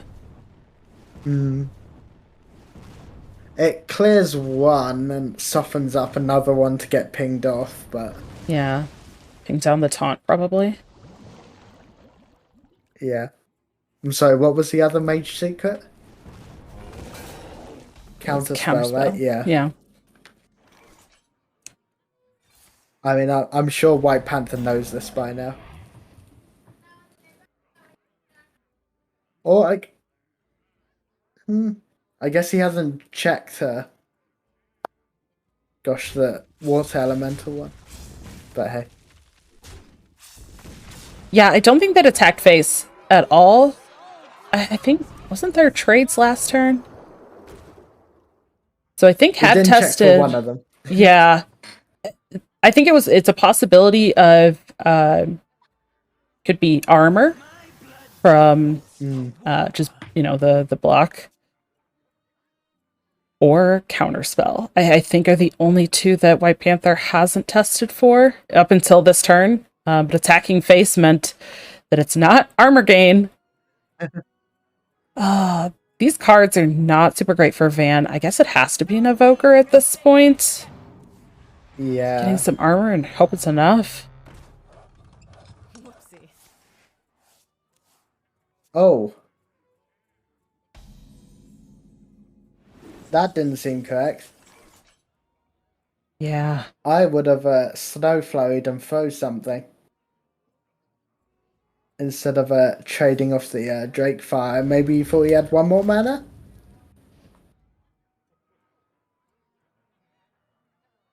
Yeah. Not too sure what happened there. It's a lot of damage here. This is lethal? Almost. It's a little short. 3 off here. Yeah, seems so. Deciding to trade it off, make sure there's no way to attack or trade on Van's part, and I think he can only hope for the rune now. Yeah. Also interesting last turn. I wonder if White Panther should have actually traded with that Sunken Saber instead of the Huffer Mm, for the potential of... Actually, wait. yeah. There's no Crush in the deck. Well, never mind then. Hold on, there's actually not a King Crush. I was gonna say that Panther or the Saber could have traded and pulled out Crush, but the deck actually tops out with the Mountain Bears and Hydrolodon. And there was already one Hydrolodon, or the one bear and the Hydrolodon in hand. So without that Crush potential, maybe it was fine. I definitely was just banking on a Crush coming out there. No, he seemed to have like quite a few of the cards drawn, and most of the beasts left in the deck seem to be either like mostly colossals, where the power comes from the limbs, of course. So Yeah. maybe it was worth it just to have an extra body on the board, but maybe he also didn't want to lock himself out some way. Yeah. Definitely see that. But okay, strong performance there with the hunter. Gets a game. That's 2-0 to Panther, I believe. Yeah. Kind of What's the final one? Druid, right? Yeah. Yep. Has to get a win with that druid there. That Lady Prester druid into a mirror match potential. Ooh. The big spell mage and the jackpot rogue. That's a tough battle to go 3 games Yeah. against the Prester druid. You kind of, while all of them are, of course, winnable, you kind of have to cross your fingers and hope that they don't get any draw, any Kazakazan. It's going to be a lot of crossing fingers and hoping for Van, I believe. Yeah.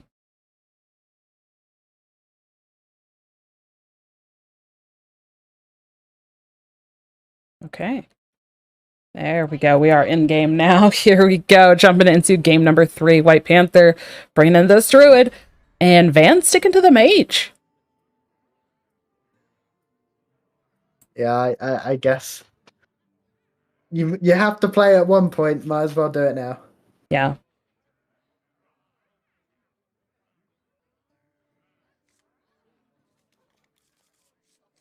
Is that full keep on Van's side? It is. Looks like it. I see you brought guests. The sea floor be the sea floor. And early guff draw as well.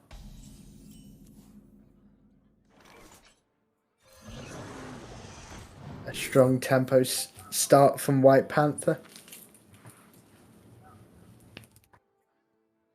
Though not. Interesting. Oh, went with the shellfish.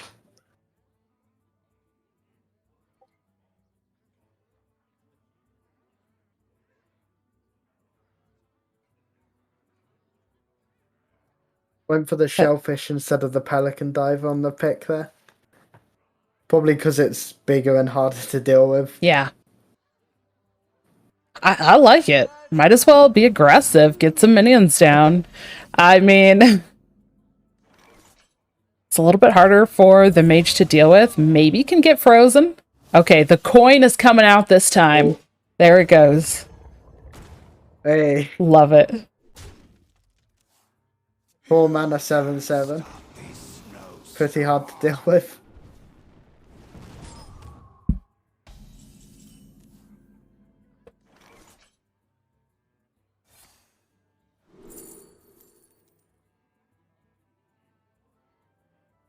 White Panther, however, not finding any of the Prester draws here. Must be at least a little frustrating. Yeah. Goes the amalgam off the dredge.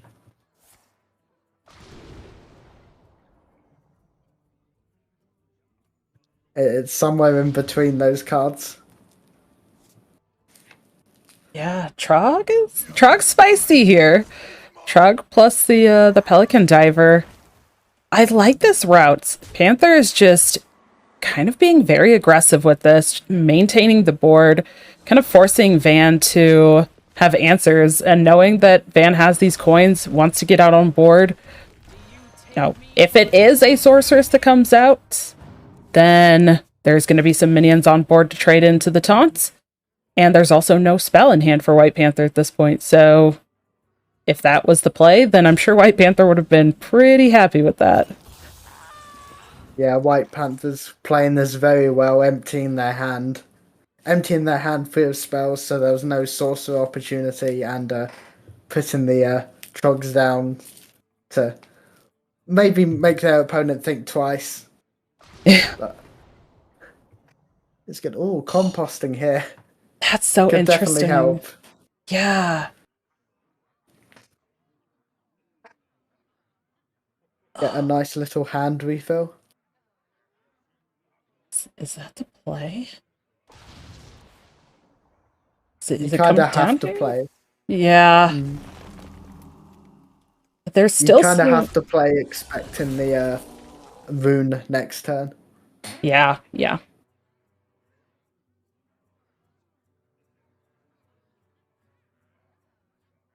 Yeah, so which minions does White Panther really want to trade in? Gonna have to trade in the 7 attack potentially? It's not being able to hit face for 7 after you've been aggressive is not a great feeling. Yeah, the numbers ended up a little bit awkward, I think, That's the for hero White power. Panther there. Oh, this hand is so full. Well,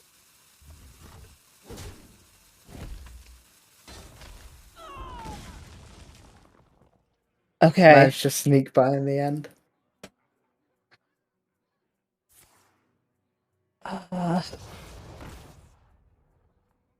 That's a good one. My hand overflows. Some big minions for Van there, and White Panther almost having too many cards in hand, but not the cards they exactly want. Yeah. They can definitely draw the pressure by guffing and then Cold Tooth Mine, Mm-hmm. but your hand's kind of cheap junk. Not too sure what you can do with it, especially as we go into the later parts of the game. 20 cards left out of the 40. There's the Prester. Hey, There it is. Oh. This is still a lot of damage on the other side though from Van. yeah, and White Panther doesn't seem to have a solid way yet to actually stop it. Okay. Here's a question for you at this point. 13 health left, facing down a 7 attack minion. I was gonna say, maybe there's a trade that could happen here to kill that, but does Van just want to play like the... I don't know if Van wants to lean into the taunt and go for the sorceress, but there's going to be some aspect of RNG here no matter what the play is because those minions did not trade. Yeah, well, from what I see, and maybe what Van's seen it as well, is that you know that there's no dragons in hand, so there's no, and this deck out base doesn't really run burst cards anymore. So there is a way that you could have just played the parrot there, just summoned a bunch more dragons, and it's a very high chance that they just couldn't deal with that because they don't have any burst at all, apart from like 1 damage from the Claw Fury at depth.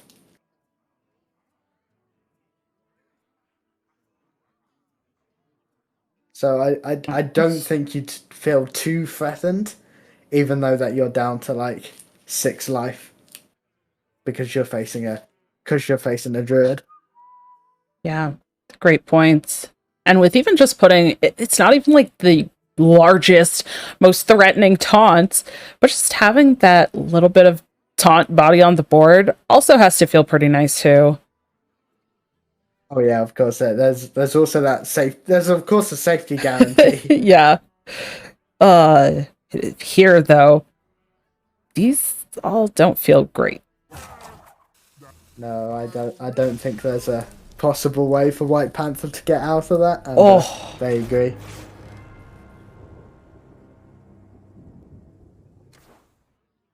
Well, Unfortunate for White Panther, but they've got 2 more tries.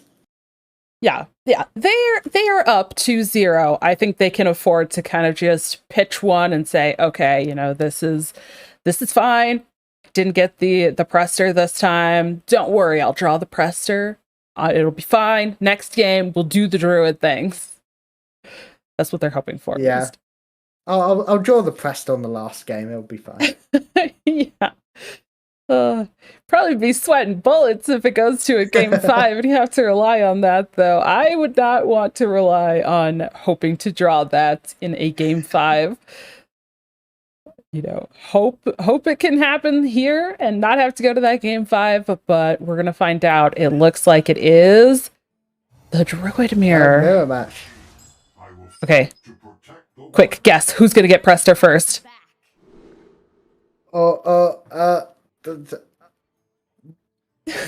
Van. Okay. I don't know. I was looking at their hands, but no one had any draw. I think it's gonna be White Panther. I think they are determined from the last game to find it.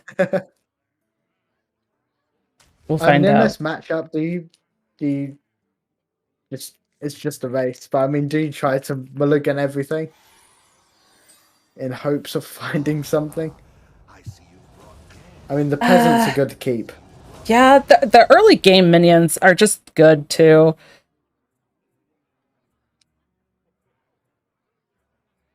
Like, I think there could be an argument for actually being able to just keep a couple of early minions, which, yeah, the peasant finds draw. In the case of the mailbox dancer, if the Prester is picked up, that coin can help a lot. Yeah. But there is the potential to just get some early minions out and actually start threatening.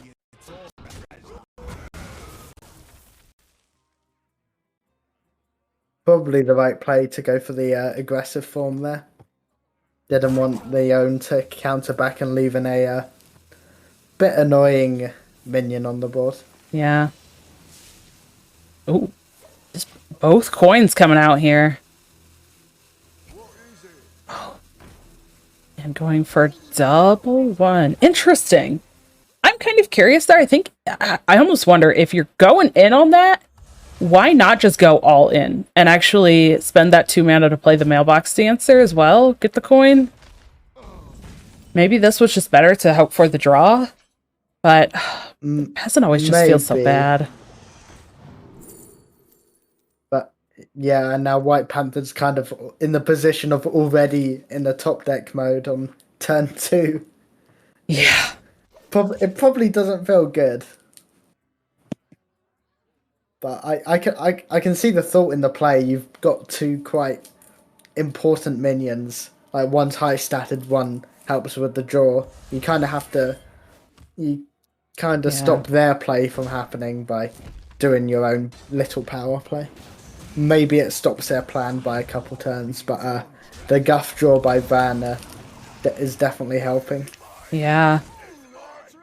At this point, Panther really needs to find their own guff or the Prester, and then some follow-up draw behind that. The guff has some kind of built-in draw, but if the Prester is picked up first, it's going to have to be some draw. The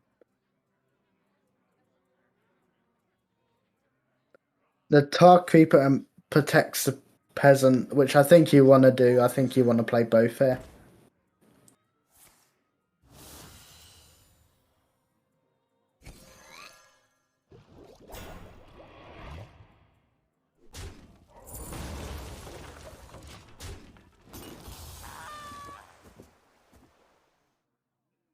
And this has to be a... Is this a Guff turn? That's what I'm wondering. If you just go in on your own minions as Van? Nothing in hand, White Panther is top decking. Could just build up your own board and play the composting?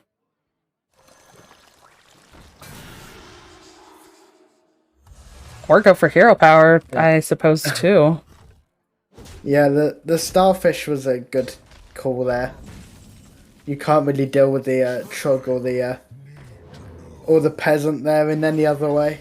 Yeah. Although White Panther seems to be struggling right now. Okay. Oh, and there's the Prester. Yeah. Pressed her in spell form, but it's coming. It looks a bit funny, but that is in fact Prester.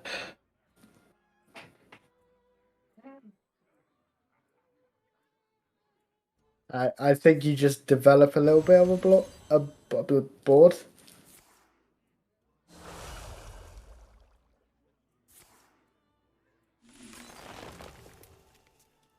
Oh.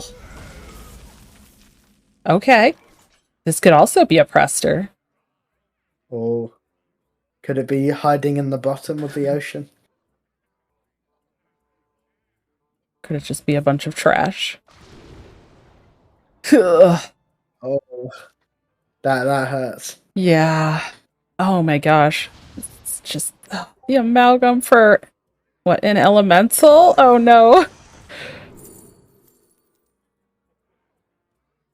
What does Primordial Protector draw? Must be a Cold Tooth Mine, right? Yeah. Yeah. I mean, it's a Prester. But an elemental form. No. It would have been a silly play. Definitely just getting on board and then you just kind of have to cross your fingers from here. I wonder if White Panther would have gone for it if it costed 7. And they were able to play it next turn, but with it costing 8, like that's just too slow. I'll contact the Hearthstone team and see if I can get that sorted. Yeah. I've got you, White Panther, don't worry.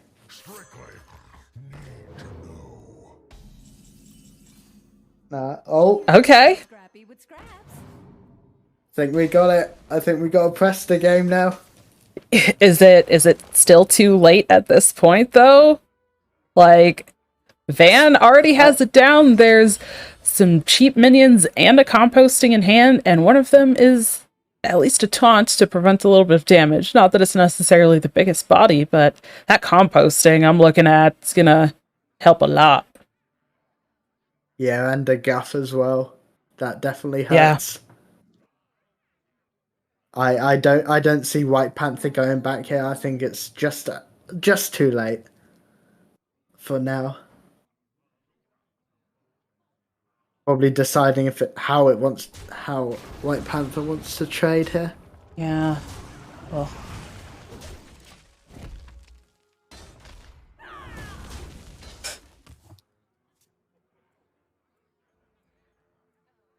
Moonlight Guidance, a good pick here.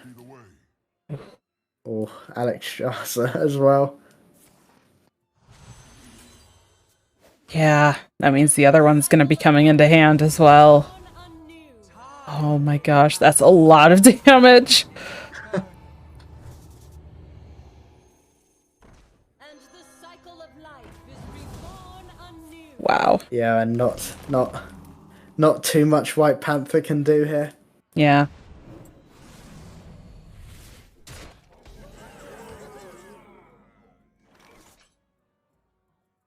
I mean, in theory, they're still alive, but yeah.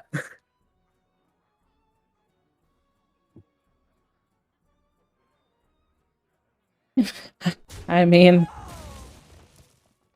it looks that way. I don't think it really is that way. I'm pretty sure they're just dead.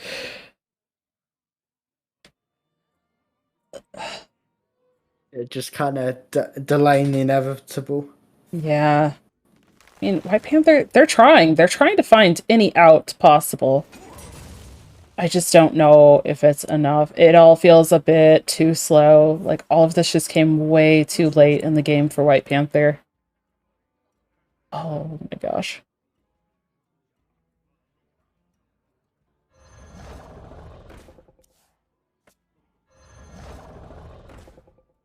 Last wing gonna help clear up that board.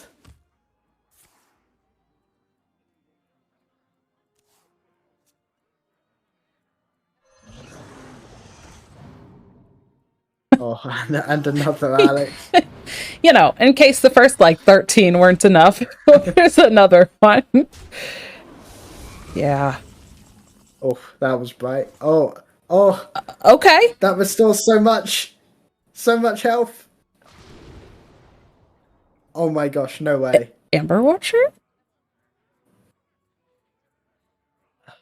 Is... I think you do, Amber Watcher. I went for Cold Tooth. Oh. Would you want the highest cost here? Probably? Just to... Oh yeah, Guff, Yeah. of course, that's more. Guff. Okay, I was about to just ask, though, do you go for the hero power beforehand, though?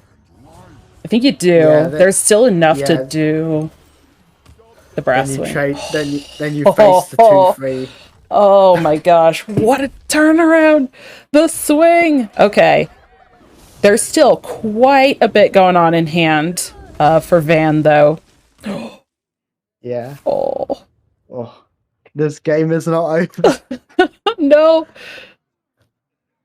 I am shocked. It just comes down to now to who draws the Malagos and maybe if there's a Kazaka-san in here. Yeah. Gonna use Marazan. Dream. Oh.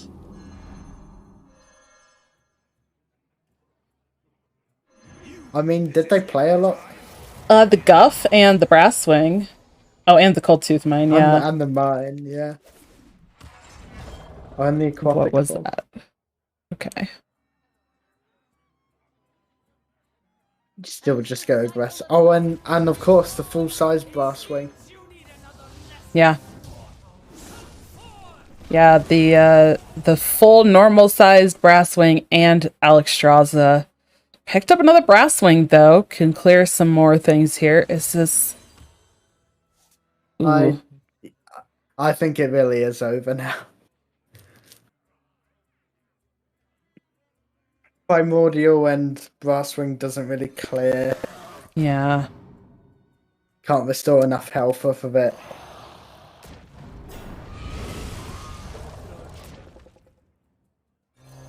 I mean, you're still alive, but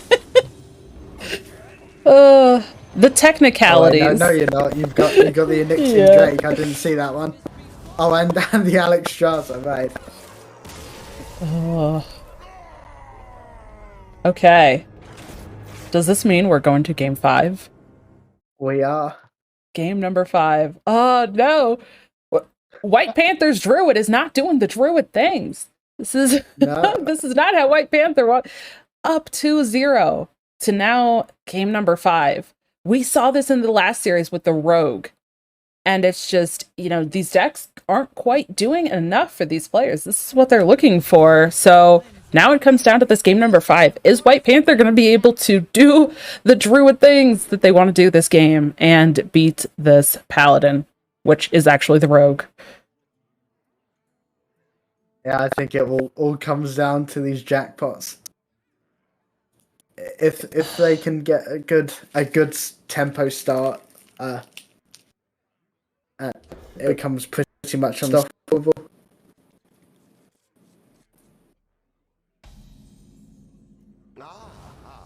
I see you've brought game. Although having a guff in hand's a good start for Yes. White Panther.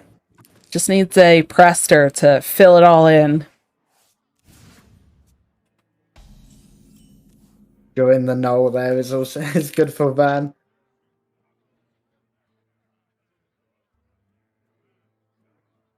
What is it? But White Panther putting on a lot of early game pressure there.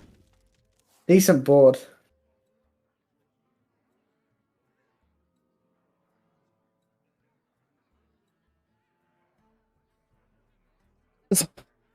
There's some tools in hand for sure for Van, but it's just a matter of how Van wants to maneuver them because of this Trog. Yeah, the Trug's definitely causing problems here. It's a real debate on what you want to play. Do you play the Tooth just to get rid of it? Yeah. Do you play the Null and trade it into the Trug, or do you go after the Peasant? That they were both quite high value targets, so it made quite the conundrum there. Yeah. I also considered the line of Tooth into the Trog and then coining the Null to be able to clear off both the Peasant and the Trog that turn. Maybe that's just going in a little bit too much with that coin, which could be more helpful to go in on the Trickster instead. Yeah, or Scabs later on. I feel Yeah. playing this matchup getting a Scabs down can be quite good in time. Yeah. Opting to keep that Trug alive at all costs. It Yes. seems. The Trog must live. I don't think it's going to live much longer, though.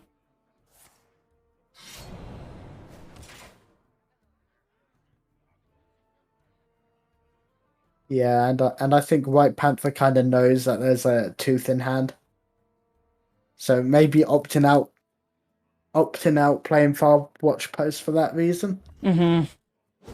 Yeah. And almost wants to bait the Tooth into the Trog so it can play the Far Watch Post a lot easier. Yeah, clearly it hasn't worked. Well, it was a great setup by Van, drawing that out, really delaying and just leaving that Trog on board for a couple of extra turns. Gets to clear it with the weapon and then get the Tooth. Okay, interesting. I don't know if this is a Celestial pick. But no, I think the Druid wins this one, especially with Gaff next turn. Yeah. I guess, is the Predation the pick? Like, Equality doesn't feel like it will do a whole lot. And if it comes to the Prester and then dragons coming down, honestly, a lot of those dragons have some decently low health anyways. So it does feel like the Predation will allow to clear a lot of different minions. What? It's a Celestial! Oh, no way. Let's muddy the waters. It's happening. Oh no. Van won't be down. What? What are we witnessing right now? White Panther's gleaming. Depressed! Oh, the press jaw. Oh my god! Oh no.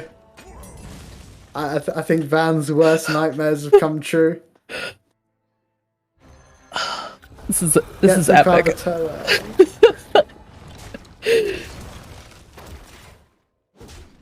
I mean, there's a lot of tools in Van's hand, though, right? Like you said, the Scabs could do a lot of work. There's still the Tooth, which the damage from Tooth can go face. So maybe that's a little bit of extra damage. Also, White Panther is... That's not a good dredge. Yeah, no. Not at all. I think you just take the composting. Oh, okay. Yeah, I was kind of looking at composting too. Oh, this is an interesting hand here, though.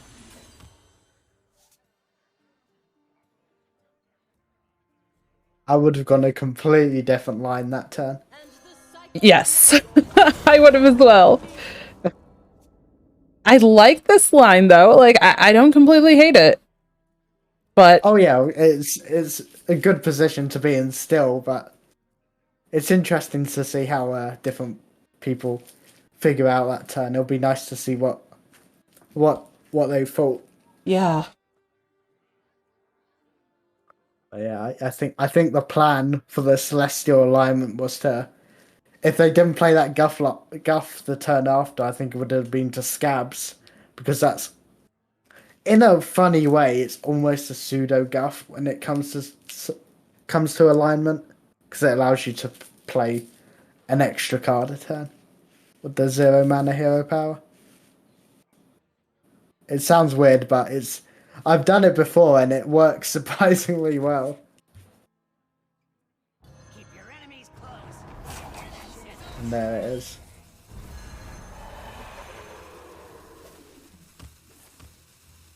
Just a little feel. Reconnaissance, see if there's anything there at all. Some taunts. These are. Yeah.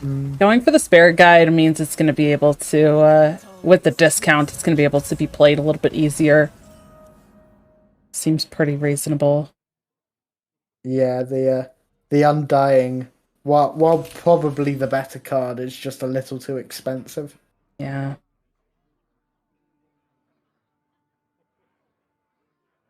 But Van seems to be in an okay position at the moment, especially with two Nosdormu draws. That's got to be hurting. But Guff gets that mana a lot faster than Scabs, so. Yeah. And Van seemed to be struggling on draw a little bit. No good tooth targets either. No. Light cannot exist without the dark. Okay. I'm looking at the deck lists here. The Guff has been played, but if a contraband stash is picked up, the alignment casts again, and then all the mana Guff had built up will restart. Oh, that might be the plan. Really needs to pick up one of those contraband stashes, though, because the longer that goes, the more that White Panther kind of has control over what's happening here.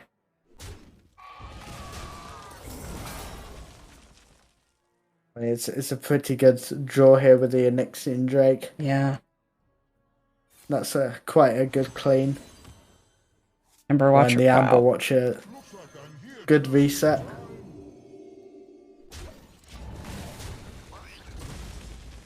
Oh, there's a contraband. There it is. Okay, I'm just like losing my mind watching this game. This is fantastic. But it's there. But knowing White Panther's hand, you wouldn't want to play another alignment. I mean, it does also have the spirit guide in there as well, Right. which is something. But I think are those the only two? I believe so. I think so as well. I don't remember any other ones. We play the Knoll. Well, we're about to find out if we forget anything. Yeah.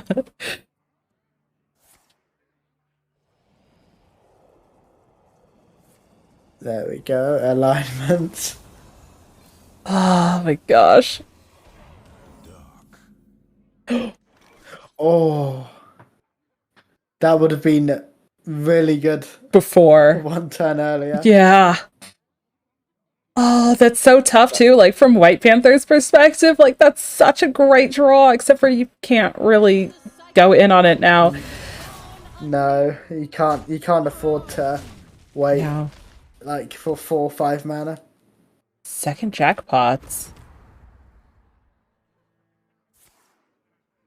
Stick to the shadow. Jackpot not the best here. Tess? Oh, but you could prep jackpot Tez.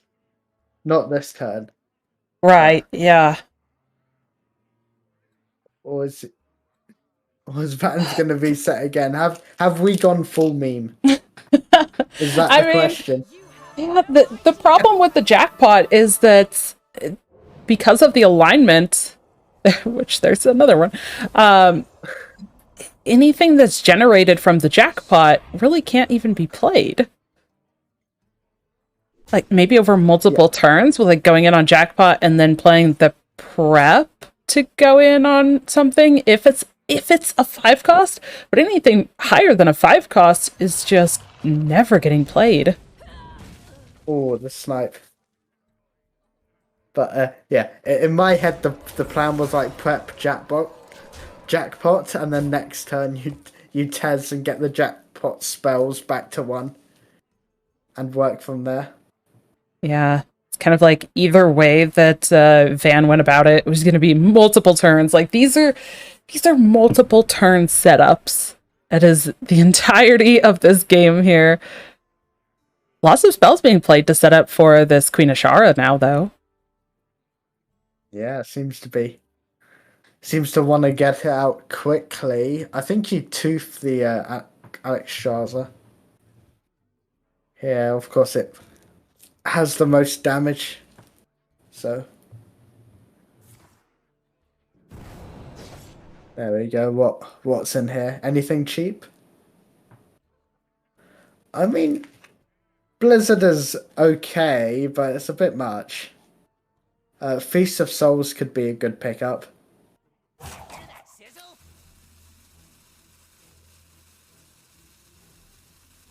When you have a big turn, you can trade everything in, but do you have many minions on board left? I'm not too sure. Yeah. Even left. Okay, Trickster. Is that the only minion left? Oh no. Although, to be fair, that might be why they picked the Blizzard, because they knew that. Yeah.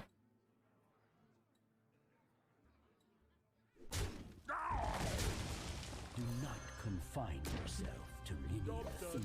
When do you Kazaka-san? Is it next turn? You can vamp and then Yeah. Kazakus and then possibly aquatic form, whatever they got. There's a rune. There's a... Oh, no. Of course there's a rune. Of course there's a rune. Of course. Okay. Is it going to be a good rune? That's okay. No. Oh, that's good. Okay. Okay.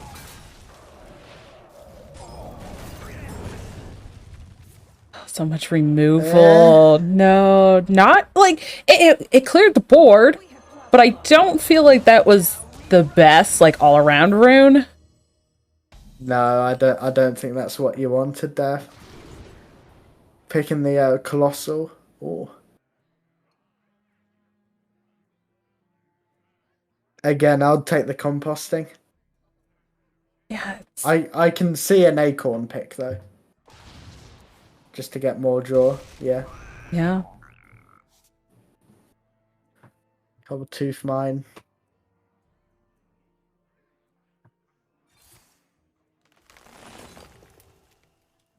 Good explorer comes prepared.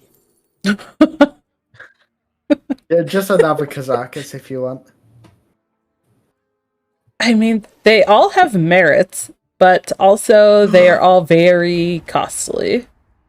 Are we gonna see a double colossal and an alignment?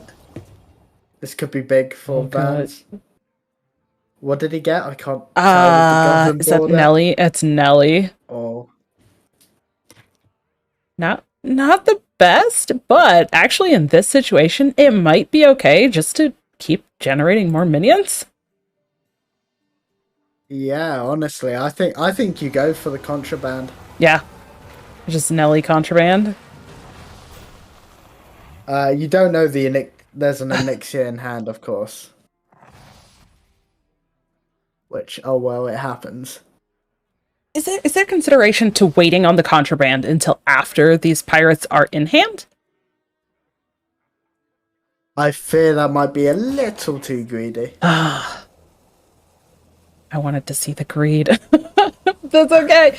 All right, the alignment. There's another Nelly. And a rune. Oh, I forgot the rune. Oh my gosh. How did I forget the rune? Because it was not very exciting. So it was easy to Yeah, forget. It's a big board as well, a threatening board. Oh my gosh. Okay. And take that, Druid. That's how it feels to be at 1 mana Yeah. with nothing. Take that. This is a taste of their own medicine. We have seen so much celestial alignments, but nobody brought celestial alignment druid. But I think that's it. Yeah. Can't clear the board. Yeah. Oh my gosh. That's a reverse sweep, is it not? Yeah. I clap Vans for picking the alignment there. Well done. Yeah. I was so unsure, but after the chains started happening, it was beautiful and glorious, and I'm glad we got to see it. Oh. I feel like Vans might need to buy a lottery ticket after that. I mean, I think that the big standout moment there too was that Kazakhstan being picked up right after the celestial alignment initially went Yeah. off, and that Kazakhstan sat in hand. Like, it could never be used. It probably could have, I guess. And then Yeah, you kind of force the rogue to never play the celestial alignment, unless you want to give all the treasures for 1 mana. But it's a bad It's a tough situation. call. You play it and you never have enough mana to do it because they'll Yeah. never celestial alignment. Or you don't play it and you get that exact situation where it just sits in hand as a dead card yeah. and you Ugh. kind of just hope. Yeah. Well, not enough hope there. But just gonna shout out and share this. Chewie did say at the beginning, surely there's a reverse sweep on the Prester Druid, surely. And indeed there was. I was not so hesitant. I was expecting Druid to do Druid things. We keep talking about that, and it didn't happen. It just, the rogue did the Druid things and stopped the Druid from doing Druid things. That's the meta right now, I guess. Oh, Yeah. you know what that means? We get to see it again in the final. I hope not. Please, let's not. It does mean, though, yes, that that we will be seeing an epic finals match here. We will be seeing Van move into the finals now versus I'm gonna say Zly, who has been waiting for what feels like quite a while now, as they moved into the finals. While I think the other side of the bracket was still in top 8, so they have been waiting quite a while. So we are just going to get things switched over. Any final words? I think this is the last cast we have with you, Heart. Thank you for joining us so much. It was a pleasure to cast with you. Thank you for having me. Yeah, it's been fun, especially with the crazy games we've had. With the amount of runes, I think There's been quite a few. Yes. Awesome. Well, Looney, that's Hearthstone. yes, exactly. What a way to end the cast as well there. Thank you so much again for joining. We will, Thank you. I'm sure, see you in the future, even if it's in chat or maybe even playing in another one. But thank you for joining, and we will be right back for our grand finals. Welcome back, everyone, as we are getting ready for our finals.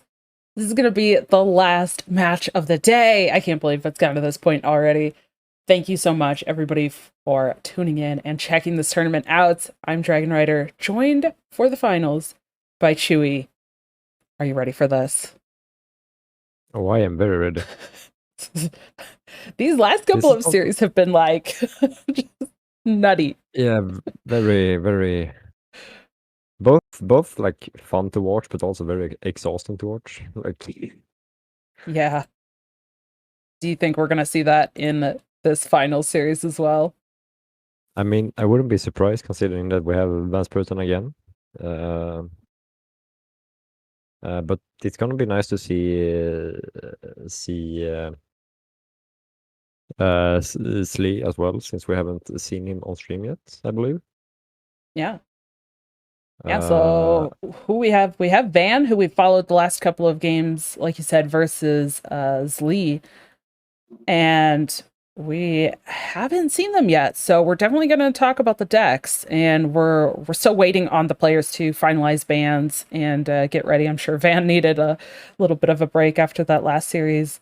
But do you want to talk about what decks we're gonna be seeing here? Sure. So, I mean, we have seen Bounce Button twice now, so we kind of know already what he runs. He got the Big Spell Mage, he got the Presto Druid, the Jackpot Rogue, and the 40 card Holy Paladin. What's interesting is that his opponent runs Quest Priest, which is the first time, I believe, we see Quest Priest on stream. Think so. I think one other series somebody brought it, but it got banned. Yeah. And then he has the I think it's almost the same Big Spell Mage. Almost the same as Vance Burton. There is one small change that I can't really see right now because I am. Yeah, he has Mordresh in his Big Spell Mage. Mm-hmm. And the Beast Hunter and Jackpot Rogue, of course. It's gonna be interesting to see how this priest stacks up versus Vance Button's decks, because Vance Button doesn't have any like sort of aggressive decks. Most of his decks are more value oriented, which Quest Priest in history has struggled a bit versus, unless you absolutely curve them out. Yeah. So it's gonna be interesting to see how the priest handle Vance Button's decks.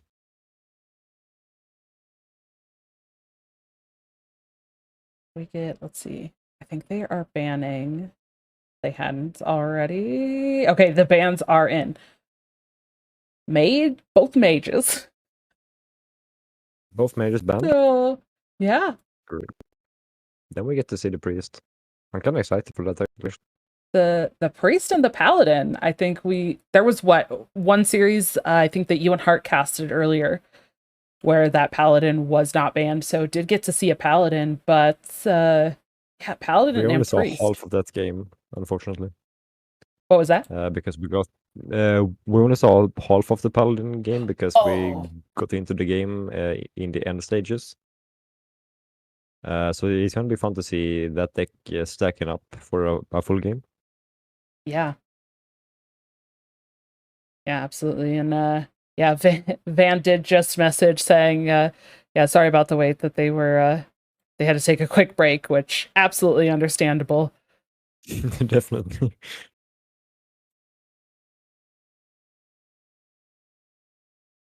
All right, so yeah, it looks like they might be starting here. I'm gonna make sure that got both players all set up to go. You have a prediction on which kind of lineup do you think is gonna end up being a little better? It's really difficult to say because I think Vance Button's Paladin is really good into both Rogue and Hunter, but it's really bad into the Priest. It obviously have the possibility to win, but it's gonna be really, really rough. But I think that if Vance Button hits Rogue or Hunter with his Paladin, I think Vance Button is in a commanding position from that point. Presto Druid does have the ability to scam any matchup because of Kazakusan and other legendary dragons. Like Hales and Alexstrasza's that we have seen before today. And the Jackpot Rogue is like, it's Jackpot Rogue, right? Yeah. So yeah, my bet is on Vance Button, but there is a bit of matchup key order that comes into play here, in my opinion. Yeah. Well, First matchup we're seeing is that Quest Priest versus the Druid. And there might be a little bit of a spectate issue in the game, not showing the names there. But it is Zly has the Quest Priest. So we are seeing Vans on the bottom.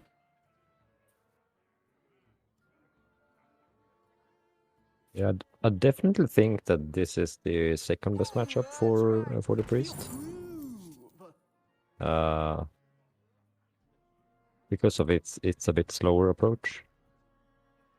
Can you check the quest progress? Just Okay, so there is a 2 cosplayed.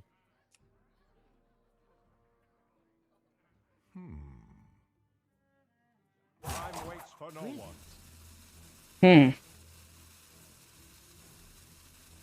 He's debating whether he wants to hit or not, but I don't see a reason not to hit here.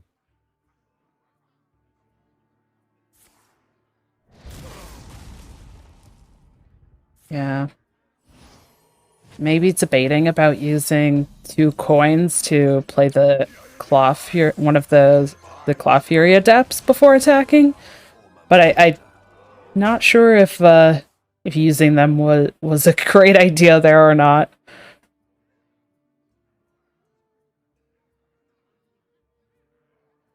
Probably not. Yeah. Seems a bit unnecessary.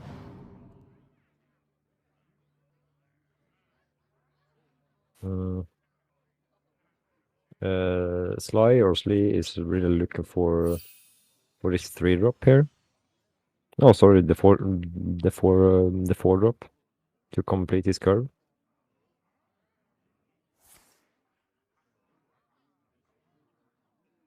There it is.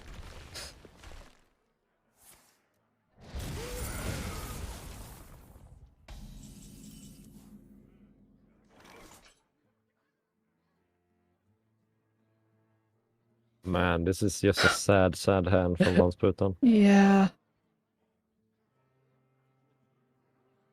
No draw, no press store, no golf, no impactful minions at all. No. I like this. Just to try to preserve the board because you've seen both condemns go away. Yeah. Problem is that it doesn't do much considering with our cost division we can see that the opponent sits on double taunt. Oh, and the 4-drop as well. Light cannot exist without the dark. Oh man. This is really, really sad. Yeah, this is not what the Druid wants at all. I like the play of just going for the spirit as well. That last turn. For sure. It doesn't progress the quest, up, but yeah, I mean it costs 6 anyway, so it doesn't really matter. true. And that sets up the Drake for as soon as the taunt dies, right? Yeah. Let's see what side of the bed I woke up on. Or just wants to go ahead and play the Nether Drake now. Go for the quest completion.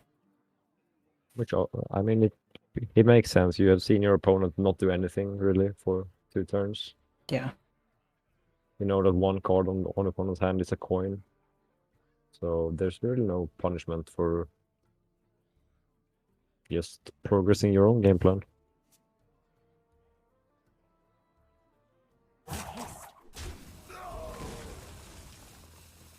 Does this starfish come down?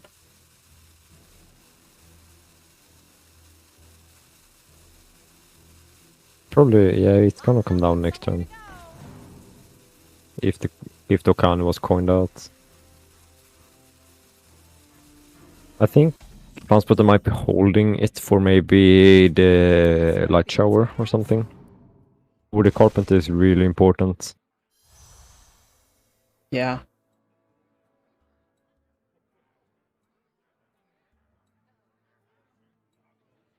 The problem is that Sly has both Okani and Mutinous on hand right now, Yeah. which are both brilliant counters to the Prestor. Yeah.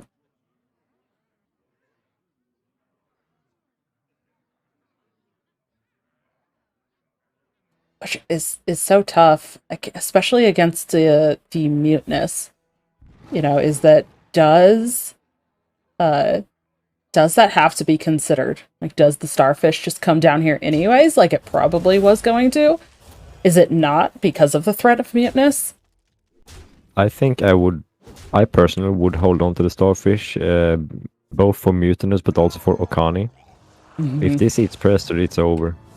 Oh, okay. Wow. Oh man. We might still have a game on our hands. We might, but Vansputan really needs to hit some draw, because Prestor alone is not enough to compete with the more expensive cards of the priest decks.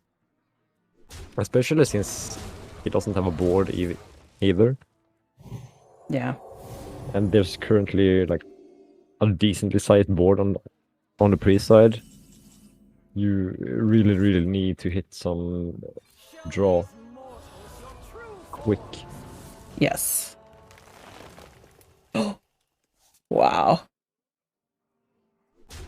It's a big, could be in the future, but like, well, just coins and innervates. This is not super great. I mean, if the Caligos hits Primordial Growth, or no, yes, the Yeah. growth, can't remember the names anymore. That could actually start to make things happen for Vansputan here. Yeah. The Discover is going to have to be really good. For sure. He needs to unfortunately sack the Dancer, but I don't think he's too sad about that. Ooh. Yeah. Okay. Yeah. It gets countered. Here comes the Caligos. See what these Discovers are. Not great. Those are quite terrible. Yeah. Those were pretty lackluster there. I guess Soul of the Forest is the best of those choices, especially considering that there's going to be some bodies on board after this. But I mean, yeah, but honestly, almost any other Druid spell was better. Like composting, like any spell that drew cards would have been really nice for him. Yep, I agree as well. That was not the greatest. Especially considering that Priest has tools that can silence as well. So kind of, I mean, obviously the choices weren't great, having to go in on that just to try to keep the board here. If there's any sort of silence effect on the other side, then that Soul of the Forest is absolutely terrible. Even now, even with that, still... Yeah, the thing is that even like without a silence, just a clear is enough. Yeah. Because the 2/2s don't do much versus the bigger taunts on the priest side.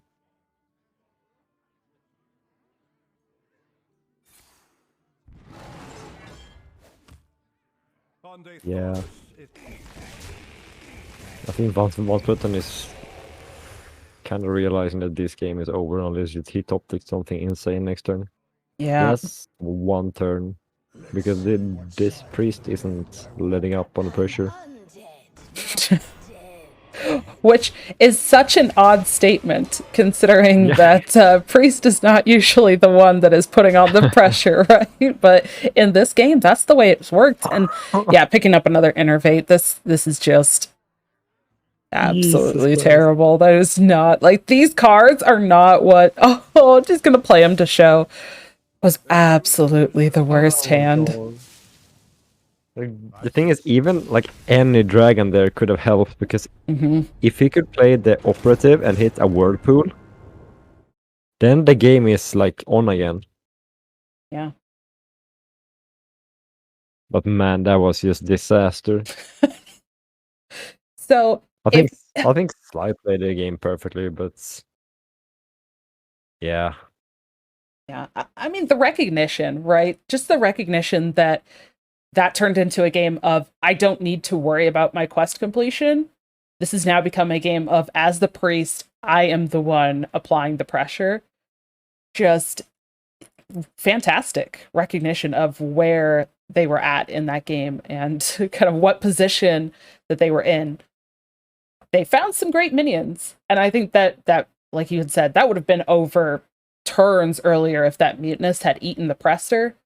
But yeah, even with the Prester still getting to come down, not drawing minions or anything to actually do, and then whiffing on the Discover as well, just it all just added up to complete disaster there. yeah, yeah. I don't think that like yeah, that was a game that was really, really out of Von Spitton's hands. Like I think he did what he could. Yeah. But the game didn't want to give him a chance.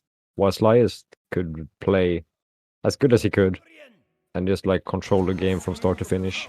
Yeah. But really, really fun to see Priest take a game. Yeah, well, now we're going to see the other kind of oddball deck that we haven't seen a lot of with the Paladin. And now Zlee is going to be the one on what appears to be Druid, which I think in this case, we keep talking about, no, it's actually Rogue. This case is where it matters, right? Because Zlee actually does have, oh no, Zlee brought Hunter, not Druid. It actually doesn't matter here. So, No. Van Spartan knows that this is Rogue. With every step, Yeah, but guides you. I don't think the mulligan matters that much in the like if it was a druid or a rogue either. And by the way, you can also see that it isn't a druid because there was no Renathal coming out. True. The druids are running Renathal. What are these options? Okay. Ooh, spicy. The choices that that these players are getting in their discovers are very interesting. Yeah, sure. I wonder if you ever pick Ashara here just to speed it up. I think Shroud is probably better, Yeah. but I mean Ashara early is really, really good to get her active on turn 5.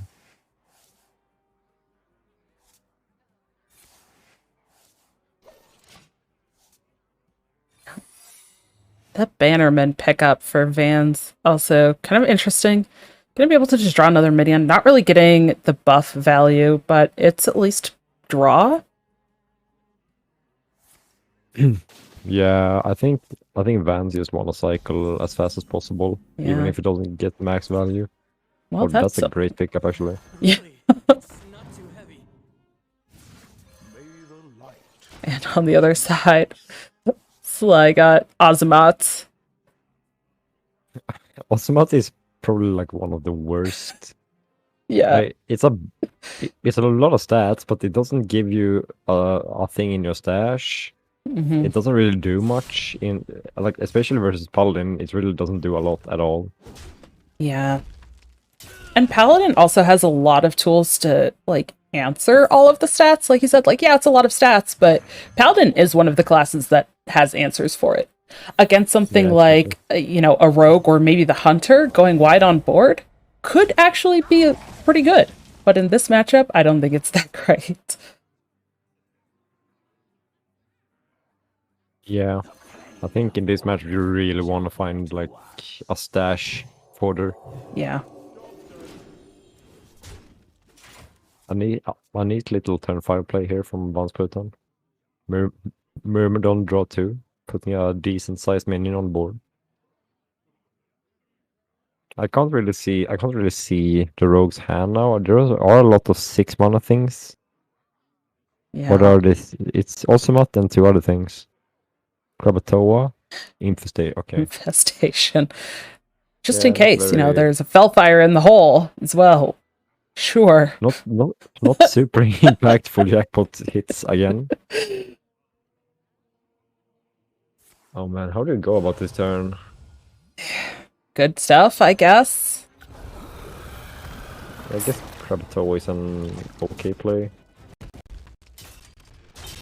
Have to waste a claw, but it's fine. Yeah.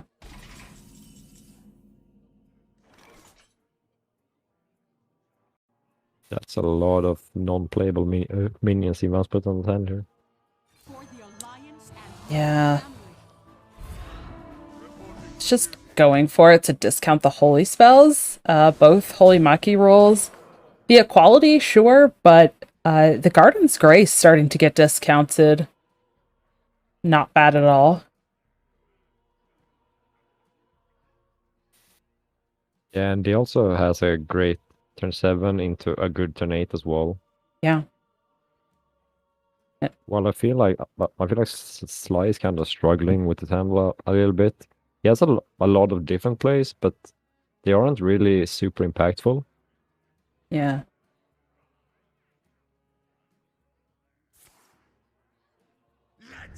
I would almost argue that it's like the opposite on the other side, right? Like Vance has multiple good turn 7 plays. Like you mentioned, a good turn 7 into a turn 8. There's several different routes that could happen this turn. The Hydrolodon coming down, I think even the Leviathan could probably be fine. But this just forces such a large board already, and it's only going into Zly's turn 7, which means it's not Scab's turn yet. So there is a higher potential for a lot of this damage to connect face next turn. Yeah, what's really funny about this is that this Hydrolodon came from Sly. It did. Yes, it did. Yeah,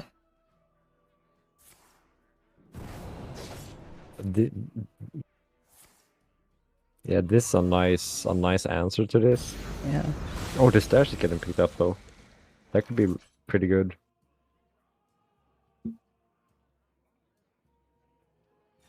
Okay, it's just the carryall. I was going to say, that was an interesting pickup. Maybe you could just go for the Immortalized in Stone and kind of get some minions on board, but also, again, that consideration of potentially a Scabs coming down. There's a lot of cards in hand already for Van, so probably doesn't want to do that, but getting this carryall hero power online is huge.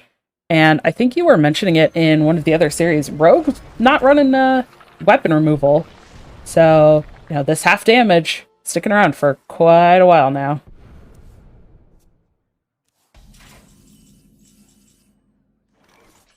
Yeah. And I also think that, as you said, this was way better versus Scabs. Yeah. Because if you play the 3 taunts into Scab, you're just stabbed. This is kind of troublesome for Landsputan though, because he actually doesn't have a removal here. What he does have is Mr. Smite that he sniped the buff on. 25% chance to get it and nailed it. Yeah, this actually puts Sly on a clock here. Absolutely. With the Garden's Grace, this is lethal next turn, I believe.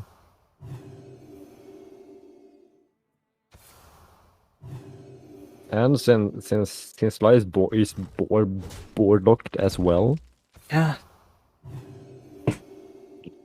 I don't think there's a way for him to avoid this.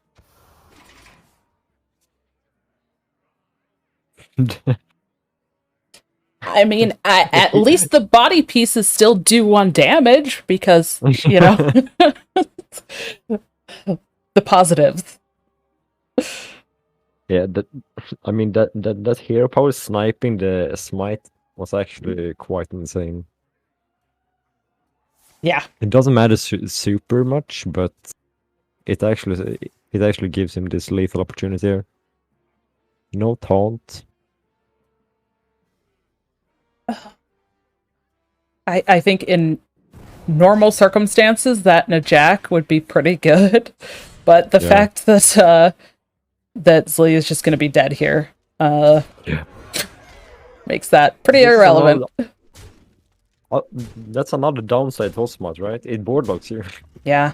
And if the opponent can take the 6+6 damage, then like you're board locked for the rest of the game, you know? Yep.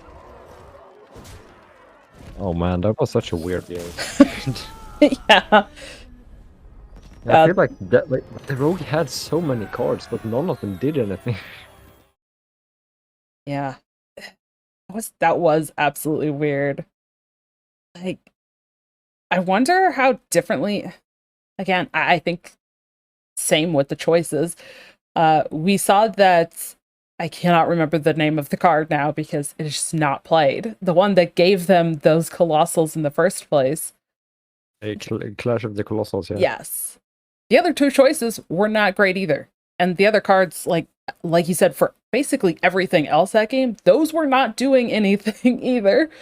It's like picking that, Clash of the Colossals just was kind of hoping that it gave Zlee something to actually do. Yeah. I mean, he was really looking for like Nechelon, maybe Krabatoa, Yeah. Hydrolodon. Like there were so many good hits, except Osmond. Like Yeah. Osmond is probably the worst hit versus the Paladin. No Oh, joke. it was so bad. All right, so we're up 1-1 now, right? Yes. Yeah. Should be tied up now. Bringing in the Hunter here. We talked about that before the series started versus Vansperon's Druid. Much better hand already for Vanspot in this game compared to the last one. Yes. Got the Presto on 5 if he wants to. Even on 4. Mm-hmm.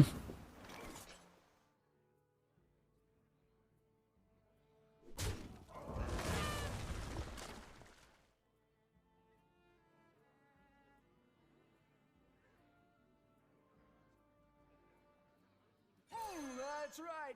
Feel the groove. Yeah. Looks like Doesn't matter. Yeah. It's kind of the same either way. I guess this way just at least gets a body on the board this turn. But Zlee does have the perfect answer for the body. Two canines. Oh wow.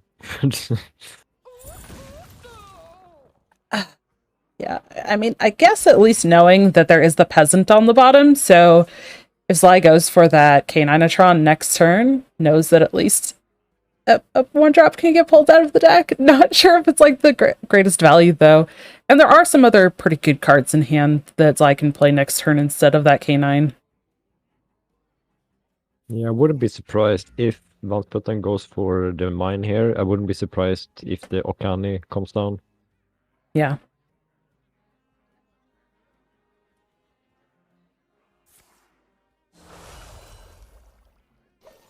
Strictly need to know. Interesting choice, at least. I don't think that choice actually matters at all.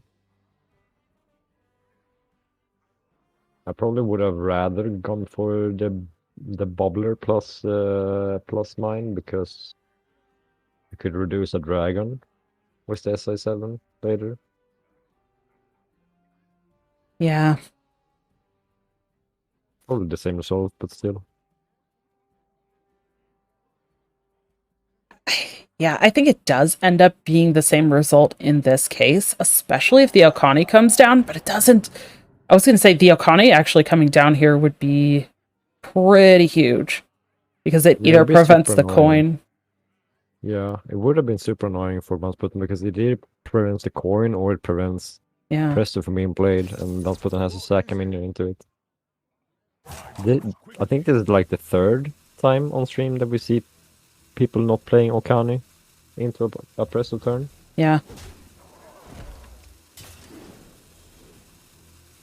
I mean, obviously they don't know. Well, actually, he does know that the Presto is coming. Huh. Yeah.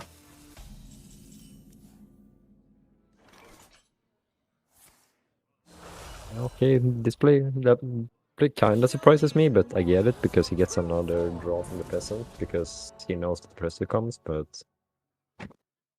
not sure if it's worth or not. Kind of hard to say.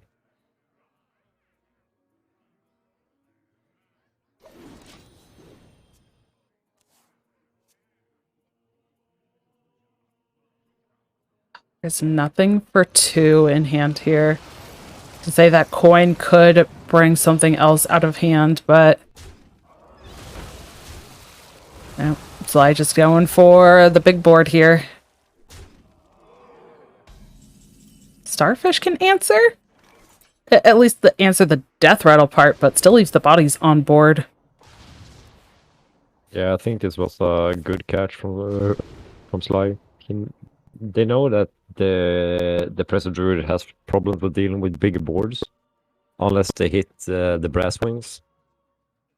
So getting a larger board out ASAP is probably the correct way to go about this matchup.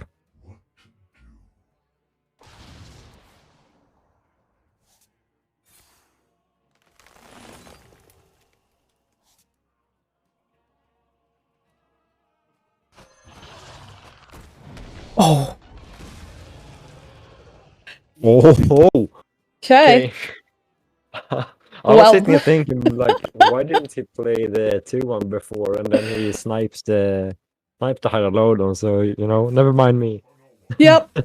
Yep. Bro. The 1 and 6. Wow. And it didn't discard the starfish either, which can still be pretty relevant in this matchup. So that actually just worked out so well, I think. Yeah. Actually insane sniping from Landsputten here. Yeah.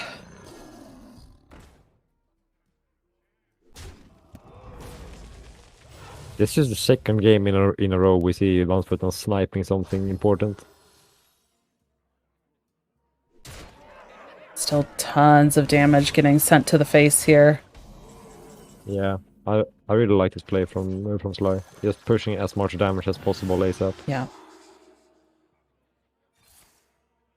And we see Landsputten again starting to run out of stuff in his hand. Yeah.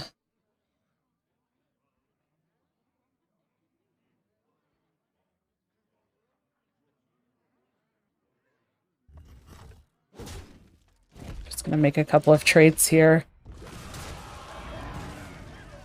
Still feels like there's some options in hand for Sly here, though. And that's the King K picked up, Yeah. which means that 8 damage is heading for the face turn line. Yeah, Okani plus the ramming mount. And just Mork. Yeah.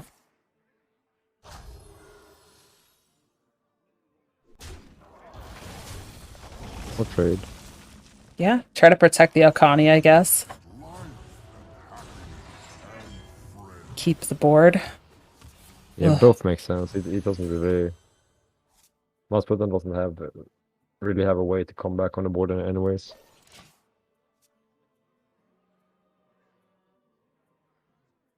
Hmm.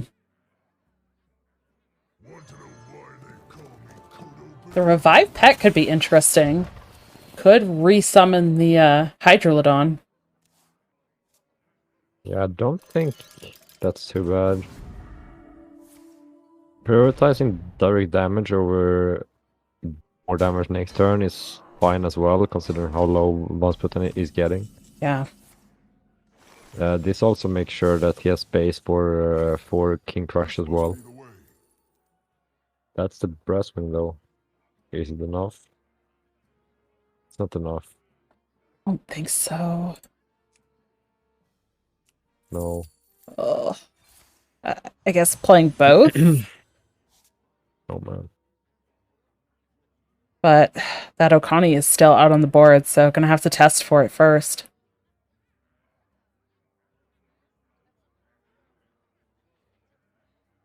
Yeah, and not enough damage gets removed, so he's still dead to King Crush.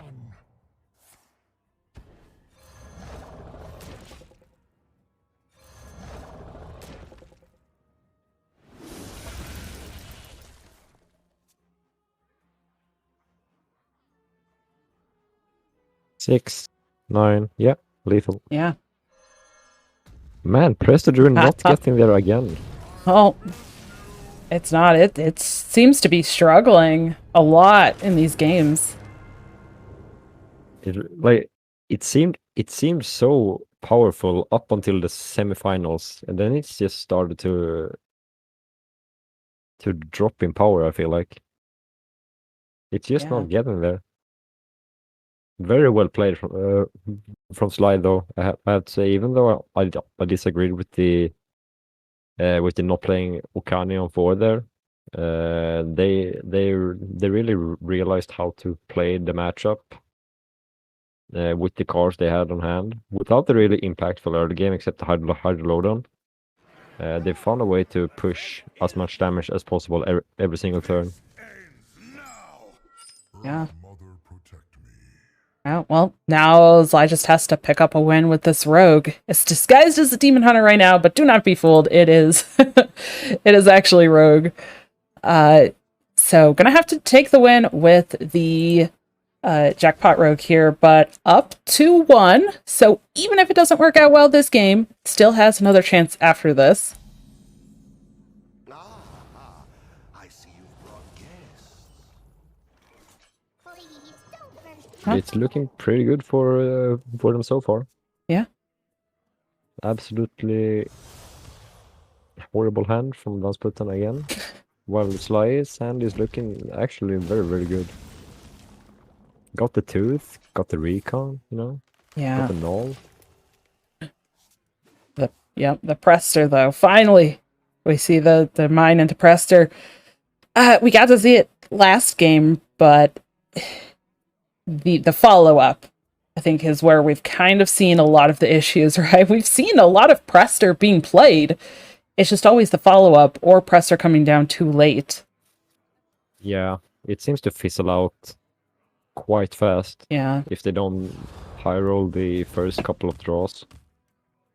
Taking the Ram, very interesting. I think if that Ram Death Rattle goes off, Krakatoa could look very, very good coming out for pretty cheap there. Yeah, you don't spit on a 4-mana Krakatoa, that's for sure. Yeah.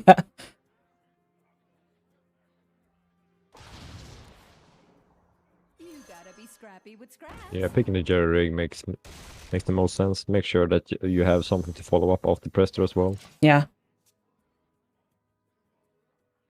Also pretty interesting too, getting both halves, not having to make the choice between which, going for the high or low, but going for the high after the Prester comes down means that Guff can come into hand too and just create even more of a follow-up. Yeah.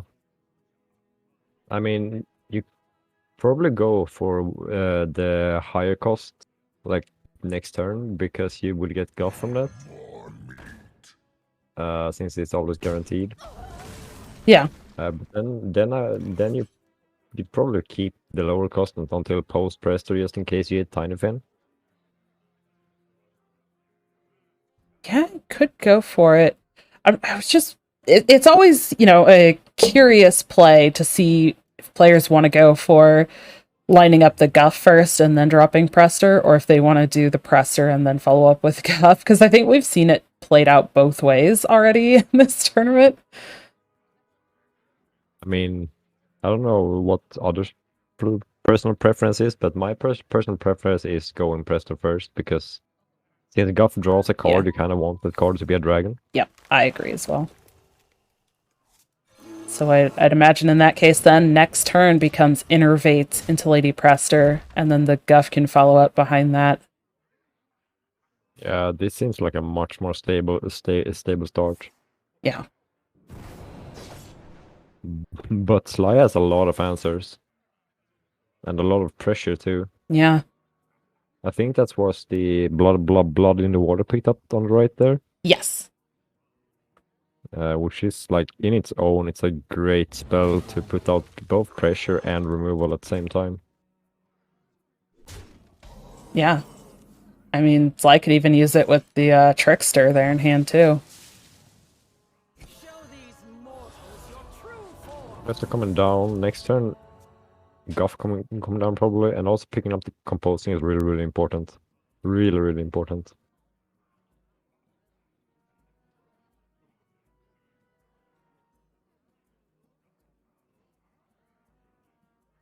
A lot of choices What here. would you want to do here?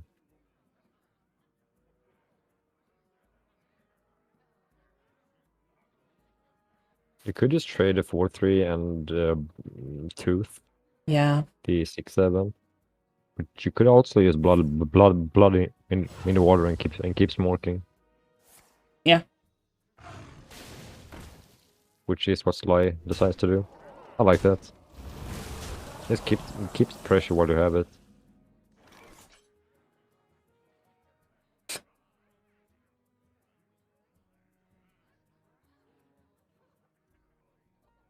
Compostings look a little bit odd in hand right now, but they might get some value in the next couple of turns. Oh, definitely.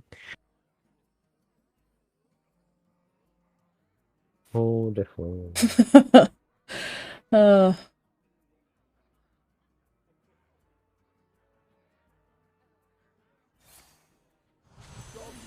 for draw. Okay, Caligos again.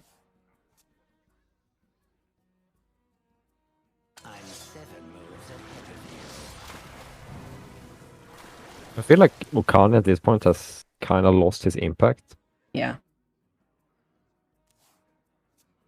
Because Vansputin can easily just drop any bad dragon or minion. Yeah. Ooh, Mida though. Mida is such a good defensive card to get from Recon. Oh, yeah. Especially in matchups like these. Yeah. And with things like Contraband Stash, you know you're going to be getting it back later. Getting lots, and Rogue always has draw.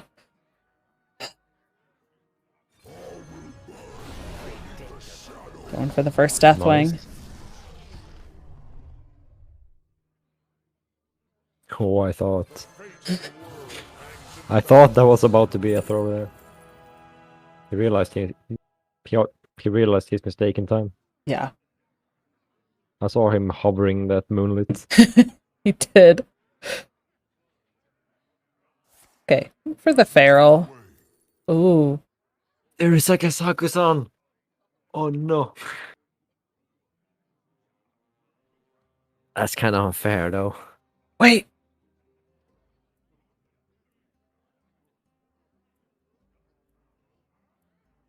That rope's burning again. Has to play it. Yeah, okay. So you gotta pick up the You other never copy do from that. the deck. Yeah. How many more dragons need to be played? 2 still? Okay. Could happen next turn, potentially. How much damage is Slice taking on though? You got the stab, you got the fury, that's 7. You got 10, 17, 19. He's currently 9 damage of lethal. Yeah.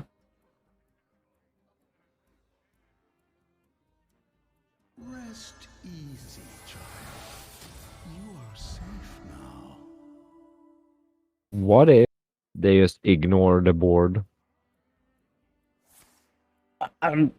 I think that's fine. Maybe okay. I can see the killing off the Caligos, Yeah. but yeah, just smack face. I've been doing this the whole time, anyways. Why not? Just keep going face. Why Put on not, the right? pressure. I mean, the only healing the Pressure Druid has is potential heal dragons in the rogue's mind. And if they do, so be it, right? Yeah. Unfortunately for Slee, Vansputin do have the Feral Edge. Oh. Oh. Goodbye, Kazaka-san. It's probably not the biggest deal, but it could be devastating. Yeah. I think as long as there's potential... Oh, interesting. As long as there's potential to keep, actually playing minions and keep board presence, it's not that bad. Yeah, I mean, the rogue does have only three cards on hand, so it's not the end of the world, but it still feels really bad. Yes. And that Caligos is no longer a little small dragon. The scab something, Oh, bro! Wait. Your enemy's close, and your shadow's closer. Oh, wow. Okay. Full hand. What's gonna get burned? Might not be relevant. Oh, these dragons cost so much now. Yeah, I was thinking that, okay, he put out a huge board here. There's no way, right? The only way is scabs, and immediately hit scabs. Oh man, rogue. I mean, it's fitting. The amount of top decks like that we have seen in this tournament today. You got to keep the top decks going in the finals. This is the finals. Come on. Yeah, and he continues this spree by hitting the jackpot of the top when his hand is empty as well. Yeah. What is that? That's the top of the idol, but what's the 6 mana? Oh, it's the rats. Oh, Rats. that's not good.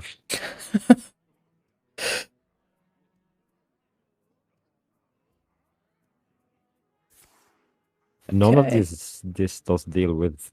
Oh wait. Krakatoa?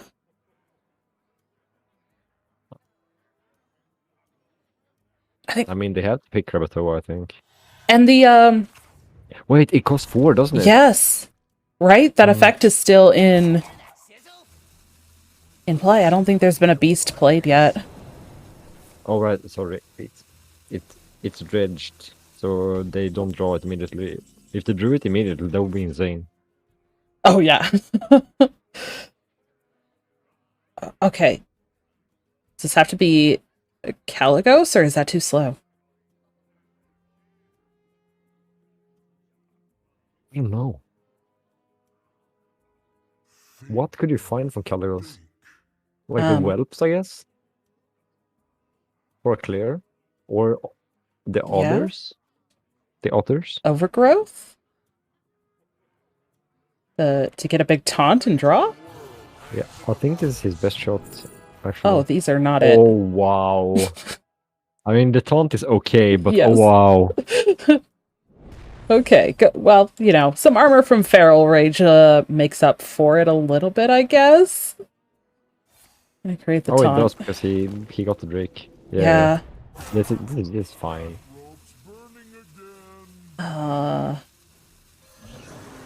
Yeah, this is fine. Gets to find another dragon?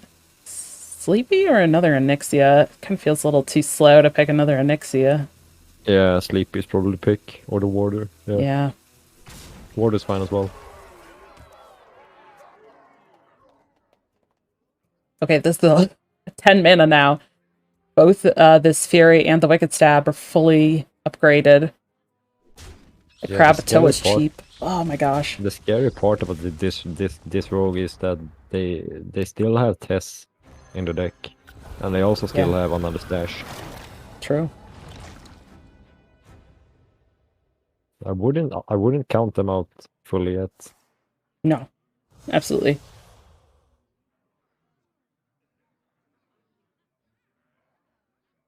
Oh, I love this.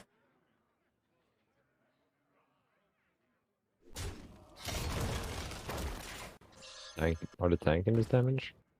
I Probably. think so. Yeah, just take the 6 to face. Use the Yeah, Wicked stab Stab to the clear, or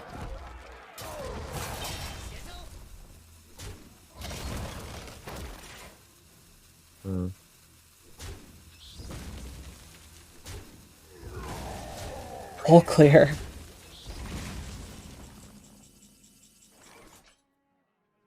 I mean, I like the full clear because you would be a bit afraid at this point as the rogue. Like an Alex off the top is just 8 damage instantly. Yeah. Don't let them harm the eggs.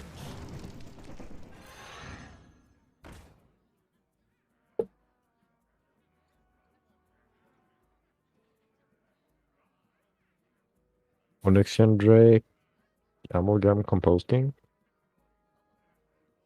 Probably. Composting first. Oh, Okay, fair enough, dude. Fair enough. well, you Never know. mind me. I was like, why would you not go full composting? Your hand is almost empty. Oh, Yeah, never doubt the players. and the Murazon.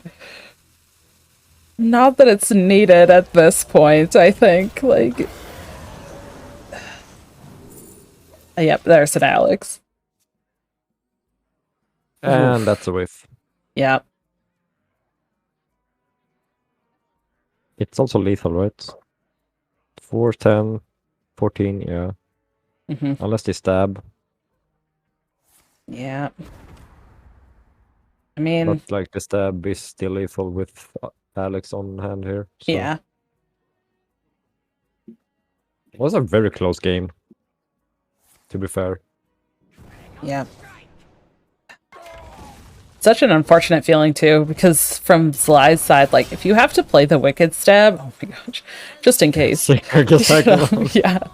Like having to use that stab on a minion and you're most likely dead anyways. It's like, how do you ever win from that? Even if you weren't dead at that point, how do you ever come back and actually win? Yeah, definitely. Oh. Going to a game 5. No, these matches, I can't. My brain. I know these games. Do you remember the first game? That quest priest that just like smorked down the druid? What happened? Yeah. What happened in this series where we slid so far? Wow. Oh, and oh my god, this last matchup is fantastic. It's Jackpot Rogue versus Jackpot Rogue. Oh All no. right. What? All right.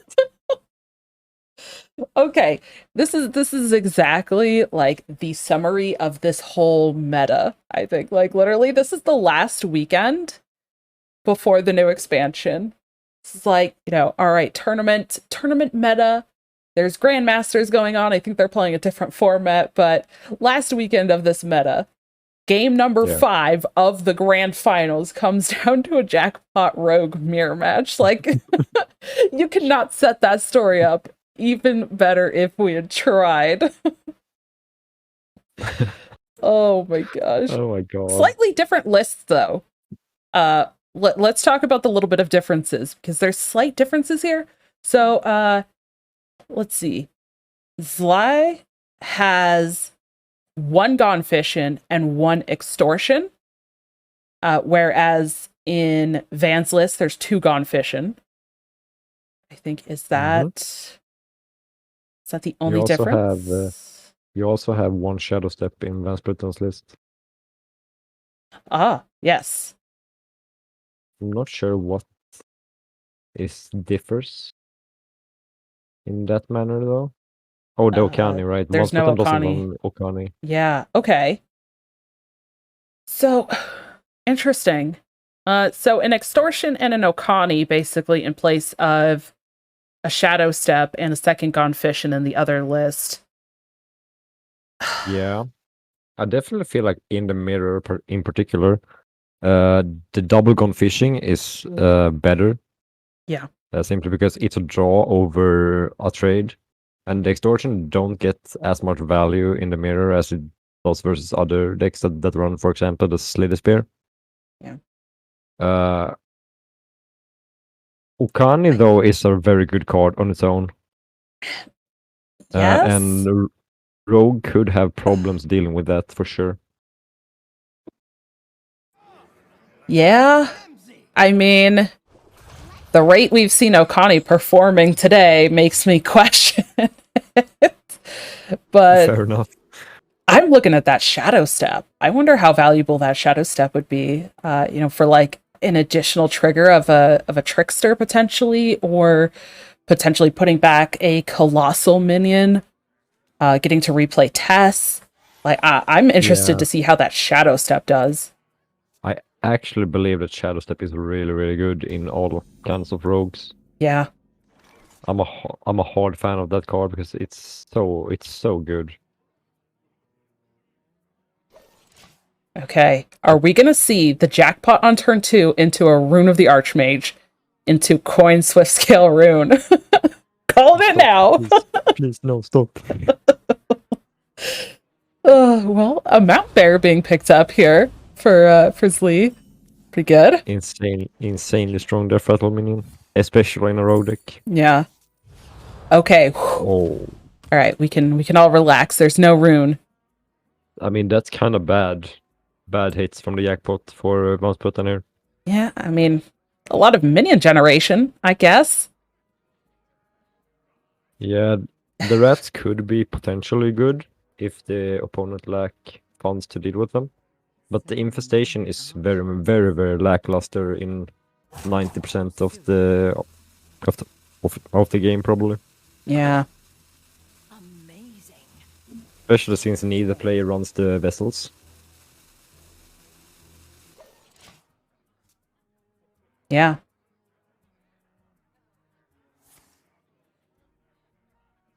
It's like, Ooh. oh.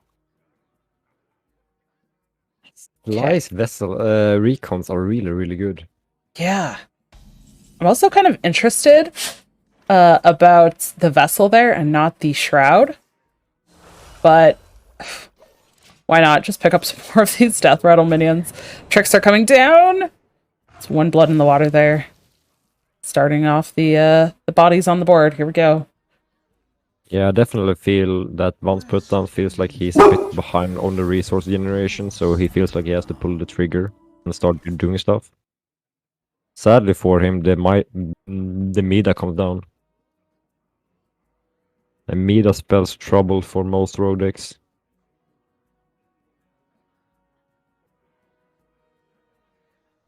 Mida?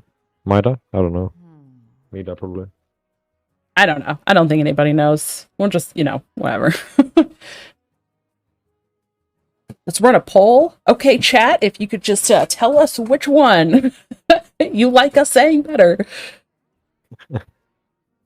Yeah, it really is so interesting. I don't think we really got to see it in was it the last game or 2 games ago that it was also picked up, but we didn't really get to see it as much in that game. So it coming out this early, we're probably going to see a lot more of it from this game. Yeah, definitely. I find it interesting that Valputta chooses to ignore Mida here. Oh man. The contraband stash in hand now too. Oh, the power level difference of these recons are insane. Yeah. Okay. I mean, there's a lot of options coming up in the next 2 turns now for Van here. Yeah, but are any of them good enough? I highly doubt so. Rabatoa? Like, Question mark? yeah, like Sly next time can probably can just play a contraband stash and get another meat and another bear and the game is over. Yeah. Like that, it's so strong.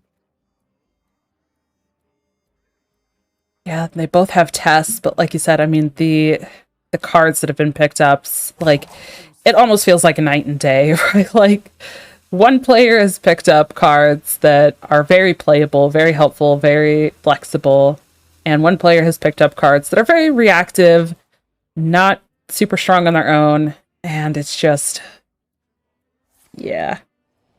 Here comes the stash. Good night. Oh my gosh. Like, I don't want to count one foot out, but how? How? It would have to be something like, picking up the second jackpot and finding something like Rune into a mass polymorph. Like, it's going to take a lot. I think Null trade the 5-1, and then Trickster, Infestation, and Tooth the bear and then Bear. pray. Yeah. Like I think I think that's the only out he has. Yeah. Oh, this is the most amount of imps I've ever seen played off of Infestation. Yeah, and that's really saying something about the power level of that card. Yes. Oh, wow! Nice discover. What do we even pick here? Ice Barrier or Void Shard, right? It has to be, I mean, but they are both kind of unplayable for the next like 2 turns. yeah. They're staring down like what, 12 damage. The scabs just came into hand too. If somehow this board gets answered. Oh my god. Yep. Another Also, not to trickster. forget, the test is in hand, which Yeah. means that there are more Nefertals coming. Ooh, I like this too. Slee going in on the Okani. Here's the difference in the deck list. You talked about that Okani. I mean, getting it off of Shroud. That just makes it even better. Yes. It just like Can't gives play it. fuel to the fire. Gabs is actually a really good pickup. Can't play it this turn.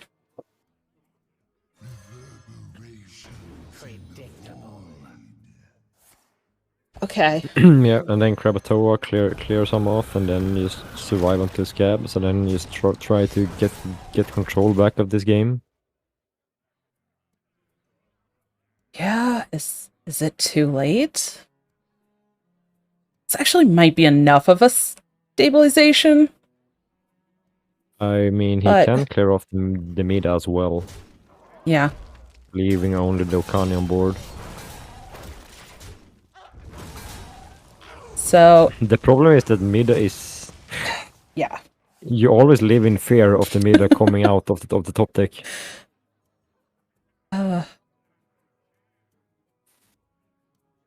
Yeah, they say don't fear the Reaper, but it's really fear the Meta. Okay, I was gonna say, is it even actually the scabs this turn?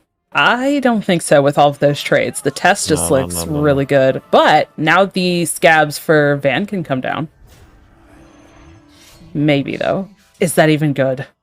I mean, it's not good, but it's the best he can do Yeah. at this point. It's so rough because it's one of those plays of it means Van doesn't die this turn, but it's still not really putting them in the best position to start winning the game. Nope. And the thing is, Sly can just rinse and repeat, do the exact same thing again. Yep. Put the exact same minions on board. And essentially got extras of them too. Yep. You are safe now.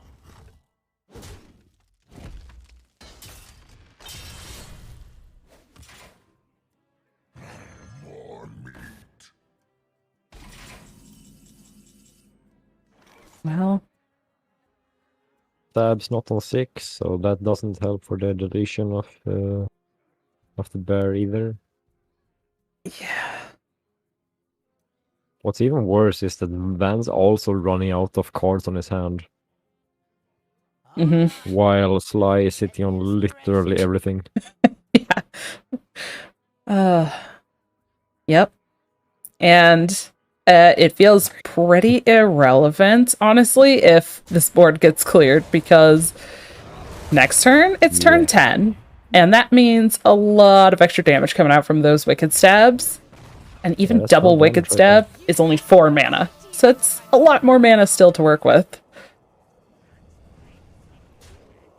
Infestation first, good.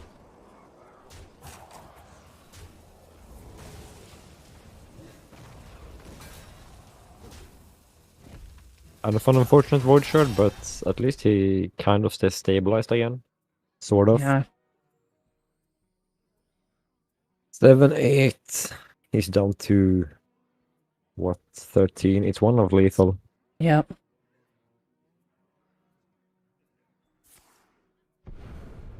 Can the Gone Fishing find anything?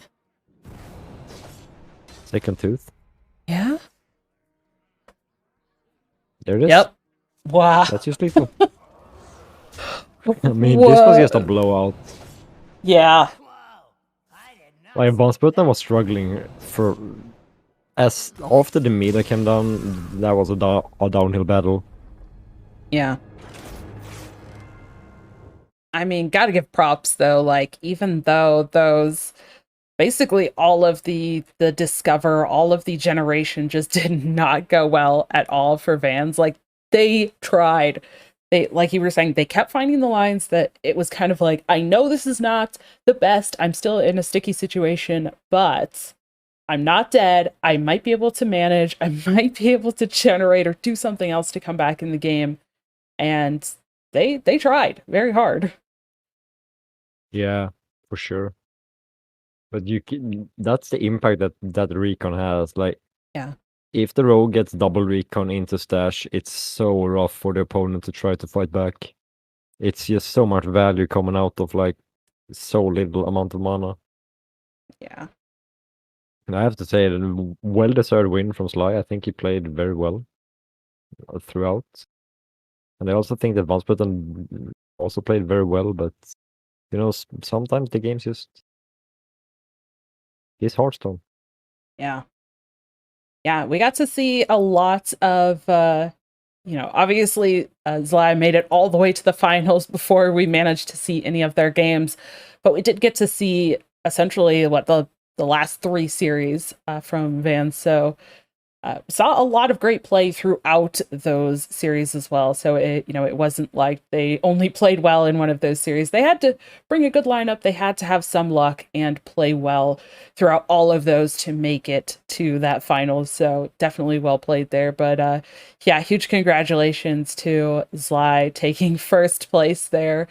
Really well done. I think that was a very exciting and fun like send off to this expansion, just saying, all right, adios expansion, it's on to the next now as we get ready for next week. I'm excited. I don't know how excited everybody else is, ready to move on into some new decks. Oh yeah, for sure. Yes. But yeah, as this is the end now, thank you so much for joining me today, Chewie. It was so much fun getting to cast with you and Heart as well. But I do hope that we get to see more casting from you as well. Yeah, thank you so much for having me. It was a great pleasure. Always fun to cast some Hearthstone games. Always love to see a bit of more unknown players making it through as well. It's really fun.